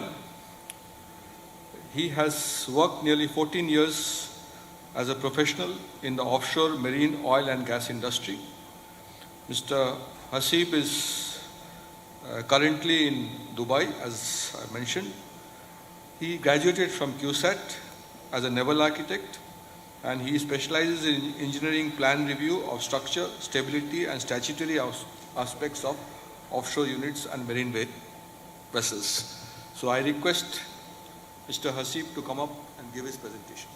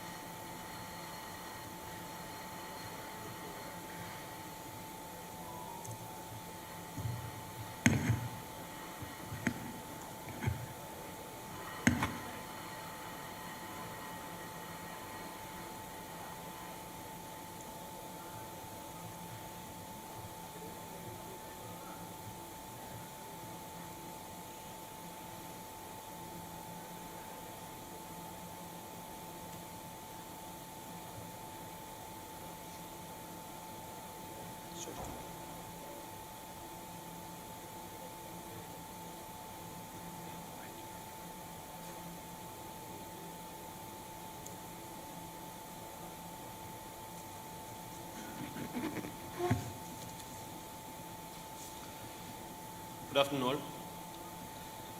Thank you very much for the chair, Dr. Professor Om Prakash Shah, for the kind words. Myself, Hasib Panakathodan. I am working with the American Bureau of Shipping, ABS, Dubai office as a senior plan approval engineer. I'm actually pretty much humbled, honored, privileged, and nervous to some extent to speak on a platform which is being chaired by one of the most eminent personality in the naval architecture industry, Dr. Professor Om Prakash Shah, and also to speak after one of the equally eminent and distinguished personality in the industry, Dr. Ananda Subramanian sir, whom have both of the aforementioned personalities have devoted their lifetime for the betterment of naval architecture and marine industry.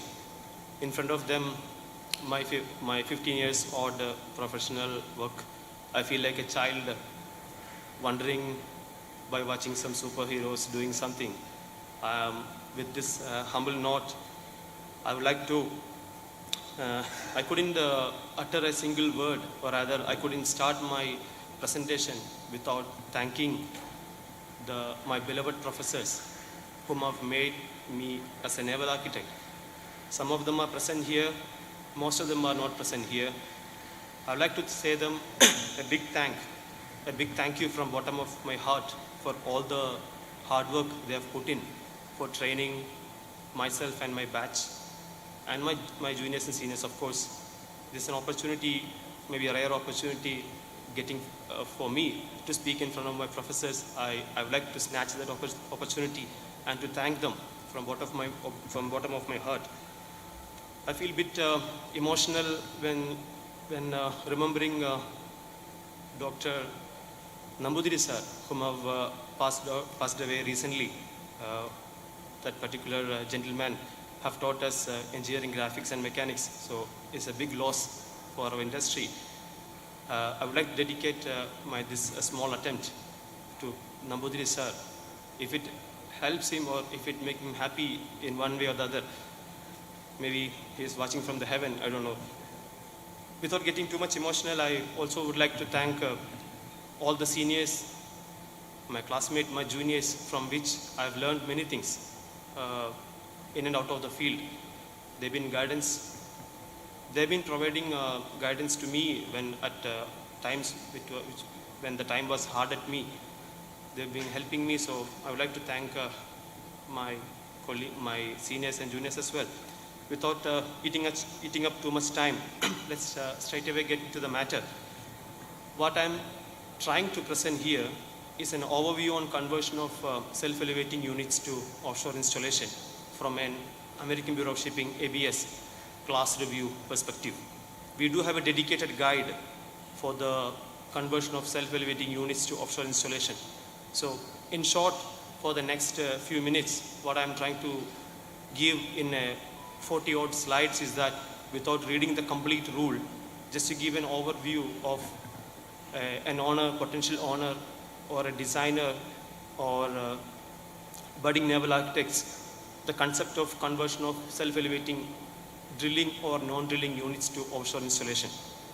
I can see a lot of eminent personalities in the industry whom are doing this on a daily basis. For them, this may be an information which is already known, but however, they can treat it as a refresher memory jogger. And for the young naval architects, the budding naval architects whom are listening, please take it. My intention is to give a door open in order for you to open it and explore it yourself. So we have 8 portions of this particular seminar. We have starting from introduction to applicable rules and regulation to class notation, hull structural aspects, foundation design, jacking holding system design, machinery, marine, topside aspects, and surveys. Before we begin at ABS, we take safety as the most important aspect of our day-to-day activities. So we call it as Take 5. Take 5 applicable both at work and also at home.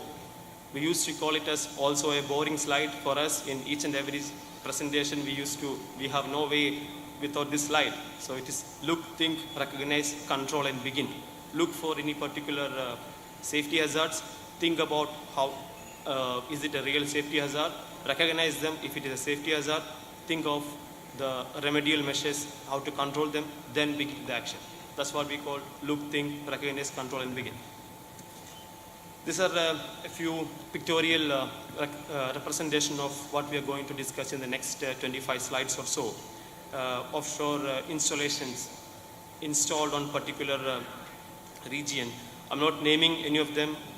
It's just taken from the Shutterstock, validated, vetted images. Okay, so why are we discussing this here?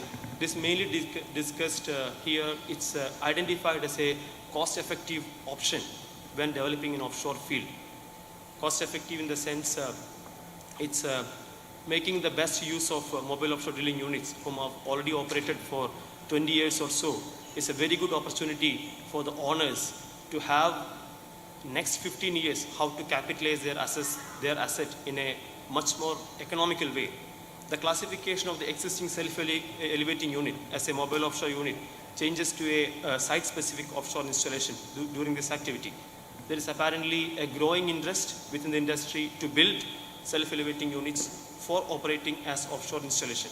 In response to that, ABS has published this particular guide for conversion of self-elevating units to offshore installation.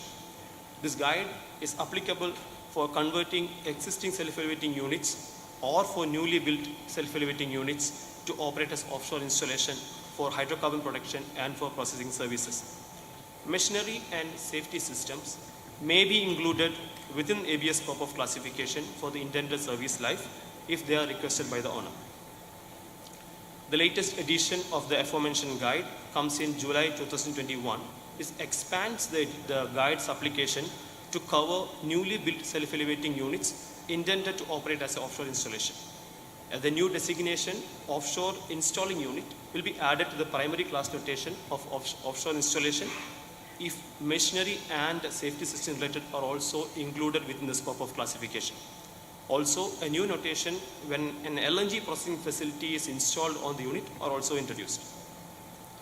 This guide is to be used in conjunction with already established guide for at least 30 odd years, ABS rules for building classing mobile offshore units and ABS rule for building classing offshore installation.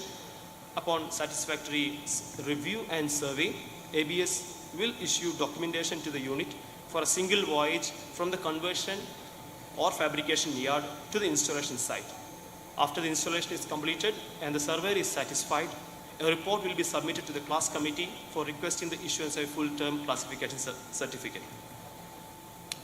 Below mentioned are the applicable online ABS website for latest edition of rules and guides, www.eagle.org, and your valuable feedback, comments and suggestions are always welcome at rsd@eagle.org. RSD stands for Research and Development.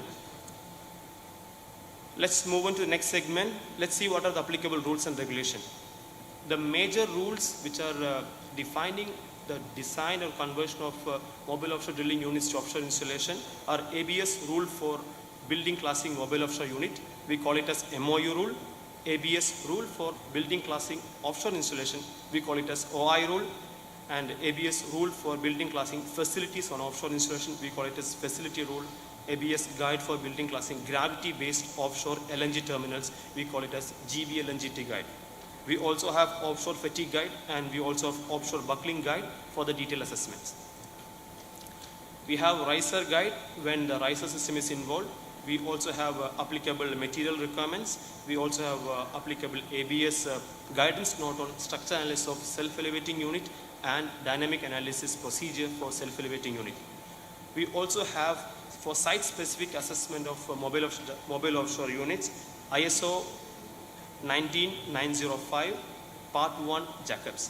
Having said all these rules and regulations, ABS may consider at its discretion and upon the request on the owner for the application of other applicable alternative methods and recognized records of practice.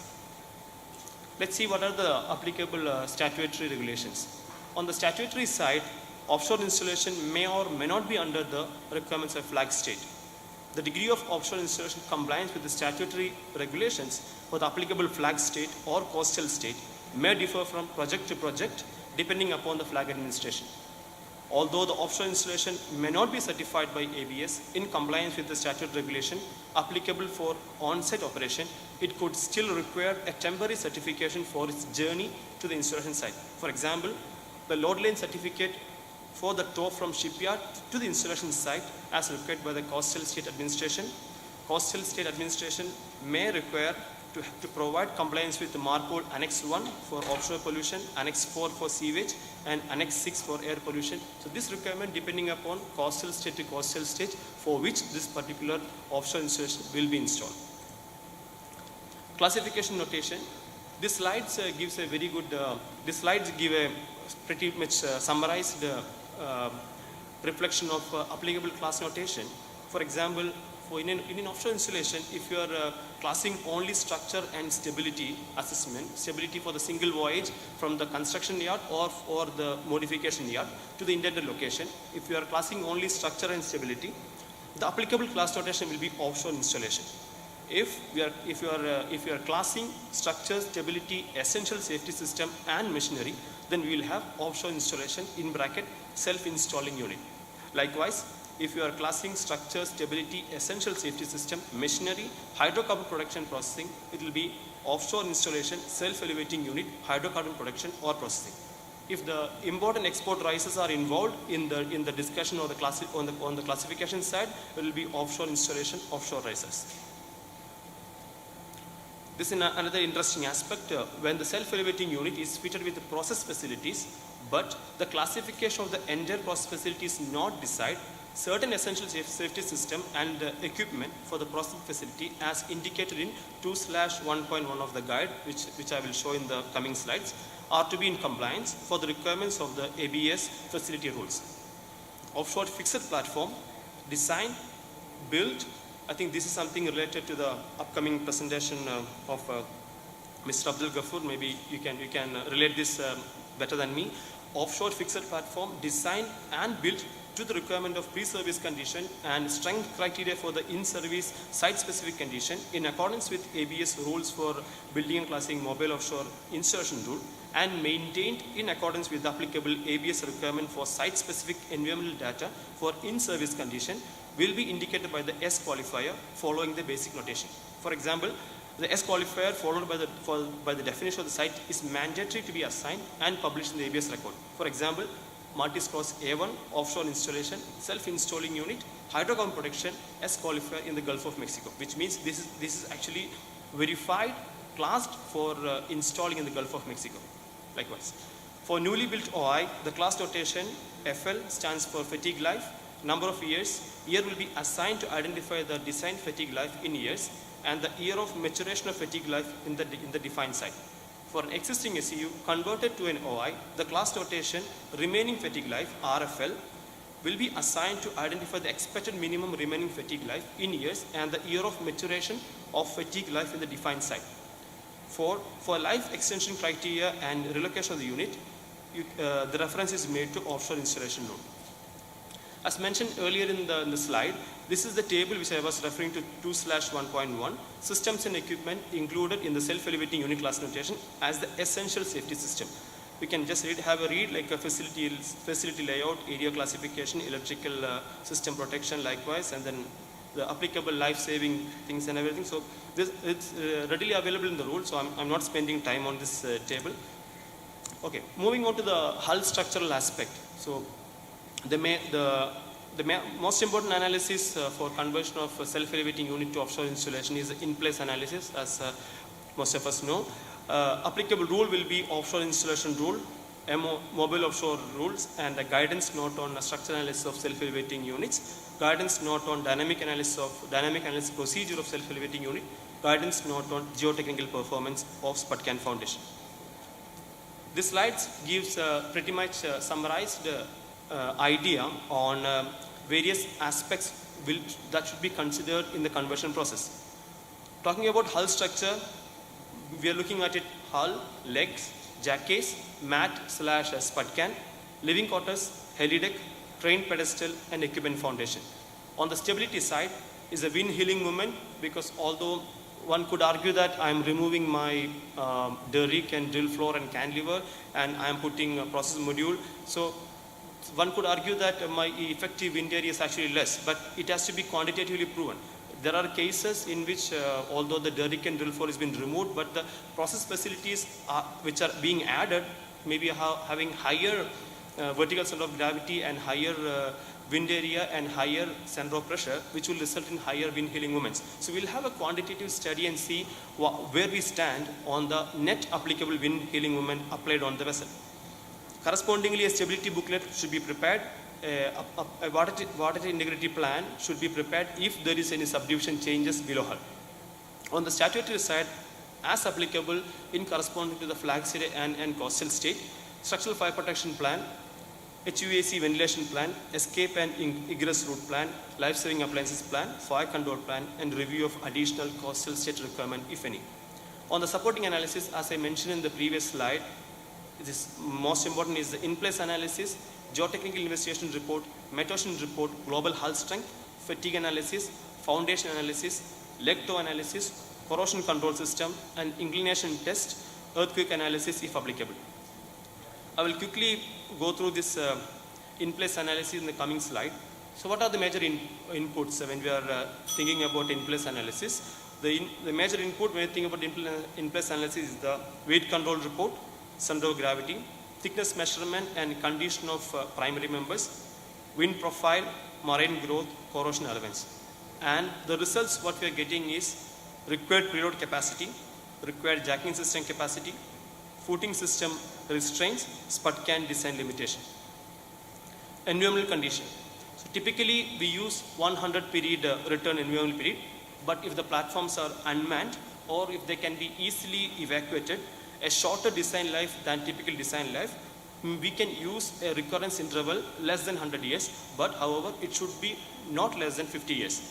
For operating conditions or operating case, for each intended major foundation, major function or operation of the installation, a set of characteristic parameters for the environmental factors which act as a limiting on the safe parameter of the operation or function is to be established. Other factors considered, I'm not going into the details, increase in the drag coefficient from 0.5 to 0.62 if the platform is designed for an earlier version of the rule. Additional environmental movements due to the risers, shallow water effect because especially in the site-specific installation, there are quite a few cases, the shallow water impact. Change in natural period. This is actually something very important because we are changing the dynamics of the unit because there is a quite significant changes in the light shift. So there's a good chance that the natural period of the unit itself may get changed, which will result in the resonance and then increased elevated movement. So this also need to be considered. Fatigue assessment. The applicable rules are ABS offshore installation rule and ABS MOU rules and ABS guide for fatigue assessment of offshore structures. On the fatigue assessment, we recommend a structural fatigue analysis, a spectral fatigue analysis, wave scatter diagram applicable for the intended site to be established, past operation profile is to be established, weld joints in the structural members in the splash zone to be identified. For the design factor for the fatigue design life factor is typically governed by the structural members that would be difficult to access or inspect and repair after the unit has been installed. SN curve, applicable SN curve, and to be established, care to be given for corrosion accelerated fatigue. For mat type units, the cylindrical leg to mat connection are to be renewed at the time of conversion unless justified by the fatigue analysis. Earthquake analysis may or may not be required depending upon the area of installation. If the installation site is seismically sensitive, then obviously an earthquake analysis is required, and if it is not sensitive, then depending upon confirmation from the owner, that particular aspect can be overlooked. Foundation design. Applicable rules are ABS offshore installation rule and mobile offshore unit rule and guidance note on geotechnical performance on SPUTCAN foundation. We can have two type of foundation, mat type foundation and SPUTCAN foundation, and applicable requirements are 3259 of OI rule and 3259 of OI rules and MODU rules. We care to be given for the punch through. Let's see jacking holding system. This is something very important aspect to be considered in the design. So we can have two scenarios. One scenario, jacking system is included as a part of the class. If the jacking system is included as a part of the class and if it is kept active, giving the ability to jack up or down the holding system, a cursory review to be carried out to make sure that the loads are less than those experienced when the platform was operated as MODU. If the jacking system for the installation is to be replaced or upgraded, and it is totally subjected to the design review. For the survey requirement, please refer to part 7 of the MOU rule. And if jacking system is not included as a part of classification, an examination to satisfy a surveyor to make sure that the unit can be raised and lowered is only required. Fixation system, here I am referring to the rack choke system, is also used to hold the unit in the elevated position to be included in the scope of class. Machinery and topside aspect, I'll quickly brush through. These are the last few two or three slides. If hydrocarbon production process systems are also included as a part of classification, what we're looking at is this particular two slides. General design consideration, design plan, hydrocarbon production system, process requirement, machinery, marine, instrumentation, fire protection requirements. This aspect will also be come into picture. For survey, we are looking at the three aspects: survey during construction, survey during installation, and survey after construction. If survey during construction, guide for converting of SEU to OI and MOU rule, and jacking system examination, hydrocarbon protection process system, facility rule, and import and export system for the riser guide. With this, the technical portion of the presentation is actually completed. I just want to repeat ABS mission is to serve the public interest as well as the need of our members and clients by promoting the security of life and property and preserving the natural environment. I would also like to quote Christopher Wernicke, Chairman, President and CEO of ABS. He states, "Where technology enables, people achieve." It is the dedicated people of ABS who take firm hold of the latest technology and bring them to bear in the spirit of our mission and in service of safety. I'm the speaker. Just want to brush upon ABS have sustainability centers in 5 locations all over the world: Houston, Copenhagen, Athens, Singapore and Shanghai. This can be read in conjunction with yesterday's green shipping. We are available for contact all over, by email globaloffshore@eagle.org and www.eagle.org. You can refer to offshore protection and life extension for details. Please contact us on email globaloffshore@eagle.org with this telephone number, and this is the address of our headquarters. We are available in the social media platforms LinkedIn, Facebook, YouTube and Twitter, and ABS application is also available for download in both the App Store and Google Play Store. Thank you very much for your kind attention. Thank you.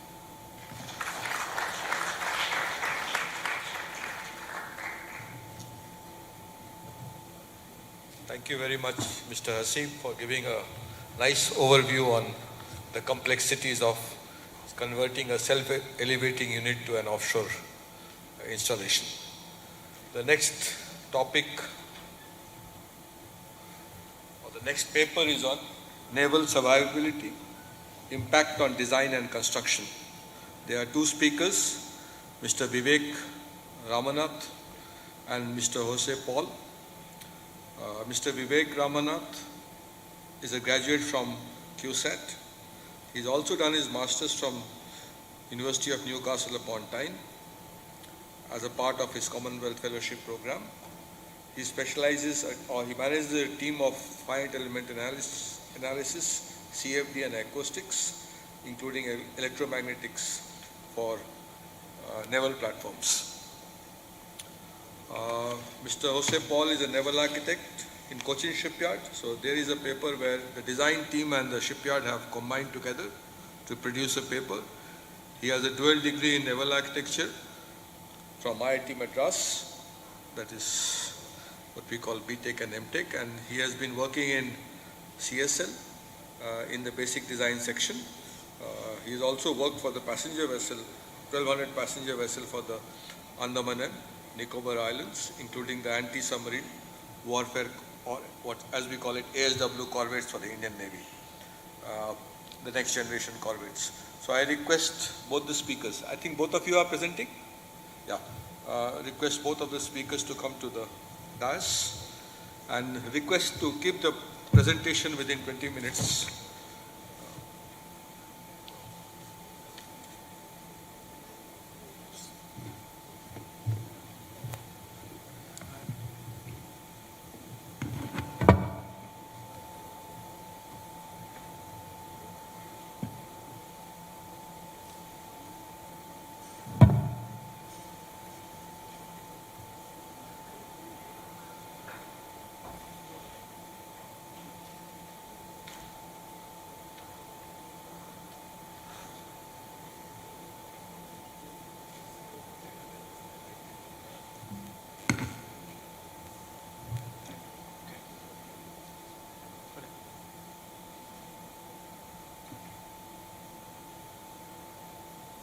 Good afternoon. Thank you, Chair Professor O.P. Shah, doyens of the industry, officers from the Indian Navy, my professors, friends, ladies and gentlemen. So today's presentation is about naval survivability and its impact on design and construction of warships. Myself, Vivek Ramanath, Deputy General Manager, SETS, and along with me, Sir Jose Paul, Deputy Manager at Cochin Shipyard, will be presenting this. So, the presentations before us were all about optimization, green shipping, green technology, green fuels. So we thought, why not a contrast? Because we have people from large defense companies, officers from the Navy, so we should do some justification. So we took a topic which is unfortunately not very green, but very interesting, which is about survivability of ships, of naval ships. And when we talk about survivability, the contents are survivability and its three components: susceptibility, vulnerability, and recoverability of ships. And then we have a concluding remarks and then references. So this is the motivation why we are here. The anti-submarine warfare shallow water corvettes, which are being built for the Indian Navy under construction at Cochin Shipyard, where SETS and CSL are joining hands to design and to produce these ships. Unlike commercial vessels, where the interest or the point of optimization is to reduce fuel consumption, to maximize cargo carrying capacity, for a naval ship, the focus should be on surviving a combat mission. That's why two gentlemen, there are many definitions for survivability. I just put one by R.E. Ball and C.N. Calpano, is that the survivability is the capability of a ship to withstand a man-made hostile environment. Now, when we look at survivability, there are three basic components: susceptibility, which is basically avoidance of detection; vulnerability, which is your resilience under attack; and recoverability, which is survival post-attack. And when we look at susceptibility, the first one, it's not just, avoidance of detection means you reducing your signature in different domains, getting threat warnings in advance, using expendables and decoys, jamming and deceiving measures, as well as tactics and training. For vulnerability, you have to look at your residual strength, damage stability, your shock resistance in nuclear, biological, and chemical defense, armor and shielding, giving appropriate redundancy for the components, compartment disposition, etc. And recoverability is about battle damage control and restoration of system capabilities. This is the same thing, but we have put it in order. That green one is the susceptibility part, where you try to avoid getting detected in the first place, and you try to detect the enemy before they detect you, and you respond to that threat. In case that is not possible, you try to prevent locking on of the enemy missiles or other threats using different techniques like electronic countermeasures or expendables, etc., like decoys. Vulnerability is about the selection, disposition, as well as integration of weapons. And how you destroy a threat, for example, close-in weapon systems or missile defense systems. And also resisting the threat effects, like if you are attacked, how you design it and build it such that the threats are within certain limits. And then recoverability is about controlling the damage and replacing, reconfiguring, and restoring the capability of the system. Susceptibility, as I mentioned, the first thing is about signatures. You have many different types of signatures which can be detected by your enemy. So you look at different aspects like your radar signature, your the high frequency communication, which can be detected, tracked by your enemy; laser signature, which can be used by the enemy for ranging; optical signature; hydrodynamic pressure, which can be detected by multi-influence mines and get activated; magnetic signature; acoustic signature, very important for the ship that we are working on, the anti-submarine warfare vessels; underwater electric potential; wake, which torpedoes could be used to home in; infrared signature from heating of your hull as well as your exhaust plume. So there are multi types of signatures. Optical signature, now mostly only for the total combat operations, where your vessel is operating against a background. For example, you see two different types of two different vessels of the same class: USS Freedom class littoral combat ships, USS Freedom and USS Fort Worth, where they have used different camouflage paintings, designed for operation in different areas. You can see that they're kind of merging the background. Radar signature, very important. These are like, if the enemy has got these radars, they will be tracking you, targeting, trying to classify you. I've just put two pictures here. One is a Thales NS200 AESA S-band radar, and a BAE Samson multifunction radar. A multifunction radar basically can be used for surveillance as well as fire control. Now, how will you control this? On the right, you see is a Singapore Navy ship, RSS Formidable, and there could be many options like using radar absorbent materials, radar opaque materials, radar suppression materials, and radar transparent materials, in addition to shaping and usage of appropriate materials. So how you use it depends on your knowledge as well as your experience. And on the left, what you see is a radar cross-section polar plot, which is a high-frequency analysis using an appropriate electromagnetics tool. And what you see is how your ship will be seen in a radar, or how much reflectivity is there in a radar perspective. Jose, can you please? Adding on to what Vivek has just said, I'll try to touch upon some of the areas of focus for the yard. First is the construction difficulties, especially with the shaping in the hull and the superstructure. Second would be the procurement, identification and procurement of special materials and special paints. Next would be identification and procurement of radar suppression screens and closures, which are not readily available and mostly have to be custom made to suit the vessel. And lastly, we'll have to pay a lot of attention to details of the exposed fittings, which will contribute to RCS. Majority of the deck machinery are standard designs from OEMs, so we'll have much less flexibility in those. Thank you.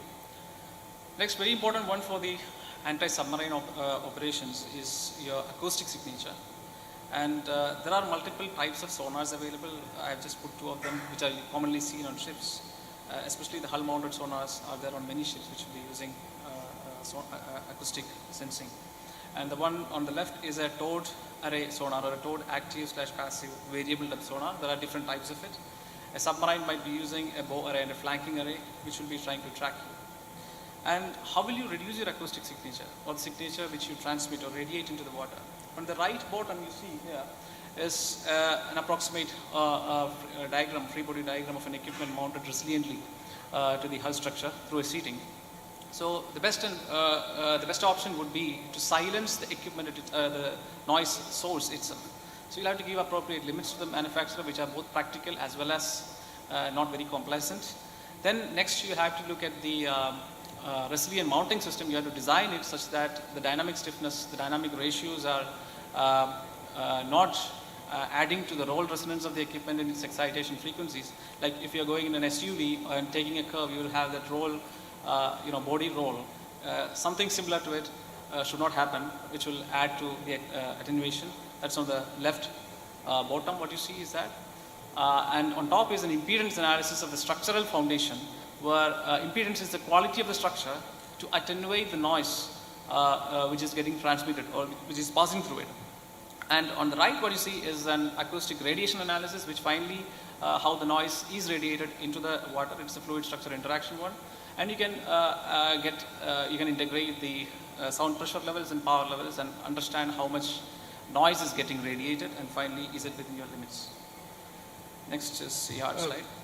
When it comes to URN of a vessel, yard's major point of concern comes to the procurement challenges, especially with that of the major equipment, which will have to meet specific noise values, both in terms of SBN and ABN.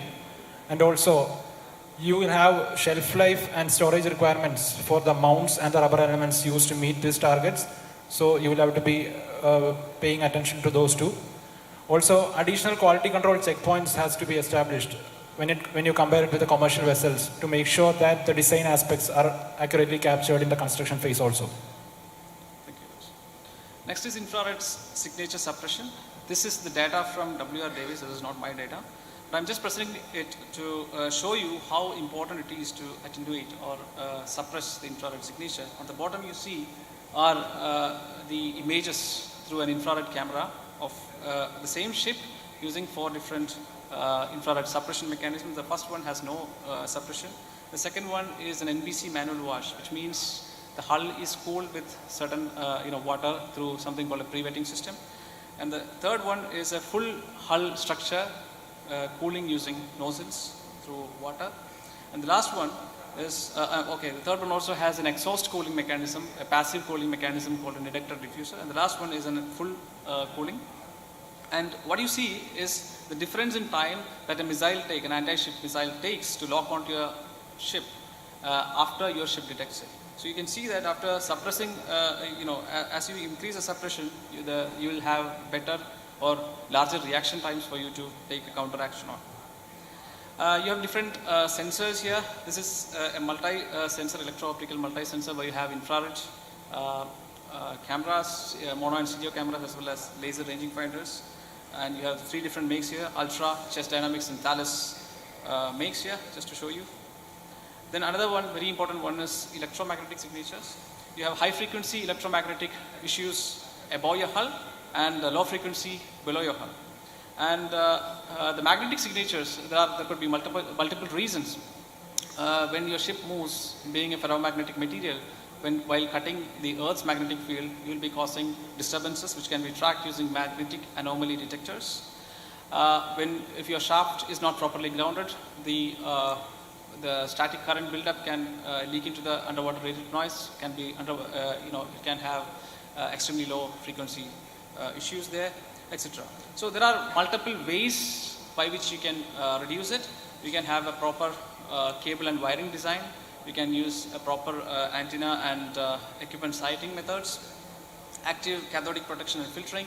Actually, your ICCP system can be, if not properly designed, can be giving out your location. Then proper material choices. There are 2 methods which may not be very familiar to the commercial designers, are degaussing and deperming. Degaussing is about using cables run through the ship's hull to send current so that you create an opposite magnetic field and cancel out the disturbance.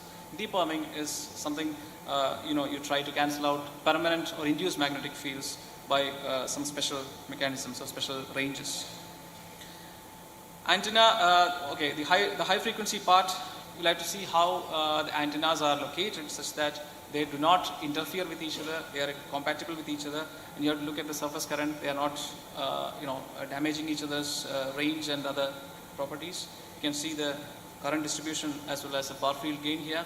You have to look at the gain. And this is a radiation hazard analysis which shows approximately, whether your crew, it's safe to work or not when certain antennas are working. It's important. Just to show you the magnetic anomaly detectors, which I mentioned before, that one is a Lockheed P3CN Orion aircraft. And the tail, the projection, what you see there is a magnetic anomaly detector kept there specifically far away from its ferromagnetic materials. And on the bottom is a Sea-King naval helicopter, where you see that that red, yellow, that's a Dunking type magnetic anomaly detector, which can be lowered and towed through water to detect magnetic anomalies of ships and submarines. Crew comfort and habitability, not a signature per se, but very important because crew attention and is very important in sensing your enemy when you are in a very critical situation. So you have to limit your noises within, your noise, airborne noise as well as vibrations within limits. And it's also important, some sensors can malfunction if the limits are exceeded. Now on the left you see is a spectral energy approach airborne noise analysis, where airborne, structure-borne and secondary structure-borne noise components are added logarithmically and checked against the limits. And on the right what you see is a frequency response analysis of the hull structure, and what you see here is the limits are not exceeded within those green and blue bands, which are the eco and speed, the full speed modes. Vulnerability, what you see on the right is a mine damage by an Iraqi mine on USS Tripoli during the Operation Desert Storm in the Gulf War. And this vessel is sitting in dry dock in Bahrain. So this is also a slide to remember when I talk about recoverability, because this vessel was able to recover its battle damage during the operation and continue its operation, complete the operation. It's a minesweeper. So if you look at an overall vulnerability analysis, shielding, disposition and redundancy of equipment, weapons and sensors, shock grading, residual strength, damage ability, etc. Just to show you which are the major weapons that you must be worried if you are a naval ship: an anti-ship missile, multi-influence mine, which can activate itself using acoustic, magnetic, pressure, inertial, UEP, underwater electric potential, photonic signatures, and a torpedo from this thing. And you should also know about different weapons, the parameters like your what is the warhead type, fragmentation, warhead mass, speed, etc. So your enemy, for example, I wouldn't say enemy, but YJ-91 anti-ship missile from China and a Turkish torpedo heavyweight. And there are multiple tools which are used by navies around the world to do these kind of vulnerability analysis. I've just put them here.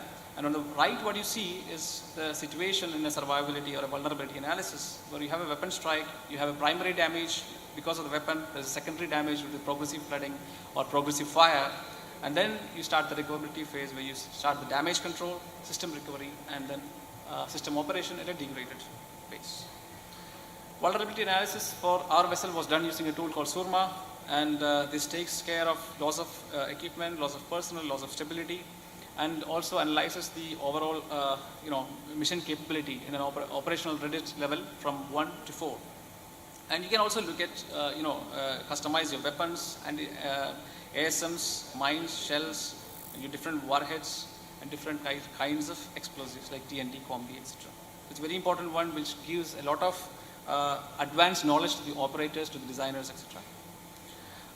And part of it is an underwater explosion analysis. So we validated this against this tool which I explained before. And you have to capture the shock wave and the bubble physics, or basically the bubble from an explosion which will be pulsating up and down and which will cause ripping of your hull structure. So what you see here is a small video of that explicit dynamic analysis of an underwater explosion, and how that is captured, how it will, and the one on the left is a slightly zoomed in view, and you like to define the material appropriately. The material theory has to be appropriately defined so that you understand how the failure happens. Then next is shock transmissibility, where you will, once the shock happens, how it is transmitted into the structure or to the equipment. You like to look at how it is transmitted through the mounts. You like to look at your stress and deflection plots. So the important thing is how to define the mounts, what is the material, for example, hyperelastic or viscoelastic kind of materials, not like steel. What you see here is an acceleration plot during a shock event. Then next is, once the transmissibility is done, next is resistance of shock by, for example, foundations. Here I have shown a foundation without a mount, rigidly mounted, and you see how shock response, velocity response is shown here against shock velocity input pulse. This is again another similar case, but what is shown is a normal stress time history plot. Weapon integration, another very important thing. We'll have to look at different types of recoil forces, shock loading, missile blast, vibration, fatigue, etc. And then the firing accuracy checks could be, on the right what you see is the vessel motion power spectral density curves against the limits, which is basically looks at the vessel motions. Then external vibration and the dynamic amplification factor due to that external vibration, how vibration is affecting. And then last one on the left is weapon firing dynamic stiffness or dynamic rotation, so that your it's considered. Sensor integration is similar. You will have to also look at the electromagnetic interference. As Vivek mentioned earlier, recoverability is the ability of the platform to restore its capabilities after sustaining a damage. There are multidisciplinary aspects in this, along with a lot of human intervention and decision making. The vulnerability analysis Vivek talked about earlier provides a lot of inputs towards this and optimizing the vessel towards recoverability point of view. Another important aspect is to have a plan of action on how to control the damage. And there are already specific systems like battle damage control systems shown here, already employed by navies around the world. Another important aspect is to have designated parties with sufficient training, designated teams with sufficient training to undertake the damage control. There are several techniques and tools employed by these parties to control the damage. The aim is to restore the vessel at the earliest, reassess the situation, and complete the mission if the degradability is within the acceptable limits. Next. Thank you. So we have reached the concluding remarks. So we discussed today about the survivability, the concept of survivability in a naval ship. We discussed about the advanced design and building methods which are employed, and it's a proud thing to say that SETS and CSL together had a lot of things indigenized in this process starting from 2014. We worked on this project. 2018 we won the contract, and from that point we've indigenized a lot of these advanced analytics which otherwise we were giving to foreign consultants. These are the references. Thank you. Jai Hind. I would like to end with a quote from Dr. APJ Abdul Kalam. A small aim is a crime. Have a great aim. Thank you. Thank you.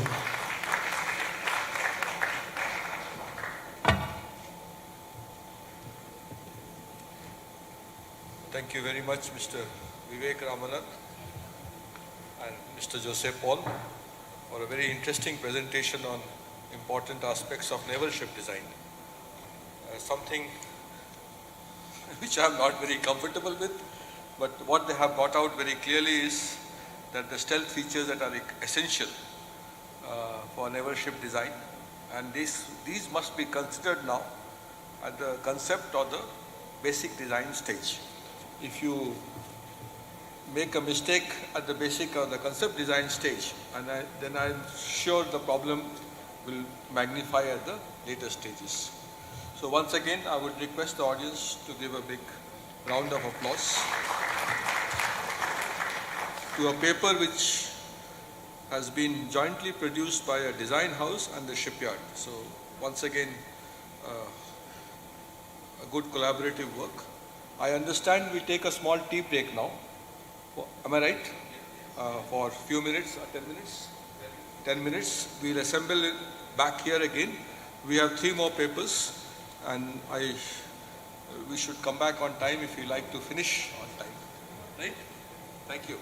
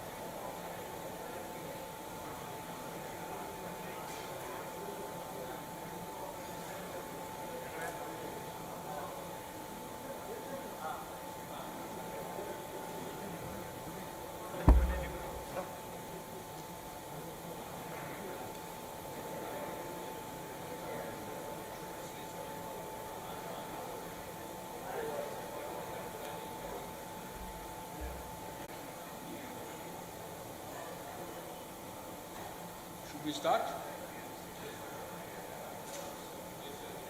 Okay. I think people will join us shortly. We have 3 more papers. The first, the title of the paper to be presented now is Application of CFD for Investigating Effectiveness of Energy Saving Devices, something which has now become very important with the EEXI and the CII measures that have been put in place by IMO. This particular paper is authored by 5 authors from Indian Register of Shipping, Mumbai, Research and Development Division. The authors are Himanshu Uppal, Dr. Joseph Prabhu, Shanmukh Srinivas, J. Ramkumar, and Mr. S. Dhavilkar. We have in the audience today 2 of the authors, Dr. Joseph Prabhu, who will make the presentation, and Mr. J. Ramkumar, who will take the question answers at a later stage. Now, Joseph Prabhu is a student from IIT Kharagpur. He holds a degree in BE in Civil Engineering and an ME in Structural Engineering, and then a PhD under Professor Vishwanath Nagarajan from IIT Kharagpur. He is right now looking after the Department of Hydrodynamics and Multiphysics in the Research and Development Division of Indian Register of Shipping, and he is into CFD along with the computation using OpenFOAM software. So I request Dr. Joseph Prabhu to please come up and make his presentation, and let us again a request to stick to the time. Thank you.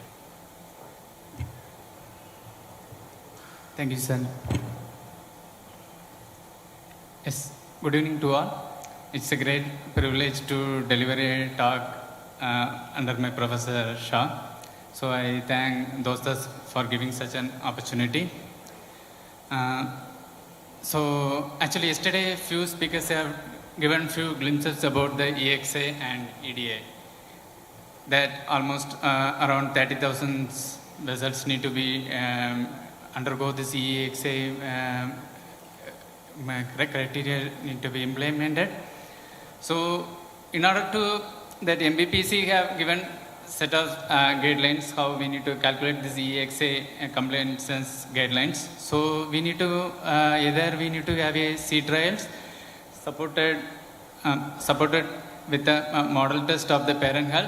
Else in case many old ships might not have the model test of the parent hull. So in that case, we can go for CFD calibrated with the sea trials of the comparable ships. So in case the comparable ship, the definitions means it will be either the ship should be of the same type and the sizes like LBP, CB or the criteria should be within the 10% variations. And else we can, if we are able to find the similar ships of the same length or that, then we need to go a set of comparable ships. Almost 10 ships we need to compare, then we need to can attain this EXA values. So for that purpose, we need to evaluate the speed power curve of the hull characteristics. So in failing to achieve this EXA value, so they need to opt for power reductions. So that will come up with the loss to the ship owners. So in that case, in order to improve the EXA compliance, we can add some energy saving devices or some energy saving technology to improve the speed power curve, and we can maintain the same power retention. So in this paper, I will be detailedly discussing on how we can put on ESD and we can calculate the effectiveness of the ESD, how it will be improve the performance and how we can maintain this EXA value. So this it will take to a extent up to, if they are near to we are around 5 to 10% we are away from the EXA criteria, then we can go for these options and we can achieve this. So my next slide, yeah. So this is my content of my presentation. So first I will be talk about the energy saving devices what are currently available in the market and frequently used things. Then I will be talking something about the computational fluid dynamics and the methodology followed. Then I will be doing the resistance, barrel resistance calculations. Then I will be doing open water characteristics with and without PBCF. So in this paper, I will be using energy saving devices as the PBCF. And after that, once the popular open water characteristics available to me, I will go for set propulsion, and finally we can conclude it. Okay, fine. So this is the few energy saving devices listed here. So this first one is Grimvane wheels. So that will improve the efficiency up to 2 to 3%. So it will make use of the rotational fed from the propeller, and it will give some additional thrust, and the wake equalizing impact that will improve the flow to the propeller, and similarly the radar bulb that will make use of the water shed from the hub, and the pre-viscoilitator and Mevi are similar, that will both are work on the same principle that will improve the flow to the propeller. So our main concentration today is the propeller boss cap fin. So that we used JVC propeller. In that we fitted this PBCF fins, and we done the CFD analysis, and we can see how it has improved the propeller efficiency. So before going into this, let's basic comparisons between EFD and CFD. So the steps involved in CFDs, we all know about is the time consumption and cost expensive. So, CFD we can hardly within 2 to 3 years we can get a resistance test, and open water cell propulsion can be done maximum up to 4 to 5 hours if based on our computer resources available. So still CFD has more advantages like we can get the entire, the parameters over the entire hull, and the various parameters can be measured throughout the hull. But in experiment, it should be, we can get it particular where we place the sensors and where the load cells. Based on that, we will get limited to data. But still, we need to, using CFD, we should be careful how to using the numerical model, which model we need to be used, and finally we need to validate our results with the model test experimental results available. Then we need to proceed. So the basic structure of fluid dynamics. So in our case, our problem is the multi-phase flow problem, so air and water interface. So finally the governing equations we need to solve using the RANS model. So we need to, as per MPPC circulate guidelines, we need to use the two equation models like K omega, K epsilon, or K omega SSTs. So each model has its own advantages, and these three models what I mentioned here are most commonly used in the computational domain. So that K omega model, that will be very good in capturing the laminar near the boundary layer. It will be good in capturing the boundary layer effect. And the K epsilon model is good in capturing the turbulence flow around the hull. And making the combination of these two, actually the K omega SST model is developed. It will be near the boundary layer, it will be solving K omega, and the turbulence away from the boundary layer, it will be using K epsilon. So that will be the most efficiently used for the resistant production and cell propulsion characteristics. We will be using K omega SST model. So then we'll be discretizing the domain. So finally we'll left with a set of PDAs. So we need to solve it by making a domain, and we need to make a grid and refinement study. That is the important one. So that will be increase our accuracy and reduce the computational time. Then how we'll solve these models? We can use commercially available softwares like StarCCM, ANSYS Fluent, etc. And we can use some open source available like OpenFOAM. So we will be using both StarCCM and OpenFOAM for the computation of these simulations. And then we'll do the post-processing, and we can draw out the results, and we can compare with our model tests anything available, and we can calibrate it.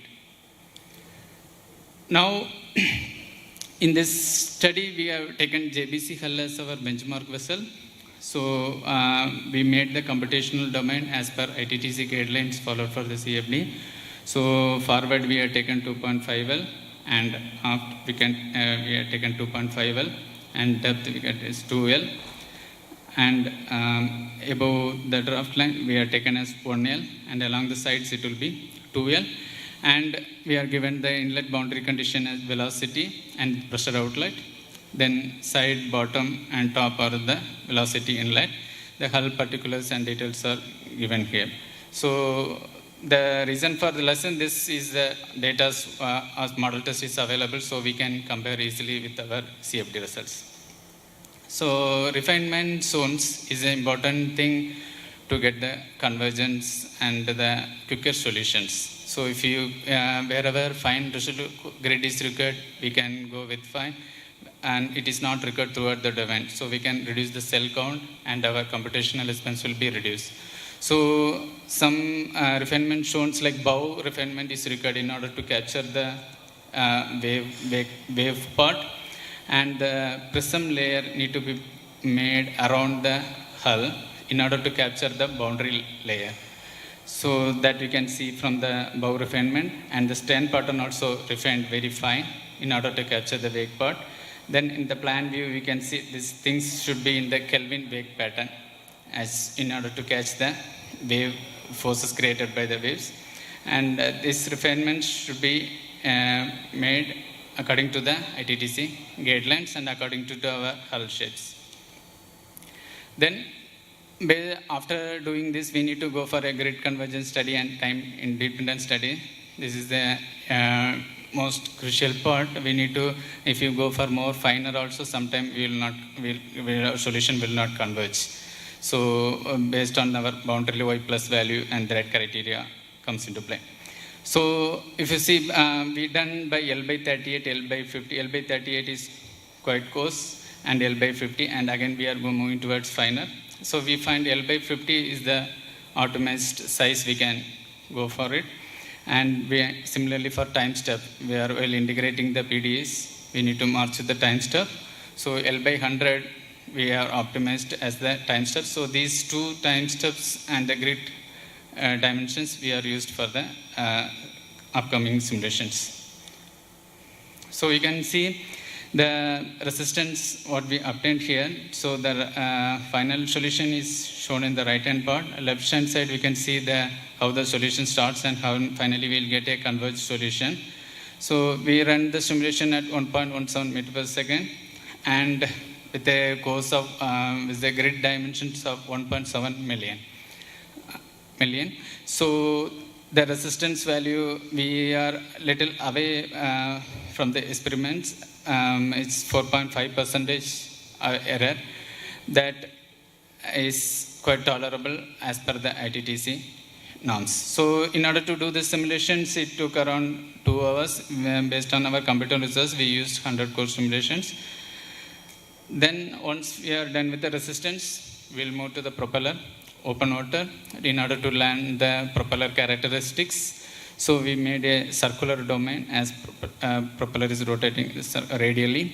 So the domain is prepared 5D forward and 10D behind in order to capture the wake, and the 3D in the radial directions. And similar patternly, we need to make a grid refinement near the propeller. We need a very fine grid to capture the turbulence. And we got various stages of refinements is done here. 2 3 stages refinements is done here. And the propeller characteristics, you can get it from this table. Okay, fine. So then we can do this propeller open water in 2 techniques, moving reference frame and rigid body motions. So in moving reference frame, we will be making the propeller fixed and we will be rotating the fluid particles around it. And in RBM, we will actually rotate the propeller and its actual physics. So, but what is the advantages of MRF? It will be giving a quicker solutions than the RBM, as in RBM, it will, in order to regularize the fold, minimum 5 rotation of the propeller rotation is required. That will take a huge time. So if you use MRF, it will give a good, quicker solution. So similarly, we compared with it, MRF and RBM, which one is better. So almost it is following in the same phase. So we used MRF here in order to get the open water characteristics. So here you can see the right one are with PBCF. So left one is the without PBCF. So you can see while fitting the PBCF, we can see the intensity of the right part. We can see the intensity of vertex is minimal compared to the left hand one that is without PBCF. So that is the energy gain we can get in using the PBCF. So the vertex loss of energy in the vertex can be gained in the form of and we can get a better efficiency. So almost 2.3% we got a better efficiency in this using this PBCF. Then once this is done, we have gone for, once we obtain this self-propelled, we can from using the open water, we can get the self-propelled RPS. So then we can go for the self-propulsion. So here we can have 3 techniques. We can use virtual disk method, that is most quicker one. Just form the propeller domain as a virtual disk and give the input parameters of the open water characteristics of the propeller, and we're ready to go. And we can similarly, we can use moving reference frame. As I mentioned earlier, we can rotate, we can keep the propeller fixed and we can rotate the fluid particles around it and we can achieve that. Similarly, that third one is the rigid body motion. There we can actually rotating the propeller, other things remains normal, and the RBM, as I said, it will take a more computationally most expensive than MRF. So finally, I am coming to where I started, that MPPC regulation, how we can achieve this, attain this power retainment. So we can see the dotted lines are without the power speed per car without PBCF, and the bottom one, thicker ones are with PBCF.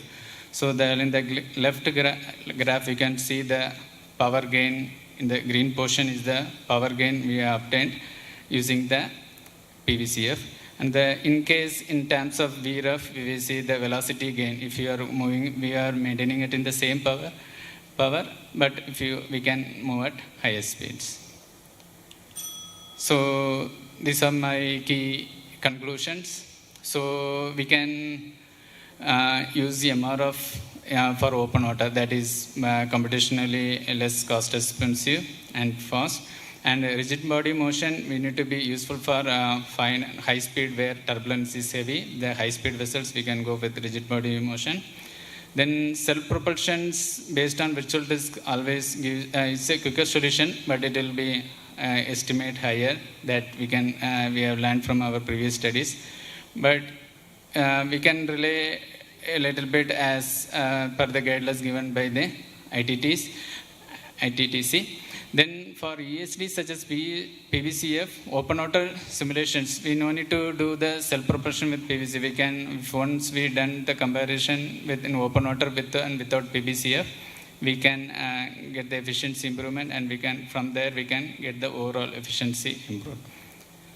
Then we can combine the ESDs like PVCF, wake Euclid's duct, or PVCF with MUS duct. That combined effect can be also studied in the future. So almost if you use these ESDs, we can able to achieve 5 to maximum at the max, we can achieve 5 to 6% of improvement. That will that we can go close to the, if we are very close to the EXA, then we can look into these options.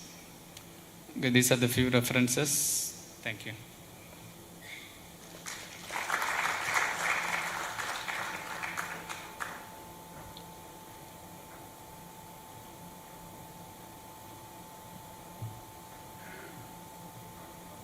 Thanks a lot, Dr. Prabhu, for not only giving a very excellent presentation, but also finishing right dot on time. Both the first paper of this particular session 5 and this particular, and one given by Professor Anandasubramaniam and Dr. Joseph Prabhu, I hope the audience realizes the difficulty one faces while doing CFD simulations. People approach us, could you do a CFD simulation? And they think that within a day or two we could give them the results.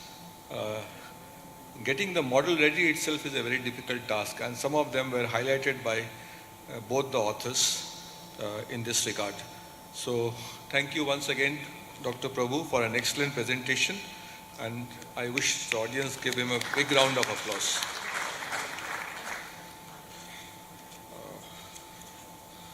The second last paper of this particular session, just one second, is on advancement in structural qualification of existing fixed offshore platform. The speaker is Mr. Abdul Ghafoor Varikodam.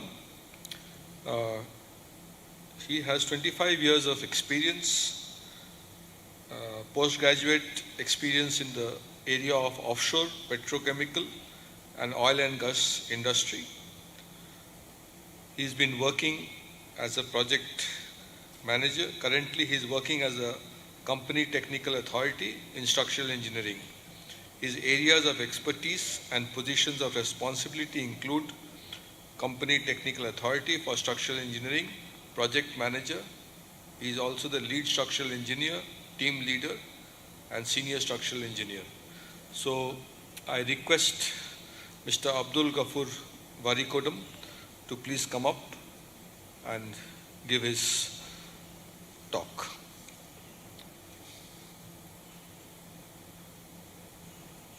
You look different from this. different from this. That's patent case. Thank you.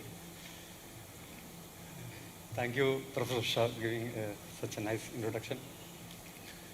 Actually, I feel very honored and privileged to present such a distinguished audience, especially Professor Ananda Subramanian sir is there. He was my teacher, my guide, my mentor when I was doing my master's in Indian Institute of Technology, Madras. Thank you, sir. So, as Professor Shah said, my topic is a little different than the marine moving vessels or floating vessels. It is actually the topic of fixed offshore platforms. Here, there is no movement of the structure. Movement is there, but there is no floating movement, or there is no buoyancy is involved here. So also, I'm presenting only on the existing reanalysis of the offshore platform, not for the new design. The offshore platforms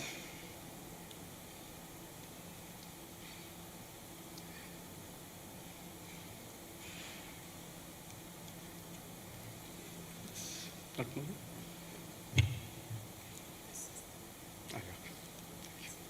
Yeah. See, jacket platforms, basically, it is used in various environmental conditions. And basically, it is not for the deep water, it is for shallower water depth. And it is used for various metocean conditions and various purposes such as drilling, production, processing, living quarters, etc. The main components of the jacket platform involves like jacket, deck, and piles. It is widely used in Arabian Gulf, Gulf of Mexico, Nigeria, India, Malaysia, Vietnam, and California waters.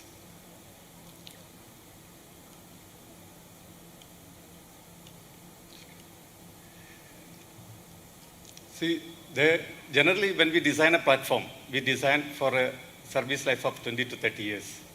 But in various offshore fields all over the world, including in Arabian Gulf and all, there are various platforms which have crossed 50 to 60 years of design life. And also, during this service life, various facilities such as deck extensions, equipments are added onto the platform, and also reported various damages, corrosions, etc. on these platforms. In order to extend the life from the original design life, to extend the platform, there are various design life extension programs are already in place.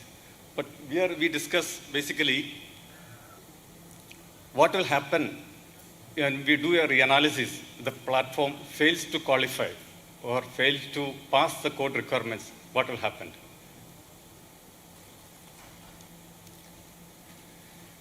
So, as we know, the main in-service analysis, once the platform is in service, it is mainly in-service analysis. Or in-place analysis, there what we do is, as per code, we have to do an 100-year extreme case and a 1-year storm case. Then fatigue analysis. Then we do an earthquake analysis, also boat impact analysis. See, when we do reanalysis of all this analysis, we have two scenarios. One is the analysis meet the code requirements, or the above do not meet the code requirements. So what if the code is met, code requirement is met, then we have no problem. We are qualifying the platforms. But what will happen if the classic methods of analysis is not meeting the code requirements? What we will do? Generally, the classic method is by elastic design requirements. If the code requirement is not met, what will be the case? We have basically only very few options, either repair or strengthen the platform, or decommission or abandon the platform and go for the new platform. As we know, both of these options are very expensive because underwater strengthening or repair is very, very cost prohibitive. And also abandoning a platform is very, very high, costly affair. So when our classic method of elastic design fails, what we will do? See, the simplest case is, okay, if we are getting that all the UC ratios or the stress ratio, UC means unity check ratio, if it is less than 1.0, and the fatigue lives have sufficient factor of safety, and also the foundation case, the pile capacity meets the safety requirement, the safety factors, okay, we have no problem. We qualify the platform for continuous service. But what will happen if all of the above or some of the above is not meeting the code requirements? What we'll do? So why I written dilemma of a structural engineer means we have various cases of like this, that we do the structural analysis, in-place analysis, fatigue analysis, seismic analysis, and what we find that structure is failing. The member stresses are very high, or that means the member stresses is very higher than the allowable stress, and fatigue life sometimes we get like 1 year. And seismic criteria, like when we apply high seismic criteria like category 5 to 8 earthquake, or 0.3 or 0.25 G of accelerations applied on the structure, it doesn't meet the code requirements. And also, while we have seen that various cases of pile capacity, the foundation failures. The foundation failure, we have seen that when we go and measure the displacement at the foundation, we find there is no displacement. That means there is virtually no problem.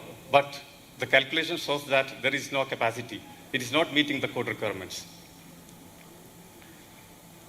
So, and what is the real case? When we go to the site and measure or inspect the platform, or take the history of the platform, what we find is that the platform is surviving all the environmental cases or storm cases every last 50 years. There is no problem. When we do the underwater inspections, there is no damage. There is no fatigue cracks. Even though we get fatigue lives is very small. And pile displacement, as I said, we measure the pile displacement on the foundation. There is no displacement. Like when we measure the displacement at various intervals, zero displacement. That means there is no pile failure, but calculation shows that there is a pile insufficiency. And on top of all that, the platform is producing last 50 years, there is no problem. But the structural engineer is doing the calculation and finding that it is not meeting the code requirements. What will do? And it is not so easy. That is why I written dilemma. This is not easy for a structural engineer to tell the shareholder or the owner that your platform is failing, so you have to strengthen it or you have to abandon the platform. It's, as I said, it's like a multi-million-dollar decision. In this case, what structural engineer has the option is that it has to prove FFP, fit for purpose. The platform is fit for the service, or it is fit for the producing the oil or living water or processed water it is. And on top of that, sometimes the owners want to add additional facilities like deck extensions or additional equipment they want to plan it. So whether it is possible, because our classic method of elasticity design shows the platform is failing and it is not passing the code requirements. And most of the time we have to ensure the platform, the field. The insurance companies say that you have to prove analytically that your platform is okay and it is fit for purpose. In this case, the structural engineers, we have developed various advanced tools to qualify the platforms other than the classic method of elastic design. So what are the advancements in requalification? When I say requalification means a platform is already in service and we have to requalify it. What we do is we have to do an inelastic analysis or an ultimate structural analysis that is called pushover analysis as well. And also apply the fatigue analysis, fracture mechanic techniques introduced into the fatigue analysis. And also we have, there is a ratio called RSR, reserve strength ratio, that I'll be explaining a little more in the coming slide. That based on the region where our platform is there, we have to develop an RSR, reserve strength ratio, that will be a measure of acceptance of the platform. And also when there is a severe fatigue failure, like the platform life is less than 1 year, like when the intention was that it should be like 40 years or 50 years, analytic calculation shows that it is like 1 year or 10 year, what we'll do. So in this case, there are ways to do inspections based on a risk-based inspections are carried out both qualitatively and quantitatively. Then we will develop a risk-based inspection plan. And also when there is a pile failure, the foundation is very, very complicated scenario. When there is a failure, you can't go and strengthen the platform, or there is no repair solutions. So if there is no foundation, then there are only very few ways that maybe we have to abandon the platform. And also making additional piles or repair, it is also not very, very economically viable or even technically viable. So there is a new tool that, soil has got a consolidation called setup. When it is in, for many years, soil consolidate and the capacity increases. So we reassess the pile capacity based on the soil aging, a phenomenon called soil aging. Suppose if all other above criteria is not possible, then it is not that we just abandon the platform or go for a costly repair solutions. We develop a shutdown criteria that, like what we do is for 100-year criteria is like maybe 10-year wave or 8-meter wave. What I said is 10-meter wave or 8-meter wave. And the seismic criteria, what we use maybe like a 0.3 G or 0.25 G, like a category 5 to 8. It's like a very, very high seismic criteria. So in this case, what we do is we do a cost-benefit analysis that if the platform is shut down during a storm prediction, like that there is a prediction that the storm is going to be 10 meter. Then in this case, what we do, we put a criteria that when the wave is exceeded 7 meter, we develop a shutdown criteria and platform is shut down and wait for the storm to pass. If the platform survives, yes. If it is not surviving. But what I'm telling is a 10-meter wave, like what we use for a 100-year case, is very, very rare scenario. Even last 50 years, I can say that a 10-meter wave in the Arabian Gulf has never happened. So I will just explain what is the inelastic method what we use in structural requalification. It is called the pushover analysis or ultimate strength analysis. In this case, what we do is that we calculate the 100-year environmental loading and apply incrementally to the structure in a way that the structure collapses. So on the right side, what the picture shows that it is the platform just before collapse. So we note this value. How much is the loading, the environmental loading at which the platform collapses. So once we get this value, what we do is we develop a ratio called RSR. It is a resource strength ratio. This is nothing but whatever we got from the pushover analysis, the ultimate lateral loading, divided by 100-year maximum environmental loading. So once we get this RSR value, then we compare against a value which is put in the code. Like codes like APR, P2A and all, given a value which is, if RSR is more than a particular number, then platform is considered to be the in-place criteria has been considered to be satisfied, even though the classic elastic method is, the platform is not passing.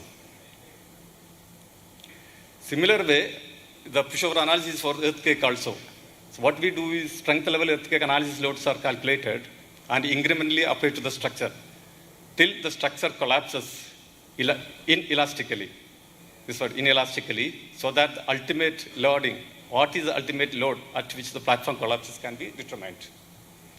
Once these values we obtain, then what we can do, this value can be taken into, again, an RSR, resource strength ratio. That is that whatever we note the ultimate strength ratio value divided by the SLE, strength level earthquake seismic loading. This RSR, again, as we said in the environmental case, this is also a measure of the capacity of platform to resist seismic loading. If the RSR is again above a particular number, we can consider, the code accepts that we can consider the platform is pass the strength criteria for seismic case. See, when I said RSR, this RSR is not like a unique number. This number varies region to region.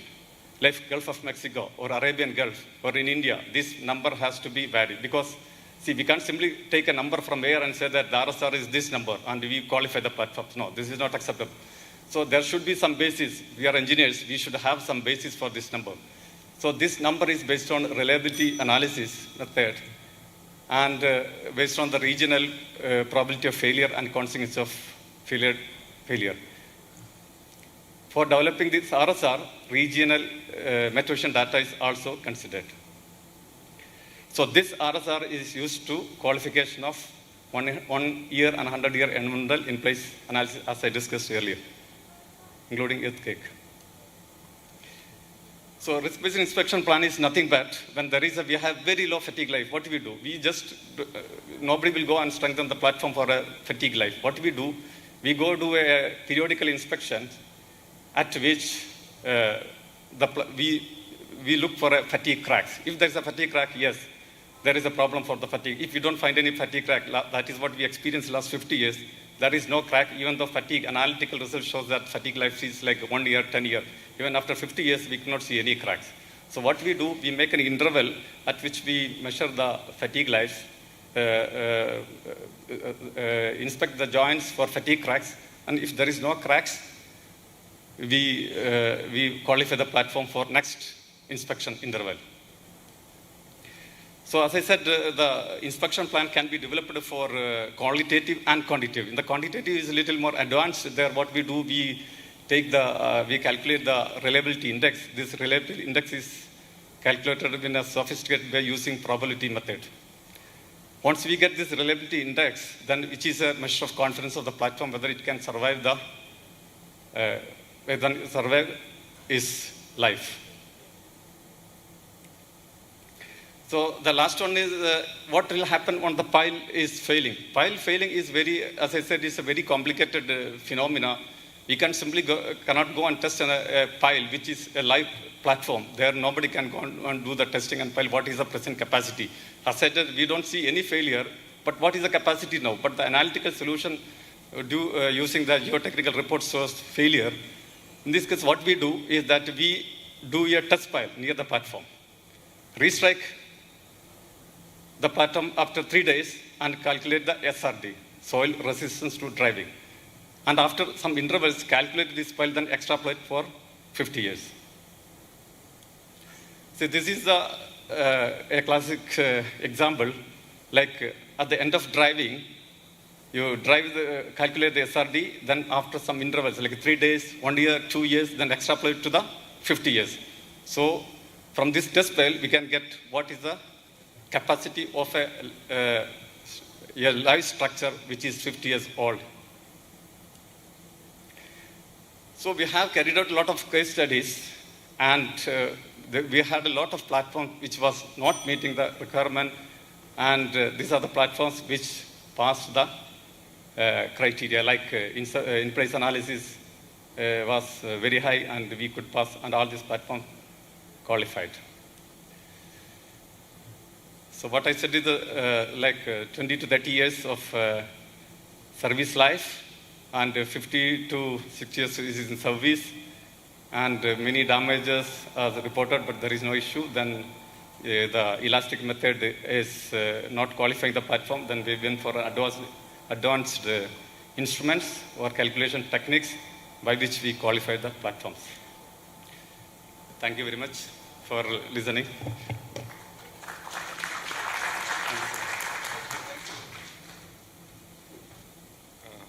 Thank you, Mr. Abdul Ghafoor, for a very interesting paper on how to extend the lifespan of these fixed offshore platforms from 20, 30 years to well over 50 years. And you have highlighted some very interesting ways of how to reanalyze these structures and qualify them, whether they are safe for the next 10, 15 or 20 years. So I would like once again to thank Mr. Abdul Ghafoor for a very interesting talk. and I'd like the audience to give him a round of applause. The last paper of the day perhaps is the most important paper of this particular session. The reason is this particular paper, titled Towards Modeling a Self-Propelled Surface Ship with a Rudder and Appendages, is a work done by the students of CUSAT.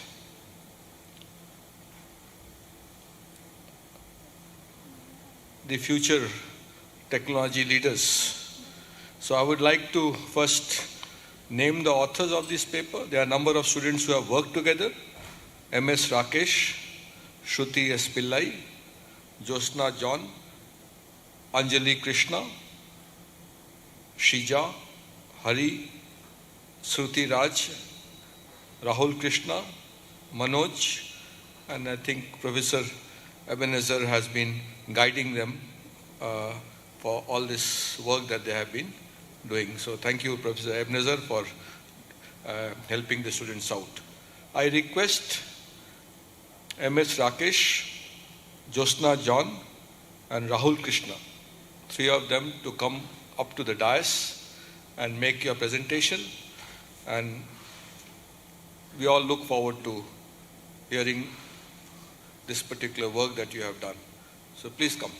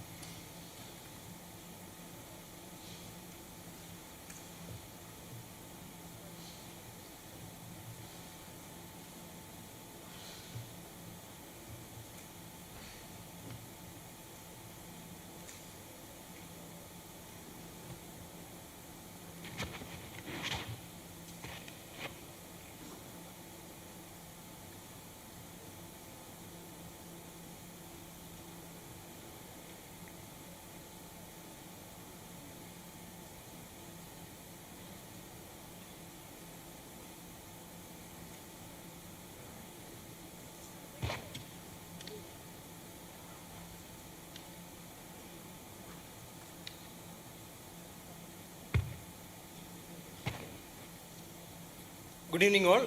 Welcome to the presentation on the paper titled Towards Modeling a Self-Propelled Surface Ship with a Rudder and Appendages. This work is a combined effort of a few graduate students at Department of Ship Technology to individually study all aspects of the modeling of estimation of the total resistance of a self-propelled ship. The work is done at Computational Hydrodynamics and Structural Engineering Laboratory, which is called Chase Laboratory of Department of Ship Technology, CUSAT.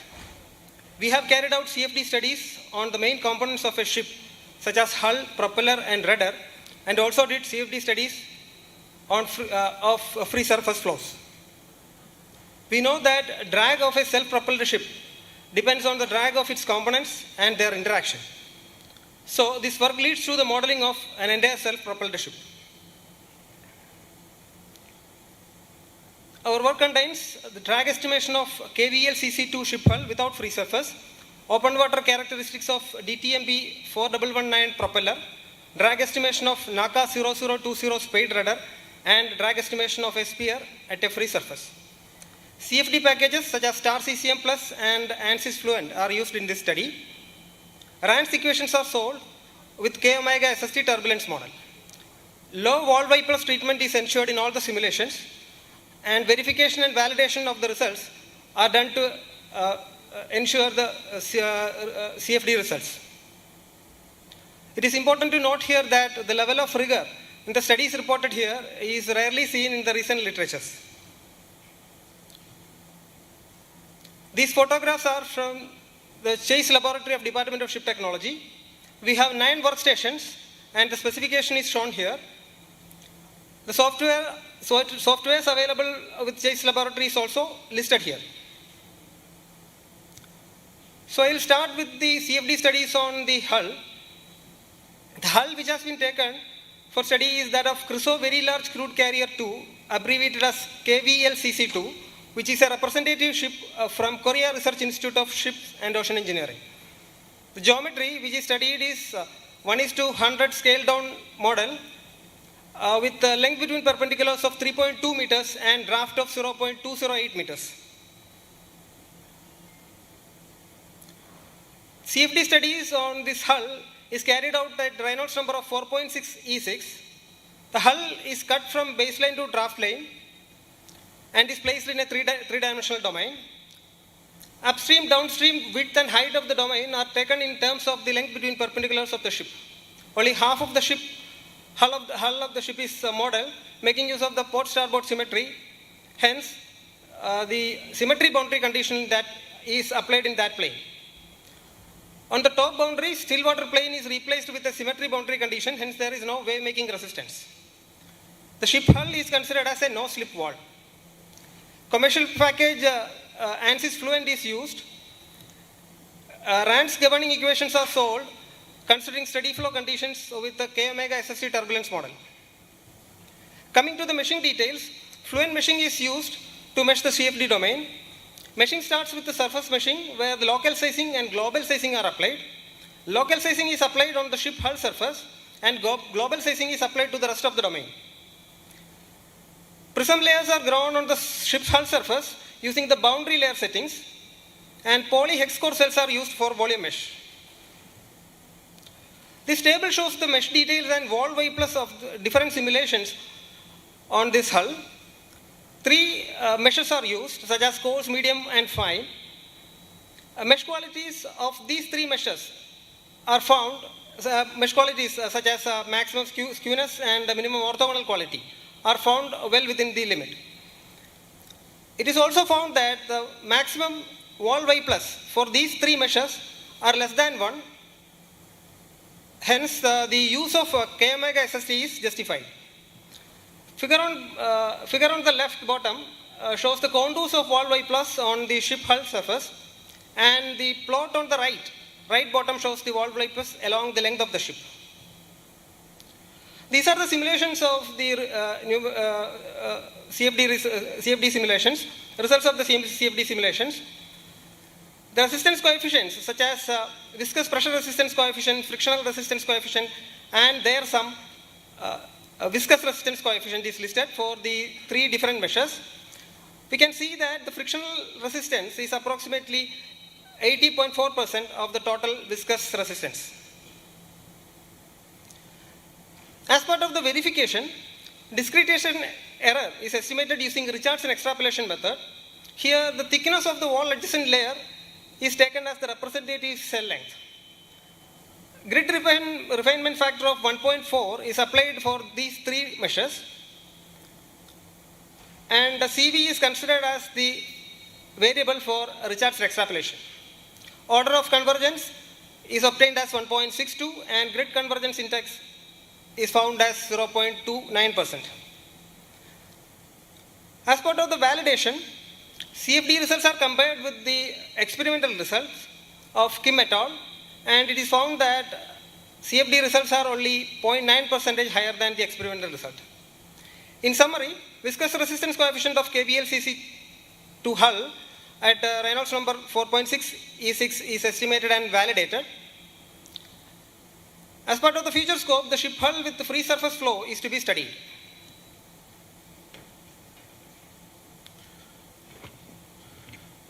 Thank you, Rakesh. Now moving on over to DTMP 4119 propeller. So this is actually David Taylor's model-based propeller, and we use the SimCenter Star System Plus Academic Bundle, which is a well-known CFD package for marine application. So this was one of the challenging geometry which we got many problems while we were doing simulations on this particular DTMP 4119 propeller. So we are actually using moving reference frame method. So we did not directly jump into the problem. Rather, we used a three-level CFD analysis to reach the final simulation. So initial studies were done on flat plate, airfoil, then buoy motion, 2D rotating cylinder, free disk handle. And we established good CFD practices, and we bolstered our confidence level to finally take up the DTMB 4119 propeller simulation. So this is the geometry details of the domain that we have used. There is two regions. One is the inner region is there and an outer region is there. In the inner region, we have housed the propeller, and on the outer region, it represents the fluid motion. The various boundary conditions that we have used in the software are shown there. The domain sizes are as per ITTC norms. And on the left-hand side, you can see the geometrical characteristics of the propeller and various input parameters that we have given to the Star CCM Plus software. And we are thankful to IIT Madras who have shared this geometry with us. Then these are the various CFD simulation settings that we have applied on the DTMB 4119 propeller. So we have considered a 3D model, and we have used the liquid as water with a constant density of 25 degrees Celsius. And the property values of water was taken from ITTC. Then we have used a segregated flow approach to solve the RANS solver, and the turbulence model used was K omega SST with a very low Y plus treatment. So this is a very important prerequisite that is required when you want to solve the eddy viscosity models like K omega SST. And we have used an implicit unsteady analysis with the inner iteration of 20. So we have used moving reference frame method, and I think Dr. Joseph Prabhu from IRS, they also have mentioned the advantage of using this moving reference frame method. And the same technique has been also used by Chase Laboratory to solve this problem. Now moving over to the mesh details, there are two regions as I told. One is an inner region and outer region. In the outer region, we have used a coarse mesh, and in the inner region, we have used a fine mesh. And near to the surface of the propeller, we have used prism layers, and there we have applied a geometrical progression. The number of prism layers used is 10, and prism layer near wall thickness is approximately 0.1 micron. So you can imagine how small is the first cell that is adjacent to the tip of the propeller. And we have used a prism layer total thickness of approximately 5 mm. Now we have also given some additional surface refinements at locations near the edge tip of the propeller and in the interface between propeller blades and hub. Now this is some cross-sectional views. On the left-hand side, it is the cross-sectional view at a constant exposition. And on the right-hand side, it's a cylindrical sectional view. So you can see there how the prism layers are being generated adjacent to the surface of the propeller blades. So we got a uniform boundary layer thickness everywhere near to the surface of propeller blade. And a constant first cell thickness was also obtained. And that led us to a Y plus value less than 1. And of course, we have used a very fine mesh, but we have to confirm whether we have used the right and a good mesh. So Star CCM Plus has its own good mesh quality indices, and we have done investigations on skewness angle, chevron quality, cell aspect ratio, and we found that all these values were within the standard limits and ranges that has been specified by Star CCM Plus. And also one more parameter that we have to focus for good mesh is that the volume change should not be less than 0.01 according to Star CCM Plus. And the value that we got is between 0.01 and 0.1, only 2% of the total cells are present. And between 0.1 and 0, 98% of our total cells are present. Now moving over to the results. We got a high tangential velocity, especially at the blade tip, and a high wall shear stress. And all these were possible because we got Y plus value less than 1 at 98% of the total area of the propeller in the present simulation. Which means that is because we have used a very fine mesh on the surface of the propeller. So on the right hand side, you can see the contour maps of wall shear stress and the tangential velocity components. Now moving over to the validation part. So this is the open water characteristics. On y-axis, we have the KT and KQ, that is coefficient of thrust and torque. And on the x-axis, we have the advance ratio. The dashed blue color line represents the KQ value obtained from Star CCM Plus, and the red color line represents the KT value obtained from Star CCM Plus. So we can see that the Star CCM Plus results are in excellent agreement with the experimental results. The total cell count is 5.6 million approximately, with a runtime of 10 hours, and we have used up to 3 cores for completing the simulation in parallel computing. We also found that Y plus value is highly dependent on velocity and rotational rate. So we have varied the velocity and also investigated on KT and KQ value. And surprisingly, it was found that the KT and KQ values are constant when we are varying the velocity. Now moving over to summary, the CFD results from star system, especially for the coefficient of torque and thrust, are in excellent agreement with the experimental results.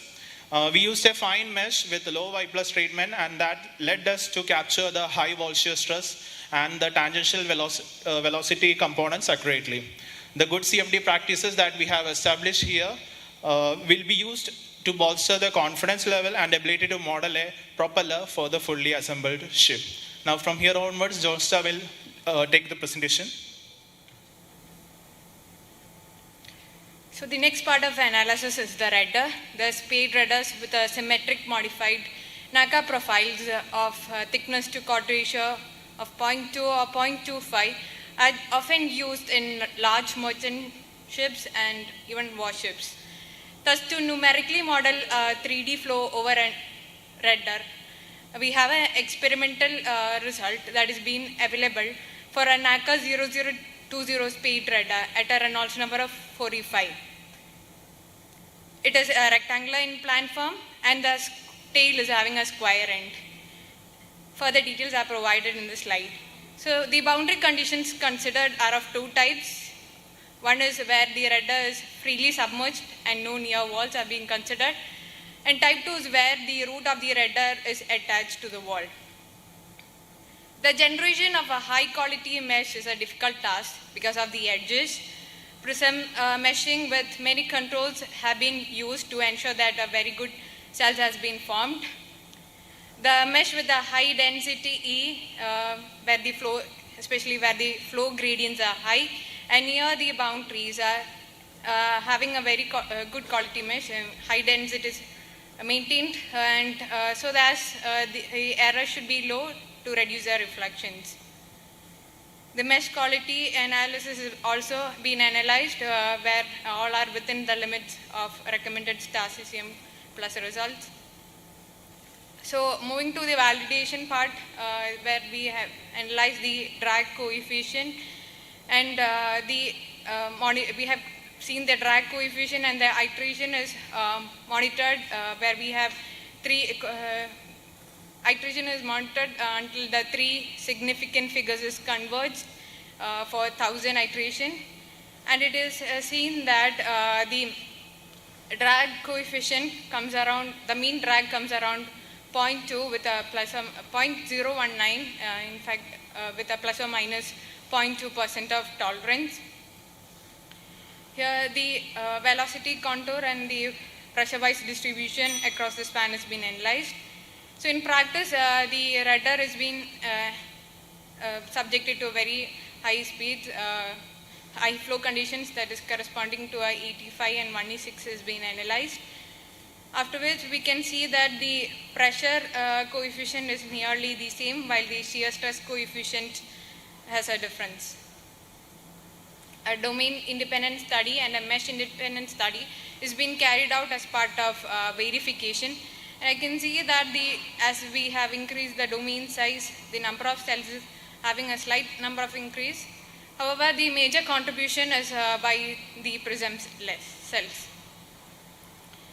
In mesh study, we have followed the Richardson extrapolation method where we can see the grid convergence index is less than 1%. I can see when the fine mesh is used, and hence the good quality mesh generated can be used to study for various angles of attack. The estimation and reduction of waymaking resistance are important parts of the ship hull form analysis and design. However, the runtime for the analysis is estimated to be several days. Henceforth, as a first effort to model the free surface, we have used a free surface flow over a sphere instead of a hull, where it is fixed at an air-water interface. And the physics condition is we are following the volume of fluid method for this inter-capturing flow, and the pressure and the velocity are initialized to the hydrostatic pressure and velocity of flat waves respectively. Also, good quality mesh practices has been followed, where prism layer meshing is given and local refinements are made on the specified blocks, especially near the free surface and around the sphere. So the numerical simulation result says that we have analyzed the convergence of drag for a free surface case and the pressure drag, shear drag, and the total drag estimated for various speeds have shown in the slide. Also, we have monitored the drag for a deeply submerged sphere, the highest Reynolds number, and it is found that the drag of sphere fixed at the free surface is 1.8 times higher than the deeply submerged case. So after following a good practices in CFD, I can say that the free surface effect is very significant for sphere, while it is less significant for ship-shaped bodies. However, the study of flow over a sphere floating at the free surface is to be done next, followed by the studies on ships that are fixed or floating at the interface. Over to conclusions.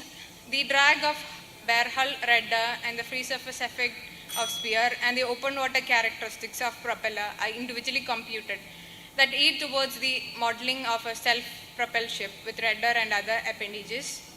Verification and validation of CFD is carried out in each case, and the level of rigor in these studies reported here are rarely seen in other literatures. The good CFD practices used in each case will give us the confidence and the ability to model the entire self-propelled ship. And the studies performed done by a group of students at DOST who work together as a team to learn and teach each other in a very short time the nuance of CFD modeling. Thank you.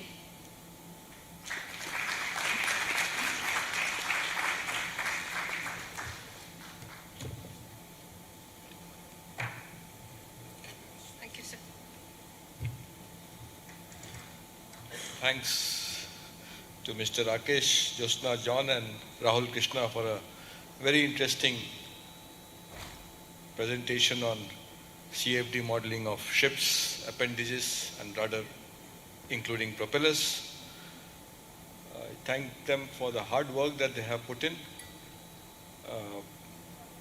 to understand the flow physics.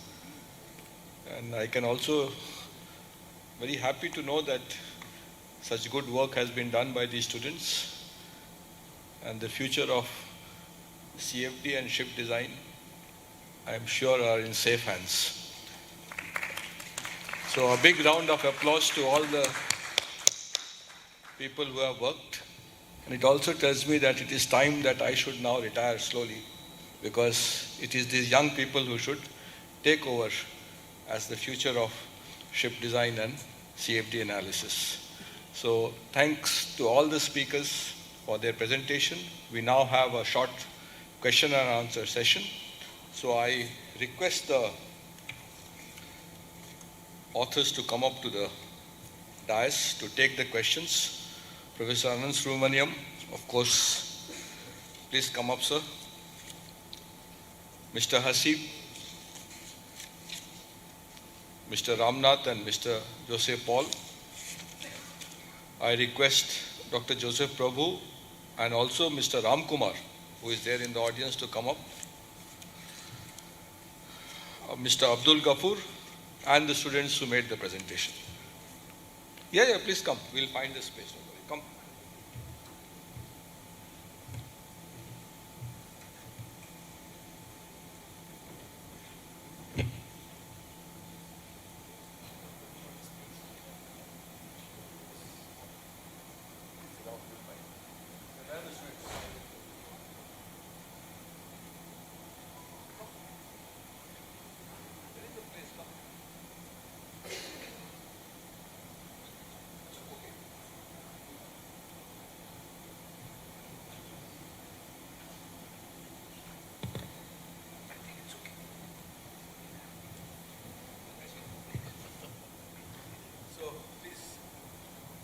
Can you please raise your hands and introduce yourself and let us know what the question is? I think think there should be some questions coming up from the audience. Yes, sir. Commodore Sali. Thank you, sir. To Professor Ananda Subramaniam, I wanted to ask, you have presented the analysis for the resistance prediction, and it is of the accuracy of about 2%. Now, equally important, especially for underwater domain, for underwater crafts, is the maneuverability, which is actually experimental. Fluid dynamics is much more costlier than the resistance test, because you have to do several, for the three-dimensional hydrospace, several runs and maybe more than one model. So to do this prediction using CFD, that is to get the hydrodynamic coefficients or the derivatives for putting in the equations of motion to predict the trajectory and other maneuvering characteristics. How accurate it is. Obviously, it is less accurate than this resistance prediction, but what is the order of magnitude difference? This is one question. Sir, I have one more question. And sir, when you're thinking of your answer, to Vivek, it was a great presentation. I'm very glad to see that the first time I'm seeing somebody from the private industry speaking so authoritatively of naval or warship design. You are very precise in your terminologies, in your understanding. Of course, you have not gone deep into each of those. It's a very vast domain, but you're very precise. I'm very, very glad to see that. I'm sure that it's a good sign that this business of warship design does not remain only with the Indian Navy or Ministry of Defense. I wish you all the best. Only one question I had, what was the software you used specifically for predicting the signatures, especially magnetic signature, then the underwater radiated noise, then the shock resistance or the underwater explosion? There are various softwares like Radios or LS Dyna. I just wanted you to name the software which you have used for this. Thank you. So 1 minute. We'll take the question one by one. I think the first honor should go to Anand Subramaniam. Thank you, Commodore Sali. The question was a good one, but you have deflected it from resistance to maneuvering. So although I have presented the case study for resistance and I have given you a very rosy picture of very close tolerances, and of course those comparisons are put in a simplest way, because anybody will pull me up by asking for verification, validation, and once you go into these things you get lost and you wonder what are you comparing. But prima facie, what I can say is that generally CFD simulation, at least as far as resistance goes, it's a good bet. Okay, very encouraging signs as we have seen. But coming to the maneuvering, it's not that I have not worked on this maneuvering directly myself, but my co-author, Dr. Rahul, has worked on this, and I know that in the linear range, these numbers do give a good match. But what would happen for larger angles and so on, especially since your interest is more in the maneuvering aspects, isn't it? I hope I have got your question right. And I will diplomatically pass this to Professor O.P. Shah, because he also has some experience in this, if he can enlighten you better. But this is what I would like to say. Okay. Thank you very much. Commodore Sali, the answer is like this. No, it's okay. But don't worry about that. It's like this. My colleague in the department, Professor Vishnath Nagarajan, has worked in this area of maneuvering and CFD simulations. What we have seen is that one way to validate maneuvering is to do a PMM simulation in CFD and validate the results. Now for conventional ships, the validations are coming close and close. But I'm sure for the underwater vehicles that you are talking about, they are much more stiffer maneuvers. They start breaking into non-linear domain. Now, what do we compare with? That's the basic question that keeps coming up. So the results that are available to compare it are the basically planar motion mechanism tests, or the turning circle, or the zigzag tests. And these, I think, are slowly becoming closer and closer. There was recently a PhD student from Osaka who was our student earlier. She presented a paper, I remember. It is very time consuming. Even at Osaka University, using the Iowa supercomputing facility, she told me that it was taking weeks to get converged results. So this is a problem, but yes, there is a slow and steady movement towards that range. The second thing I just want to add to what Dr. Anand has said, yes, there are good comparison with resistance results. But what is more important here, that's what I feel, and I would just like to add to this, is that the CFD should be used as a tool for ship design, not as a tool for only validation. The reason being that I have personally seen with a lot of work done with the industry, that if you use the CFD's tool at early stage of design, then you can come up with innovative and come up with better designs. At that stage, there is nothing to compare with. You are only comparing design A, B, C, D, E. And with that assurance I can give you that if the CFD tells you that design B is better than design C, then if you do a model test, you will also get design B better than design C. So the effort of CFD should be at the early stage of design. How much should be the bulb area? What should be the bilge radius? Is my flow to the propeller more uniform or non-uniform? And small changes in the stern, in the forward region, can make appreciable changes in the design variant from one to another. And this is perhaps where I would request the young naval architects here to perhaps concentrate, because you can come up with good initial design at the concept stage itself, okay, and can vary various parameters out there. Thanks a lot. I would now, you want to add something? I think he wants to add. No, Professor Opisha inspired me to just bring in a timely reminder, because very recently, and this is something Ashik Subhani was also involved, we started with the ship design variation and we went through 5 variants, 1, 2, 3, 4, 5. And there was wonderful improvement, which just indicates what Professor Opisha said, that you can use it for the purpose of design. And just 3 weeks ago, we did the test in NSTL, and it was beautiful comparisons. The ship is being built by our colleague Mohanlal in Africa. Yeah, thank you. I will now request Ramnath. Yeah, thank you, sir. Thanks for your comments. So this also happens to be, I think, if not the first, one among the first projects, which is a Directorate of Ship Production project, which was given to the private industry, where we were involved in the basic design as well as signature management. So we were kind of in that way lucky to be part of it. Now coming to the tools, we actually tried different tools which worked for us. For example, underwater shock, as you mentioned, we had Dytran, which is kind of the parent of LS Dyna.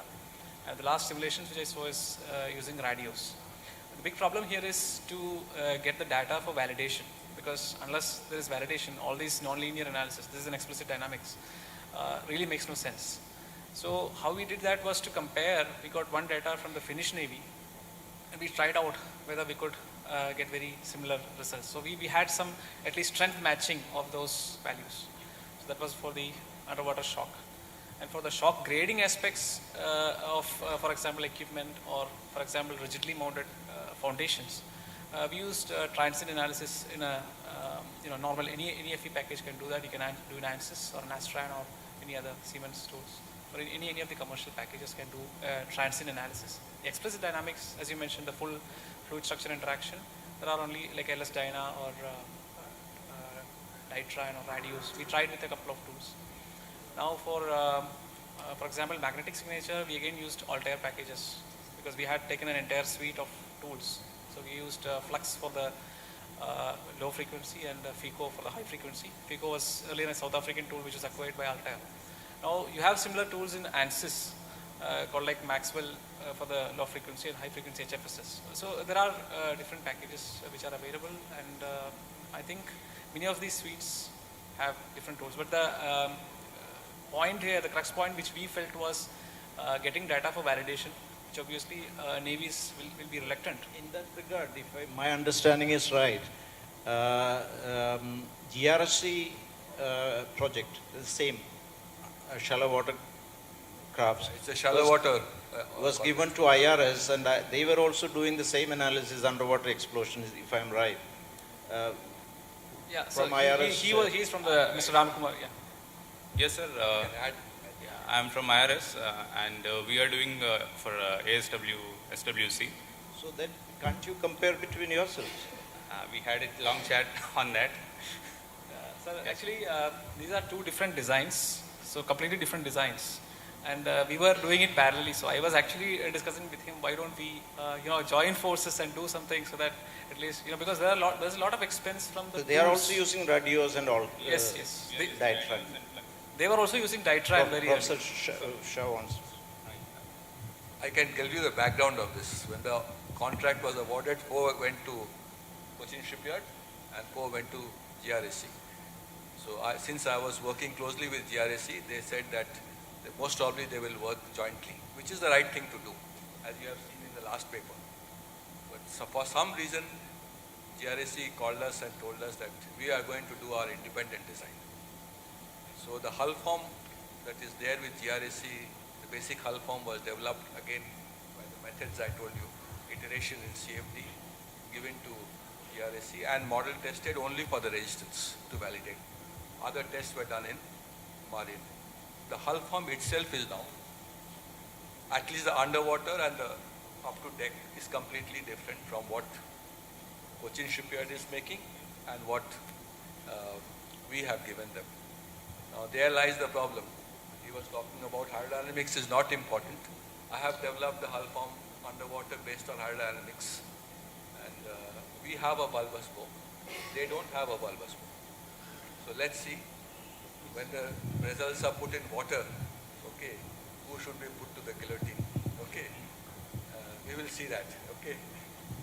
So this is the background, so there is a problem there, okay? Anybody else, I think? Good evening, everyone. Please introduce yourself. My name is Prakash. I'm from Conceptia Software Technologies Private Limited. And once again, good evening to all the eminent speakers, and we're all gathered here. And it was a very it was a very wonderful presentation about the various aspects of the design using CFD and model test and all that. And this is not a question but an advice that I am expecting from Anand Subramaniam sir, that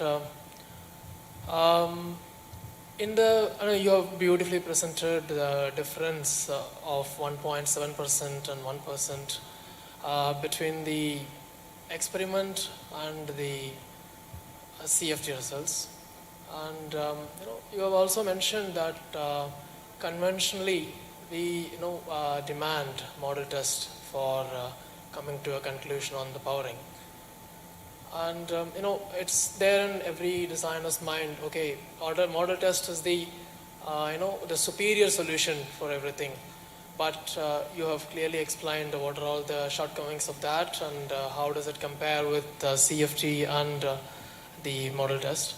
So I would like your advice on how does it compare with the trials, ship trials, when it is put in the water. And how much percent that we can expect. I understand the challenges with the environmental forces other than what is there in the model test or in the CFD. What could be the figure, or what could be the advice that we can give it to our customers by stating a convincing answer towards that CFD will also be a good solution towards the practicality of it? Okay. I hope I have understood your question right. The question is finally the crux is how dependable is CFD as a basis for evaluating the resistance and therefore the estimation of powering against tank test, right? Right, sir. That was the question. So, as I have pointed out. Sorry for the interruption. Also, when the ship is used for trial, when we trial this particular, the outcome on the sea, what is how we can trust on model test and CFD? Okay, if you are talking of final proof in the sea trials, then we get into another dimension of problems. That is, because there is a question of engine performance, the correctness of the engine data, okay, and of course external sea conditions. Supposing we say sea condition is an extraneous factor, you take it a calm water test you are doing, still these factors will come into the play as to how close you can get, right? All that I can say, because I have not directly interacted with sea trial tests and their interpretation. We generally have customers, meaning when we do the tank tests and these simulations and give the results, very rarely we get somebody coming and telling us, oh, we had a wonderful match, so to say. So all that I can say is, based on what I have presented, CFD is a strong candidate for vetting the performance. Yes. If you go to sea trials, it means the performance of the propeller, the estimation of the open water performance of the propeller, the hull interaction effects. So many more factors will come into it. But finally, I think it is only a question of persevering in the same way and verifying and seeing. Because another thing I will tell you, CFD could have handled the big ship itself. But we go by doing tank tests and then extrapolating. Extrapolation itself could be prone to errors, as I said, because of the Reynolds number inequality.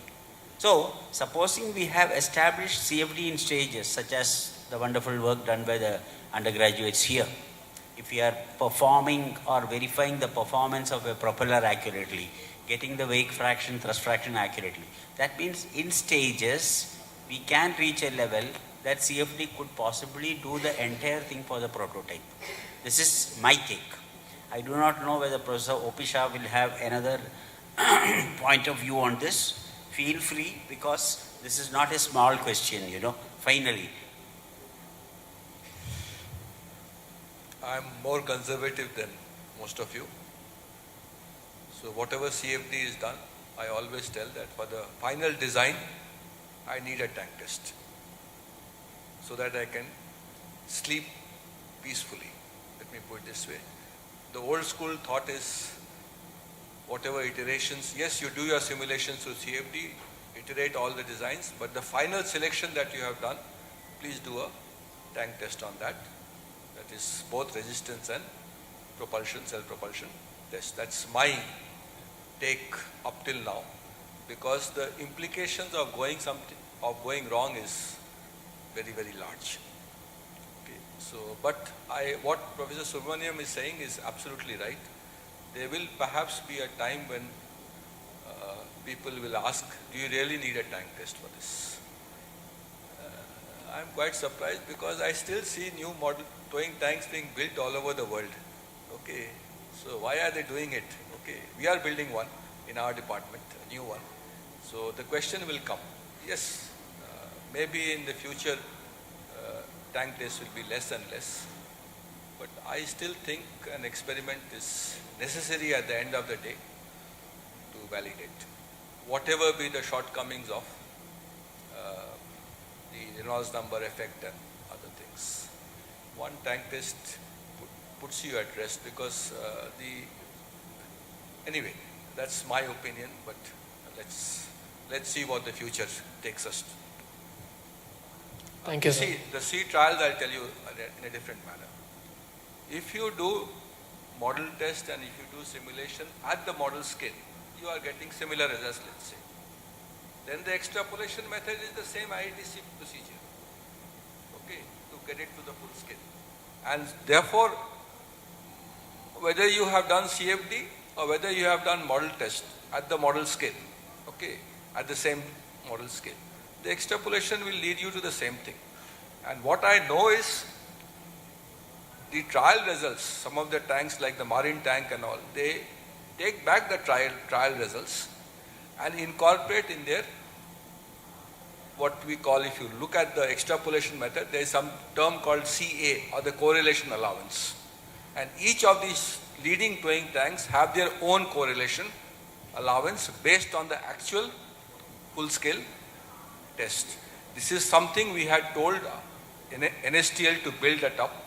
They have a full-scale trial testing team, and results from the full-scale trial, when coupled with the model test, the way you can adjust it is through the correlation allowance. And that is a standard practice followed by leading towing tanks across the world. Understood. I hope we can both have answered your question. Yes, sir. It's clear. And one more, it's not a question again, it's a proposal this is the last session that I would like to propose it to DIMS 2022 committee. That, we have a very beautiful information sharing session here, and experts and companies, and they have all beautifully presented the latest technologies, and then there has been a lot of knowledge sharing here. And in the first session, how Madhu S. Nair sir told about how we all come together to bring out a sign. How do we utilize all these potentials? We see a lot of potentials here, and just to not stop it with the seminar or the conference or the knowledge sharing session wise. How do we put all these things into a system? If the DIMS itself can have a system in place which is going to coordinate all these things together, and in fact maybe a very latest technology ship and the design that even it can be built by the huge committee or the community here. So if we put all of them together, so I just would like to propose this as an idea. For example, we have Chris Boyd from Royal Institution of Naval Architects, and he's being an expert in coordinating all these potentials of naval architects into bigger view in the world. So like this, with a theme of DIMS, and we would be able to bring out something, not as a company or not as but as a human being and the naval architect in the world. How do we get out this as a product and serve the earth? That is one thing that I would like to put here. Thank you, sir. Thank you for it's more of an advice or a request, I think. Request. But I think I leave this to Professor Anand Subramaniam to answer, because these are policy things. These are things which have to be coordinated by the industry, the academia, the research institutions, the class societies, the design houses. So I don't want to step into all this. Okay, I'll request a brief answer from Professor Anand Subramaniam. I absolutely agree with what OPG said now, that there are several disciplines and people with different lateral expertise required to come up with a policy and to be able to implement. I absolutely agree with what you said. You put it beautifully, because I would not have known how to answer this question otherwise. It's a fact. It goes across different disciplines, different managers, specialties, and it has to evolve. I think any last question? Hi, sir. Thank you, sir. Thank you very much. Myself is Dr. Fawaz Tika, Assistant Professor of CUSAT. My question is to our Rahul Krishna, basically. You were explaining about a computational fluid dynamics based design of a self-propelled ship. And you were emphasizing the resistance or drag prediction of space rudder, hull, and different surface parts of the ship. Now, other than in between, it was mentioning about the engine also. So the engine performance is also another important parameter. And is it possible for you to dream a design completely based on the computational works or computational fluid dynamics for the resistance prediction, engine performance, alternative design maybe a nuclear powered ship, and also HVAC system design. And that means and in all the components of the ship completely by a computational perspective. And is it possible to dream such a design of the ship at the end? Thank you, sir. That was really a good question. So the software package that we are using in SimCenter StarCCM Plus. StarCCM Plus do have some capabilities of simulating these combustion models, then resistance tests, maneuvering trials and all. So I believe if we have a good computational facility, right now we don't have at our department, but if in future if we have a computational facility like high power computing systems and all, of course that dream will come true, sir. Like we can dream of a computational fluid dynamics simulation that can do all the simulation as you just mentioned. So we are looking forward. I hope in future it will happen. So.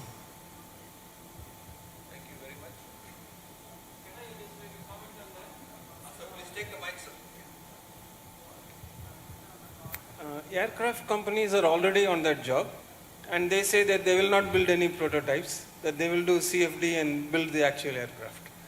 And there's a humor piece which I've seen on internet, where some 50 or 80 years from now, somebody says that a new tunnel is going to be built. They don't specify whether it's a wind tunnel or a towing tank.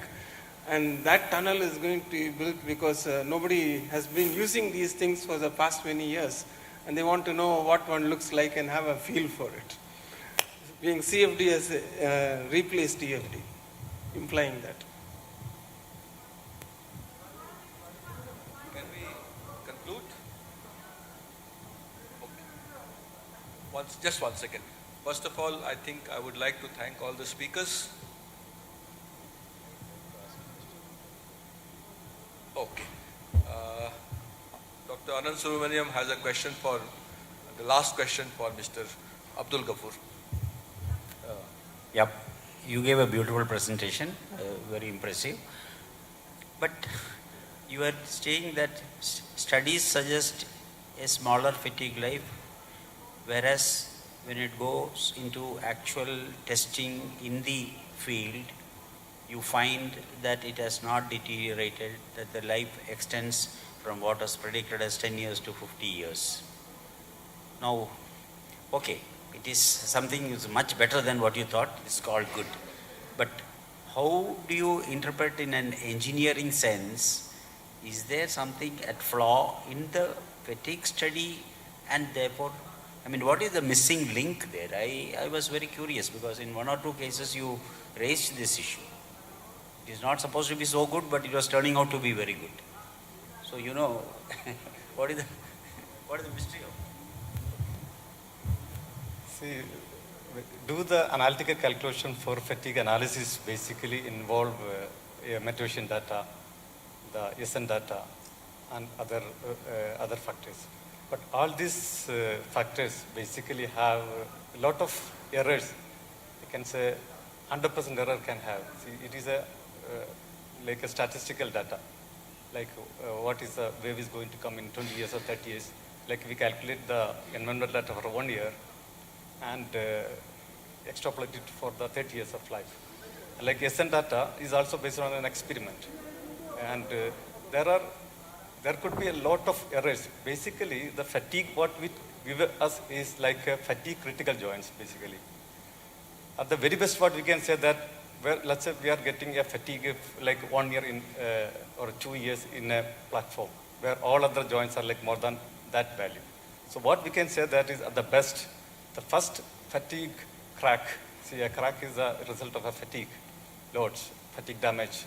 So what we can best say that at this particular joint, the crack will occur initially. Then only all other joints will be started cracking. So that is the very idea of inspection. So we go and inspect these joints for the fatigue critical joints. And if you don't find a crack at that particular joint, that means all other joints are safe. Okay, thank you, sir. Thank you very much. So before I pass it on to Mr. Panda, I would like to thank once again TIMS 2022 for giving me the opportunity to chair this session. Thanks to all the authors for taking the trouble of making this presentation.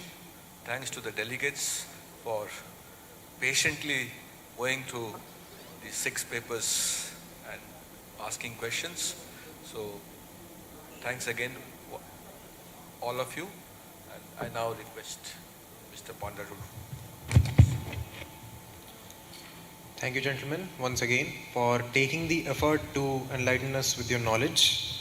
I would now like to request Mr. Simon Pulokaran, second batch alumnus of Department of Ship Technology, who has served in various organizations like Masgard Docks Limited, Larsen and Toubro Shipyard, and organizations outside of India, to please come upon the dais and hand over the mementos to our speakers.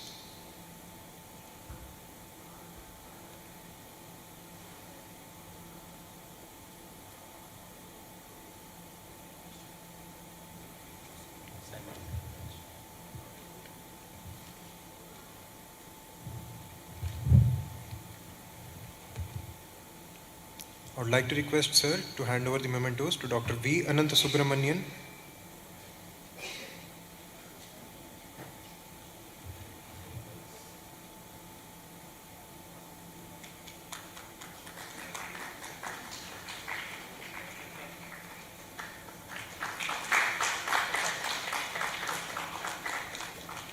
Mr. Hasib P.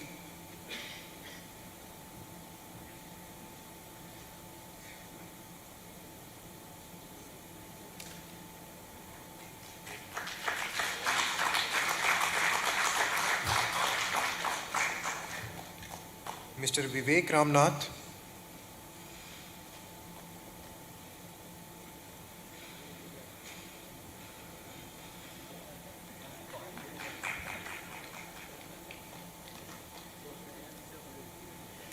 Mr. Jose Paul.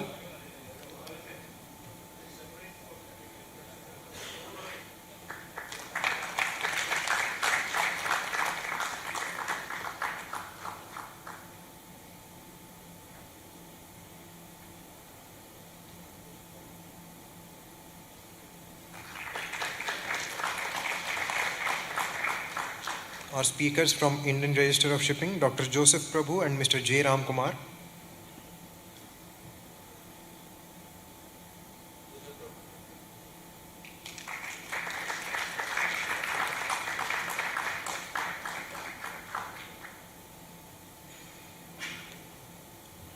Mr. Abdul Ghafoor.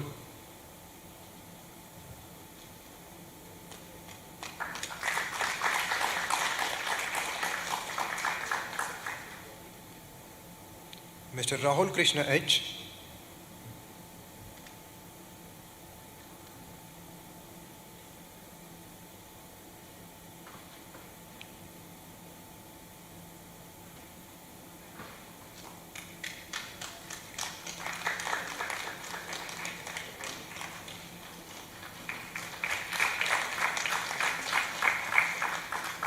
Mr. M.S. Rakesh.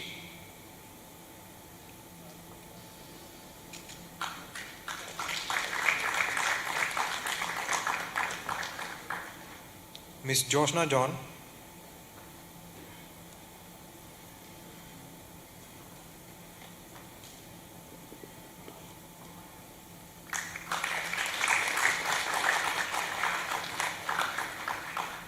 And to our session chair, Professor Om Prakash Shah.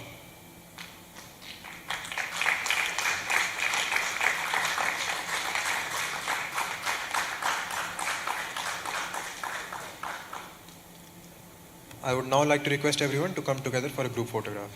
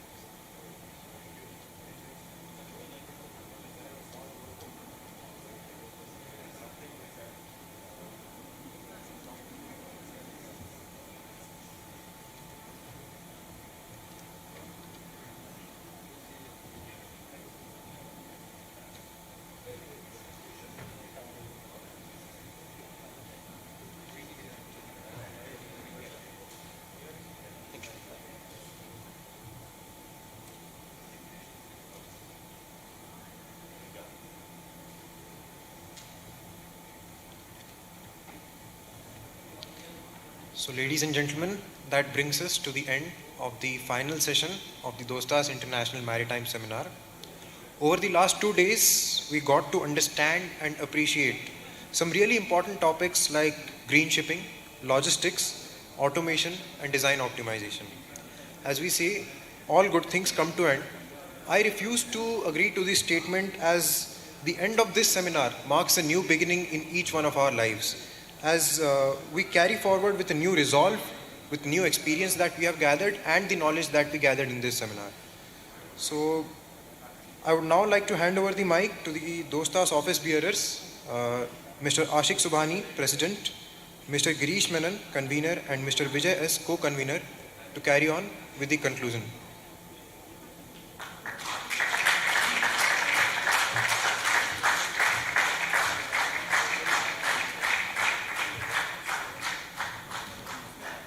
Good evening, ladies and gentlemen. Let us start with a brief summary on what happened. That's getting presented by our co-convener, Mr. Vijay. Vijay is.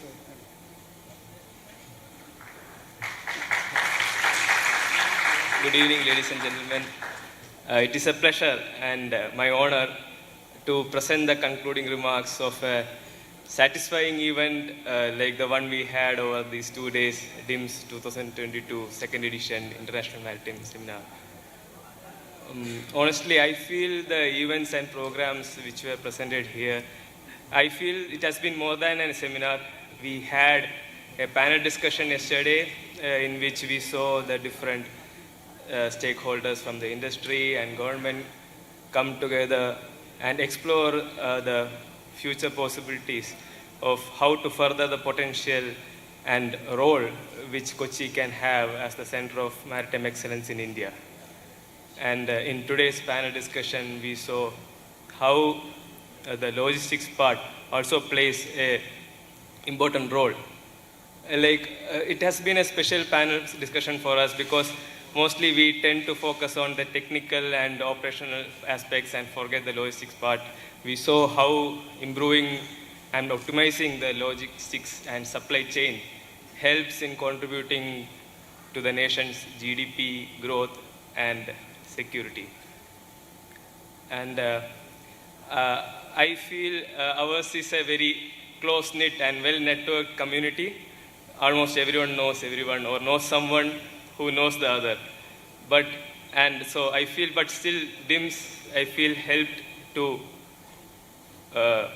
make the bonds and ties stronger and forge new ones. About the technical sessions, we had 3 of them.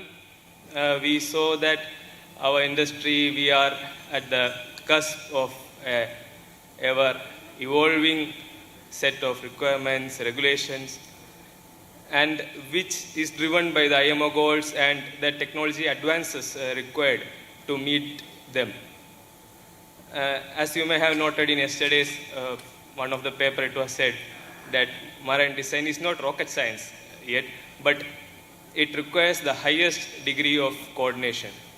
I am sure DIMS has been the platform for us to boost this coordination which is required, and for us to share what kind of inputs we require and what kind of services which we can provide to meet these goals. Okay, I would hand over the mic to Dostas President, Mr. Ashik Subhani.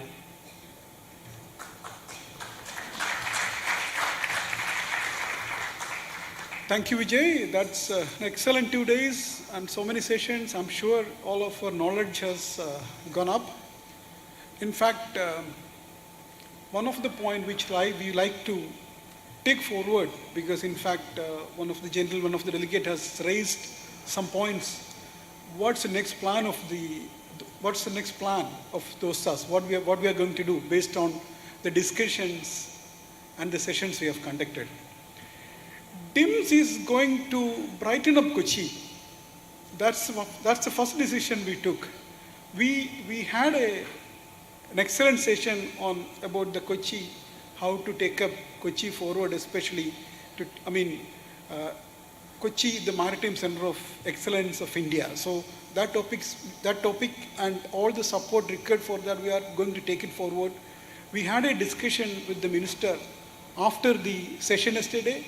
We discussed with the mayor, and we also had some discussions with the member of parliament. So Cochin Shipyard already said they will do the investment, and we are going to conduct another one-day event. We could call it's a business conclave, and we are planning to conduct that probably in November or December to take this aspect forward and how we can plan, what we can do to brighten up Kochi. That's one of the points which I wanted to highlight. DIMS is going to brighten up Kochi on the maritime sector.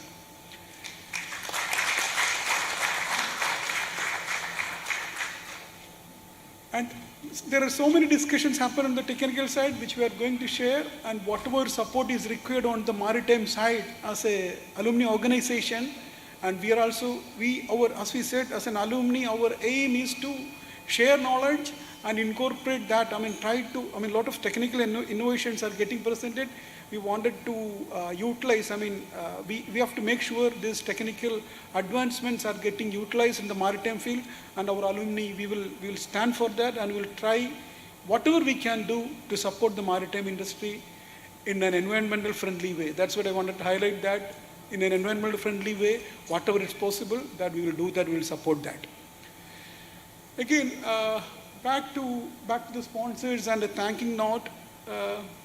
Words are really not enough for me to express the gratitude and moral support which the sponsors, which all of you, even the delegates or the presenters, my friends and all the sponsors, everyone was supporting us in the best possible way. That's the success of DIMS. So I don't have words for that, but I express my sincere thanks to all of you to making DIMS 22 a grand success. And we'll have DIMS 2024, that will be after 2 years, and DIMS 2024 will come back with in a better way. And I know that if you have any comments, again, before I conclude, I wanted to say that the seminar was good. If you have any comments, if there is a scope for improvisation, if scope for advancement, please send an email to us stating this is what you feel, this is your reviews or this is your comments. Please do that, and you all know our email ID. DIMS email ID is there, or you can send it to any of our personal email ID is okay. So that enables us to conduct the next event in a more better way. And I take this opportunity again. Thank you so much for being here. Thank you. Thank you so much. So let us close the DIMS 2022 with the national anthem, and I invite our Girish. Anything you wanted to add? It's okay. Invite the students to take us to the national anthem. They will sing these songs for us. We can also sing together. That's okay.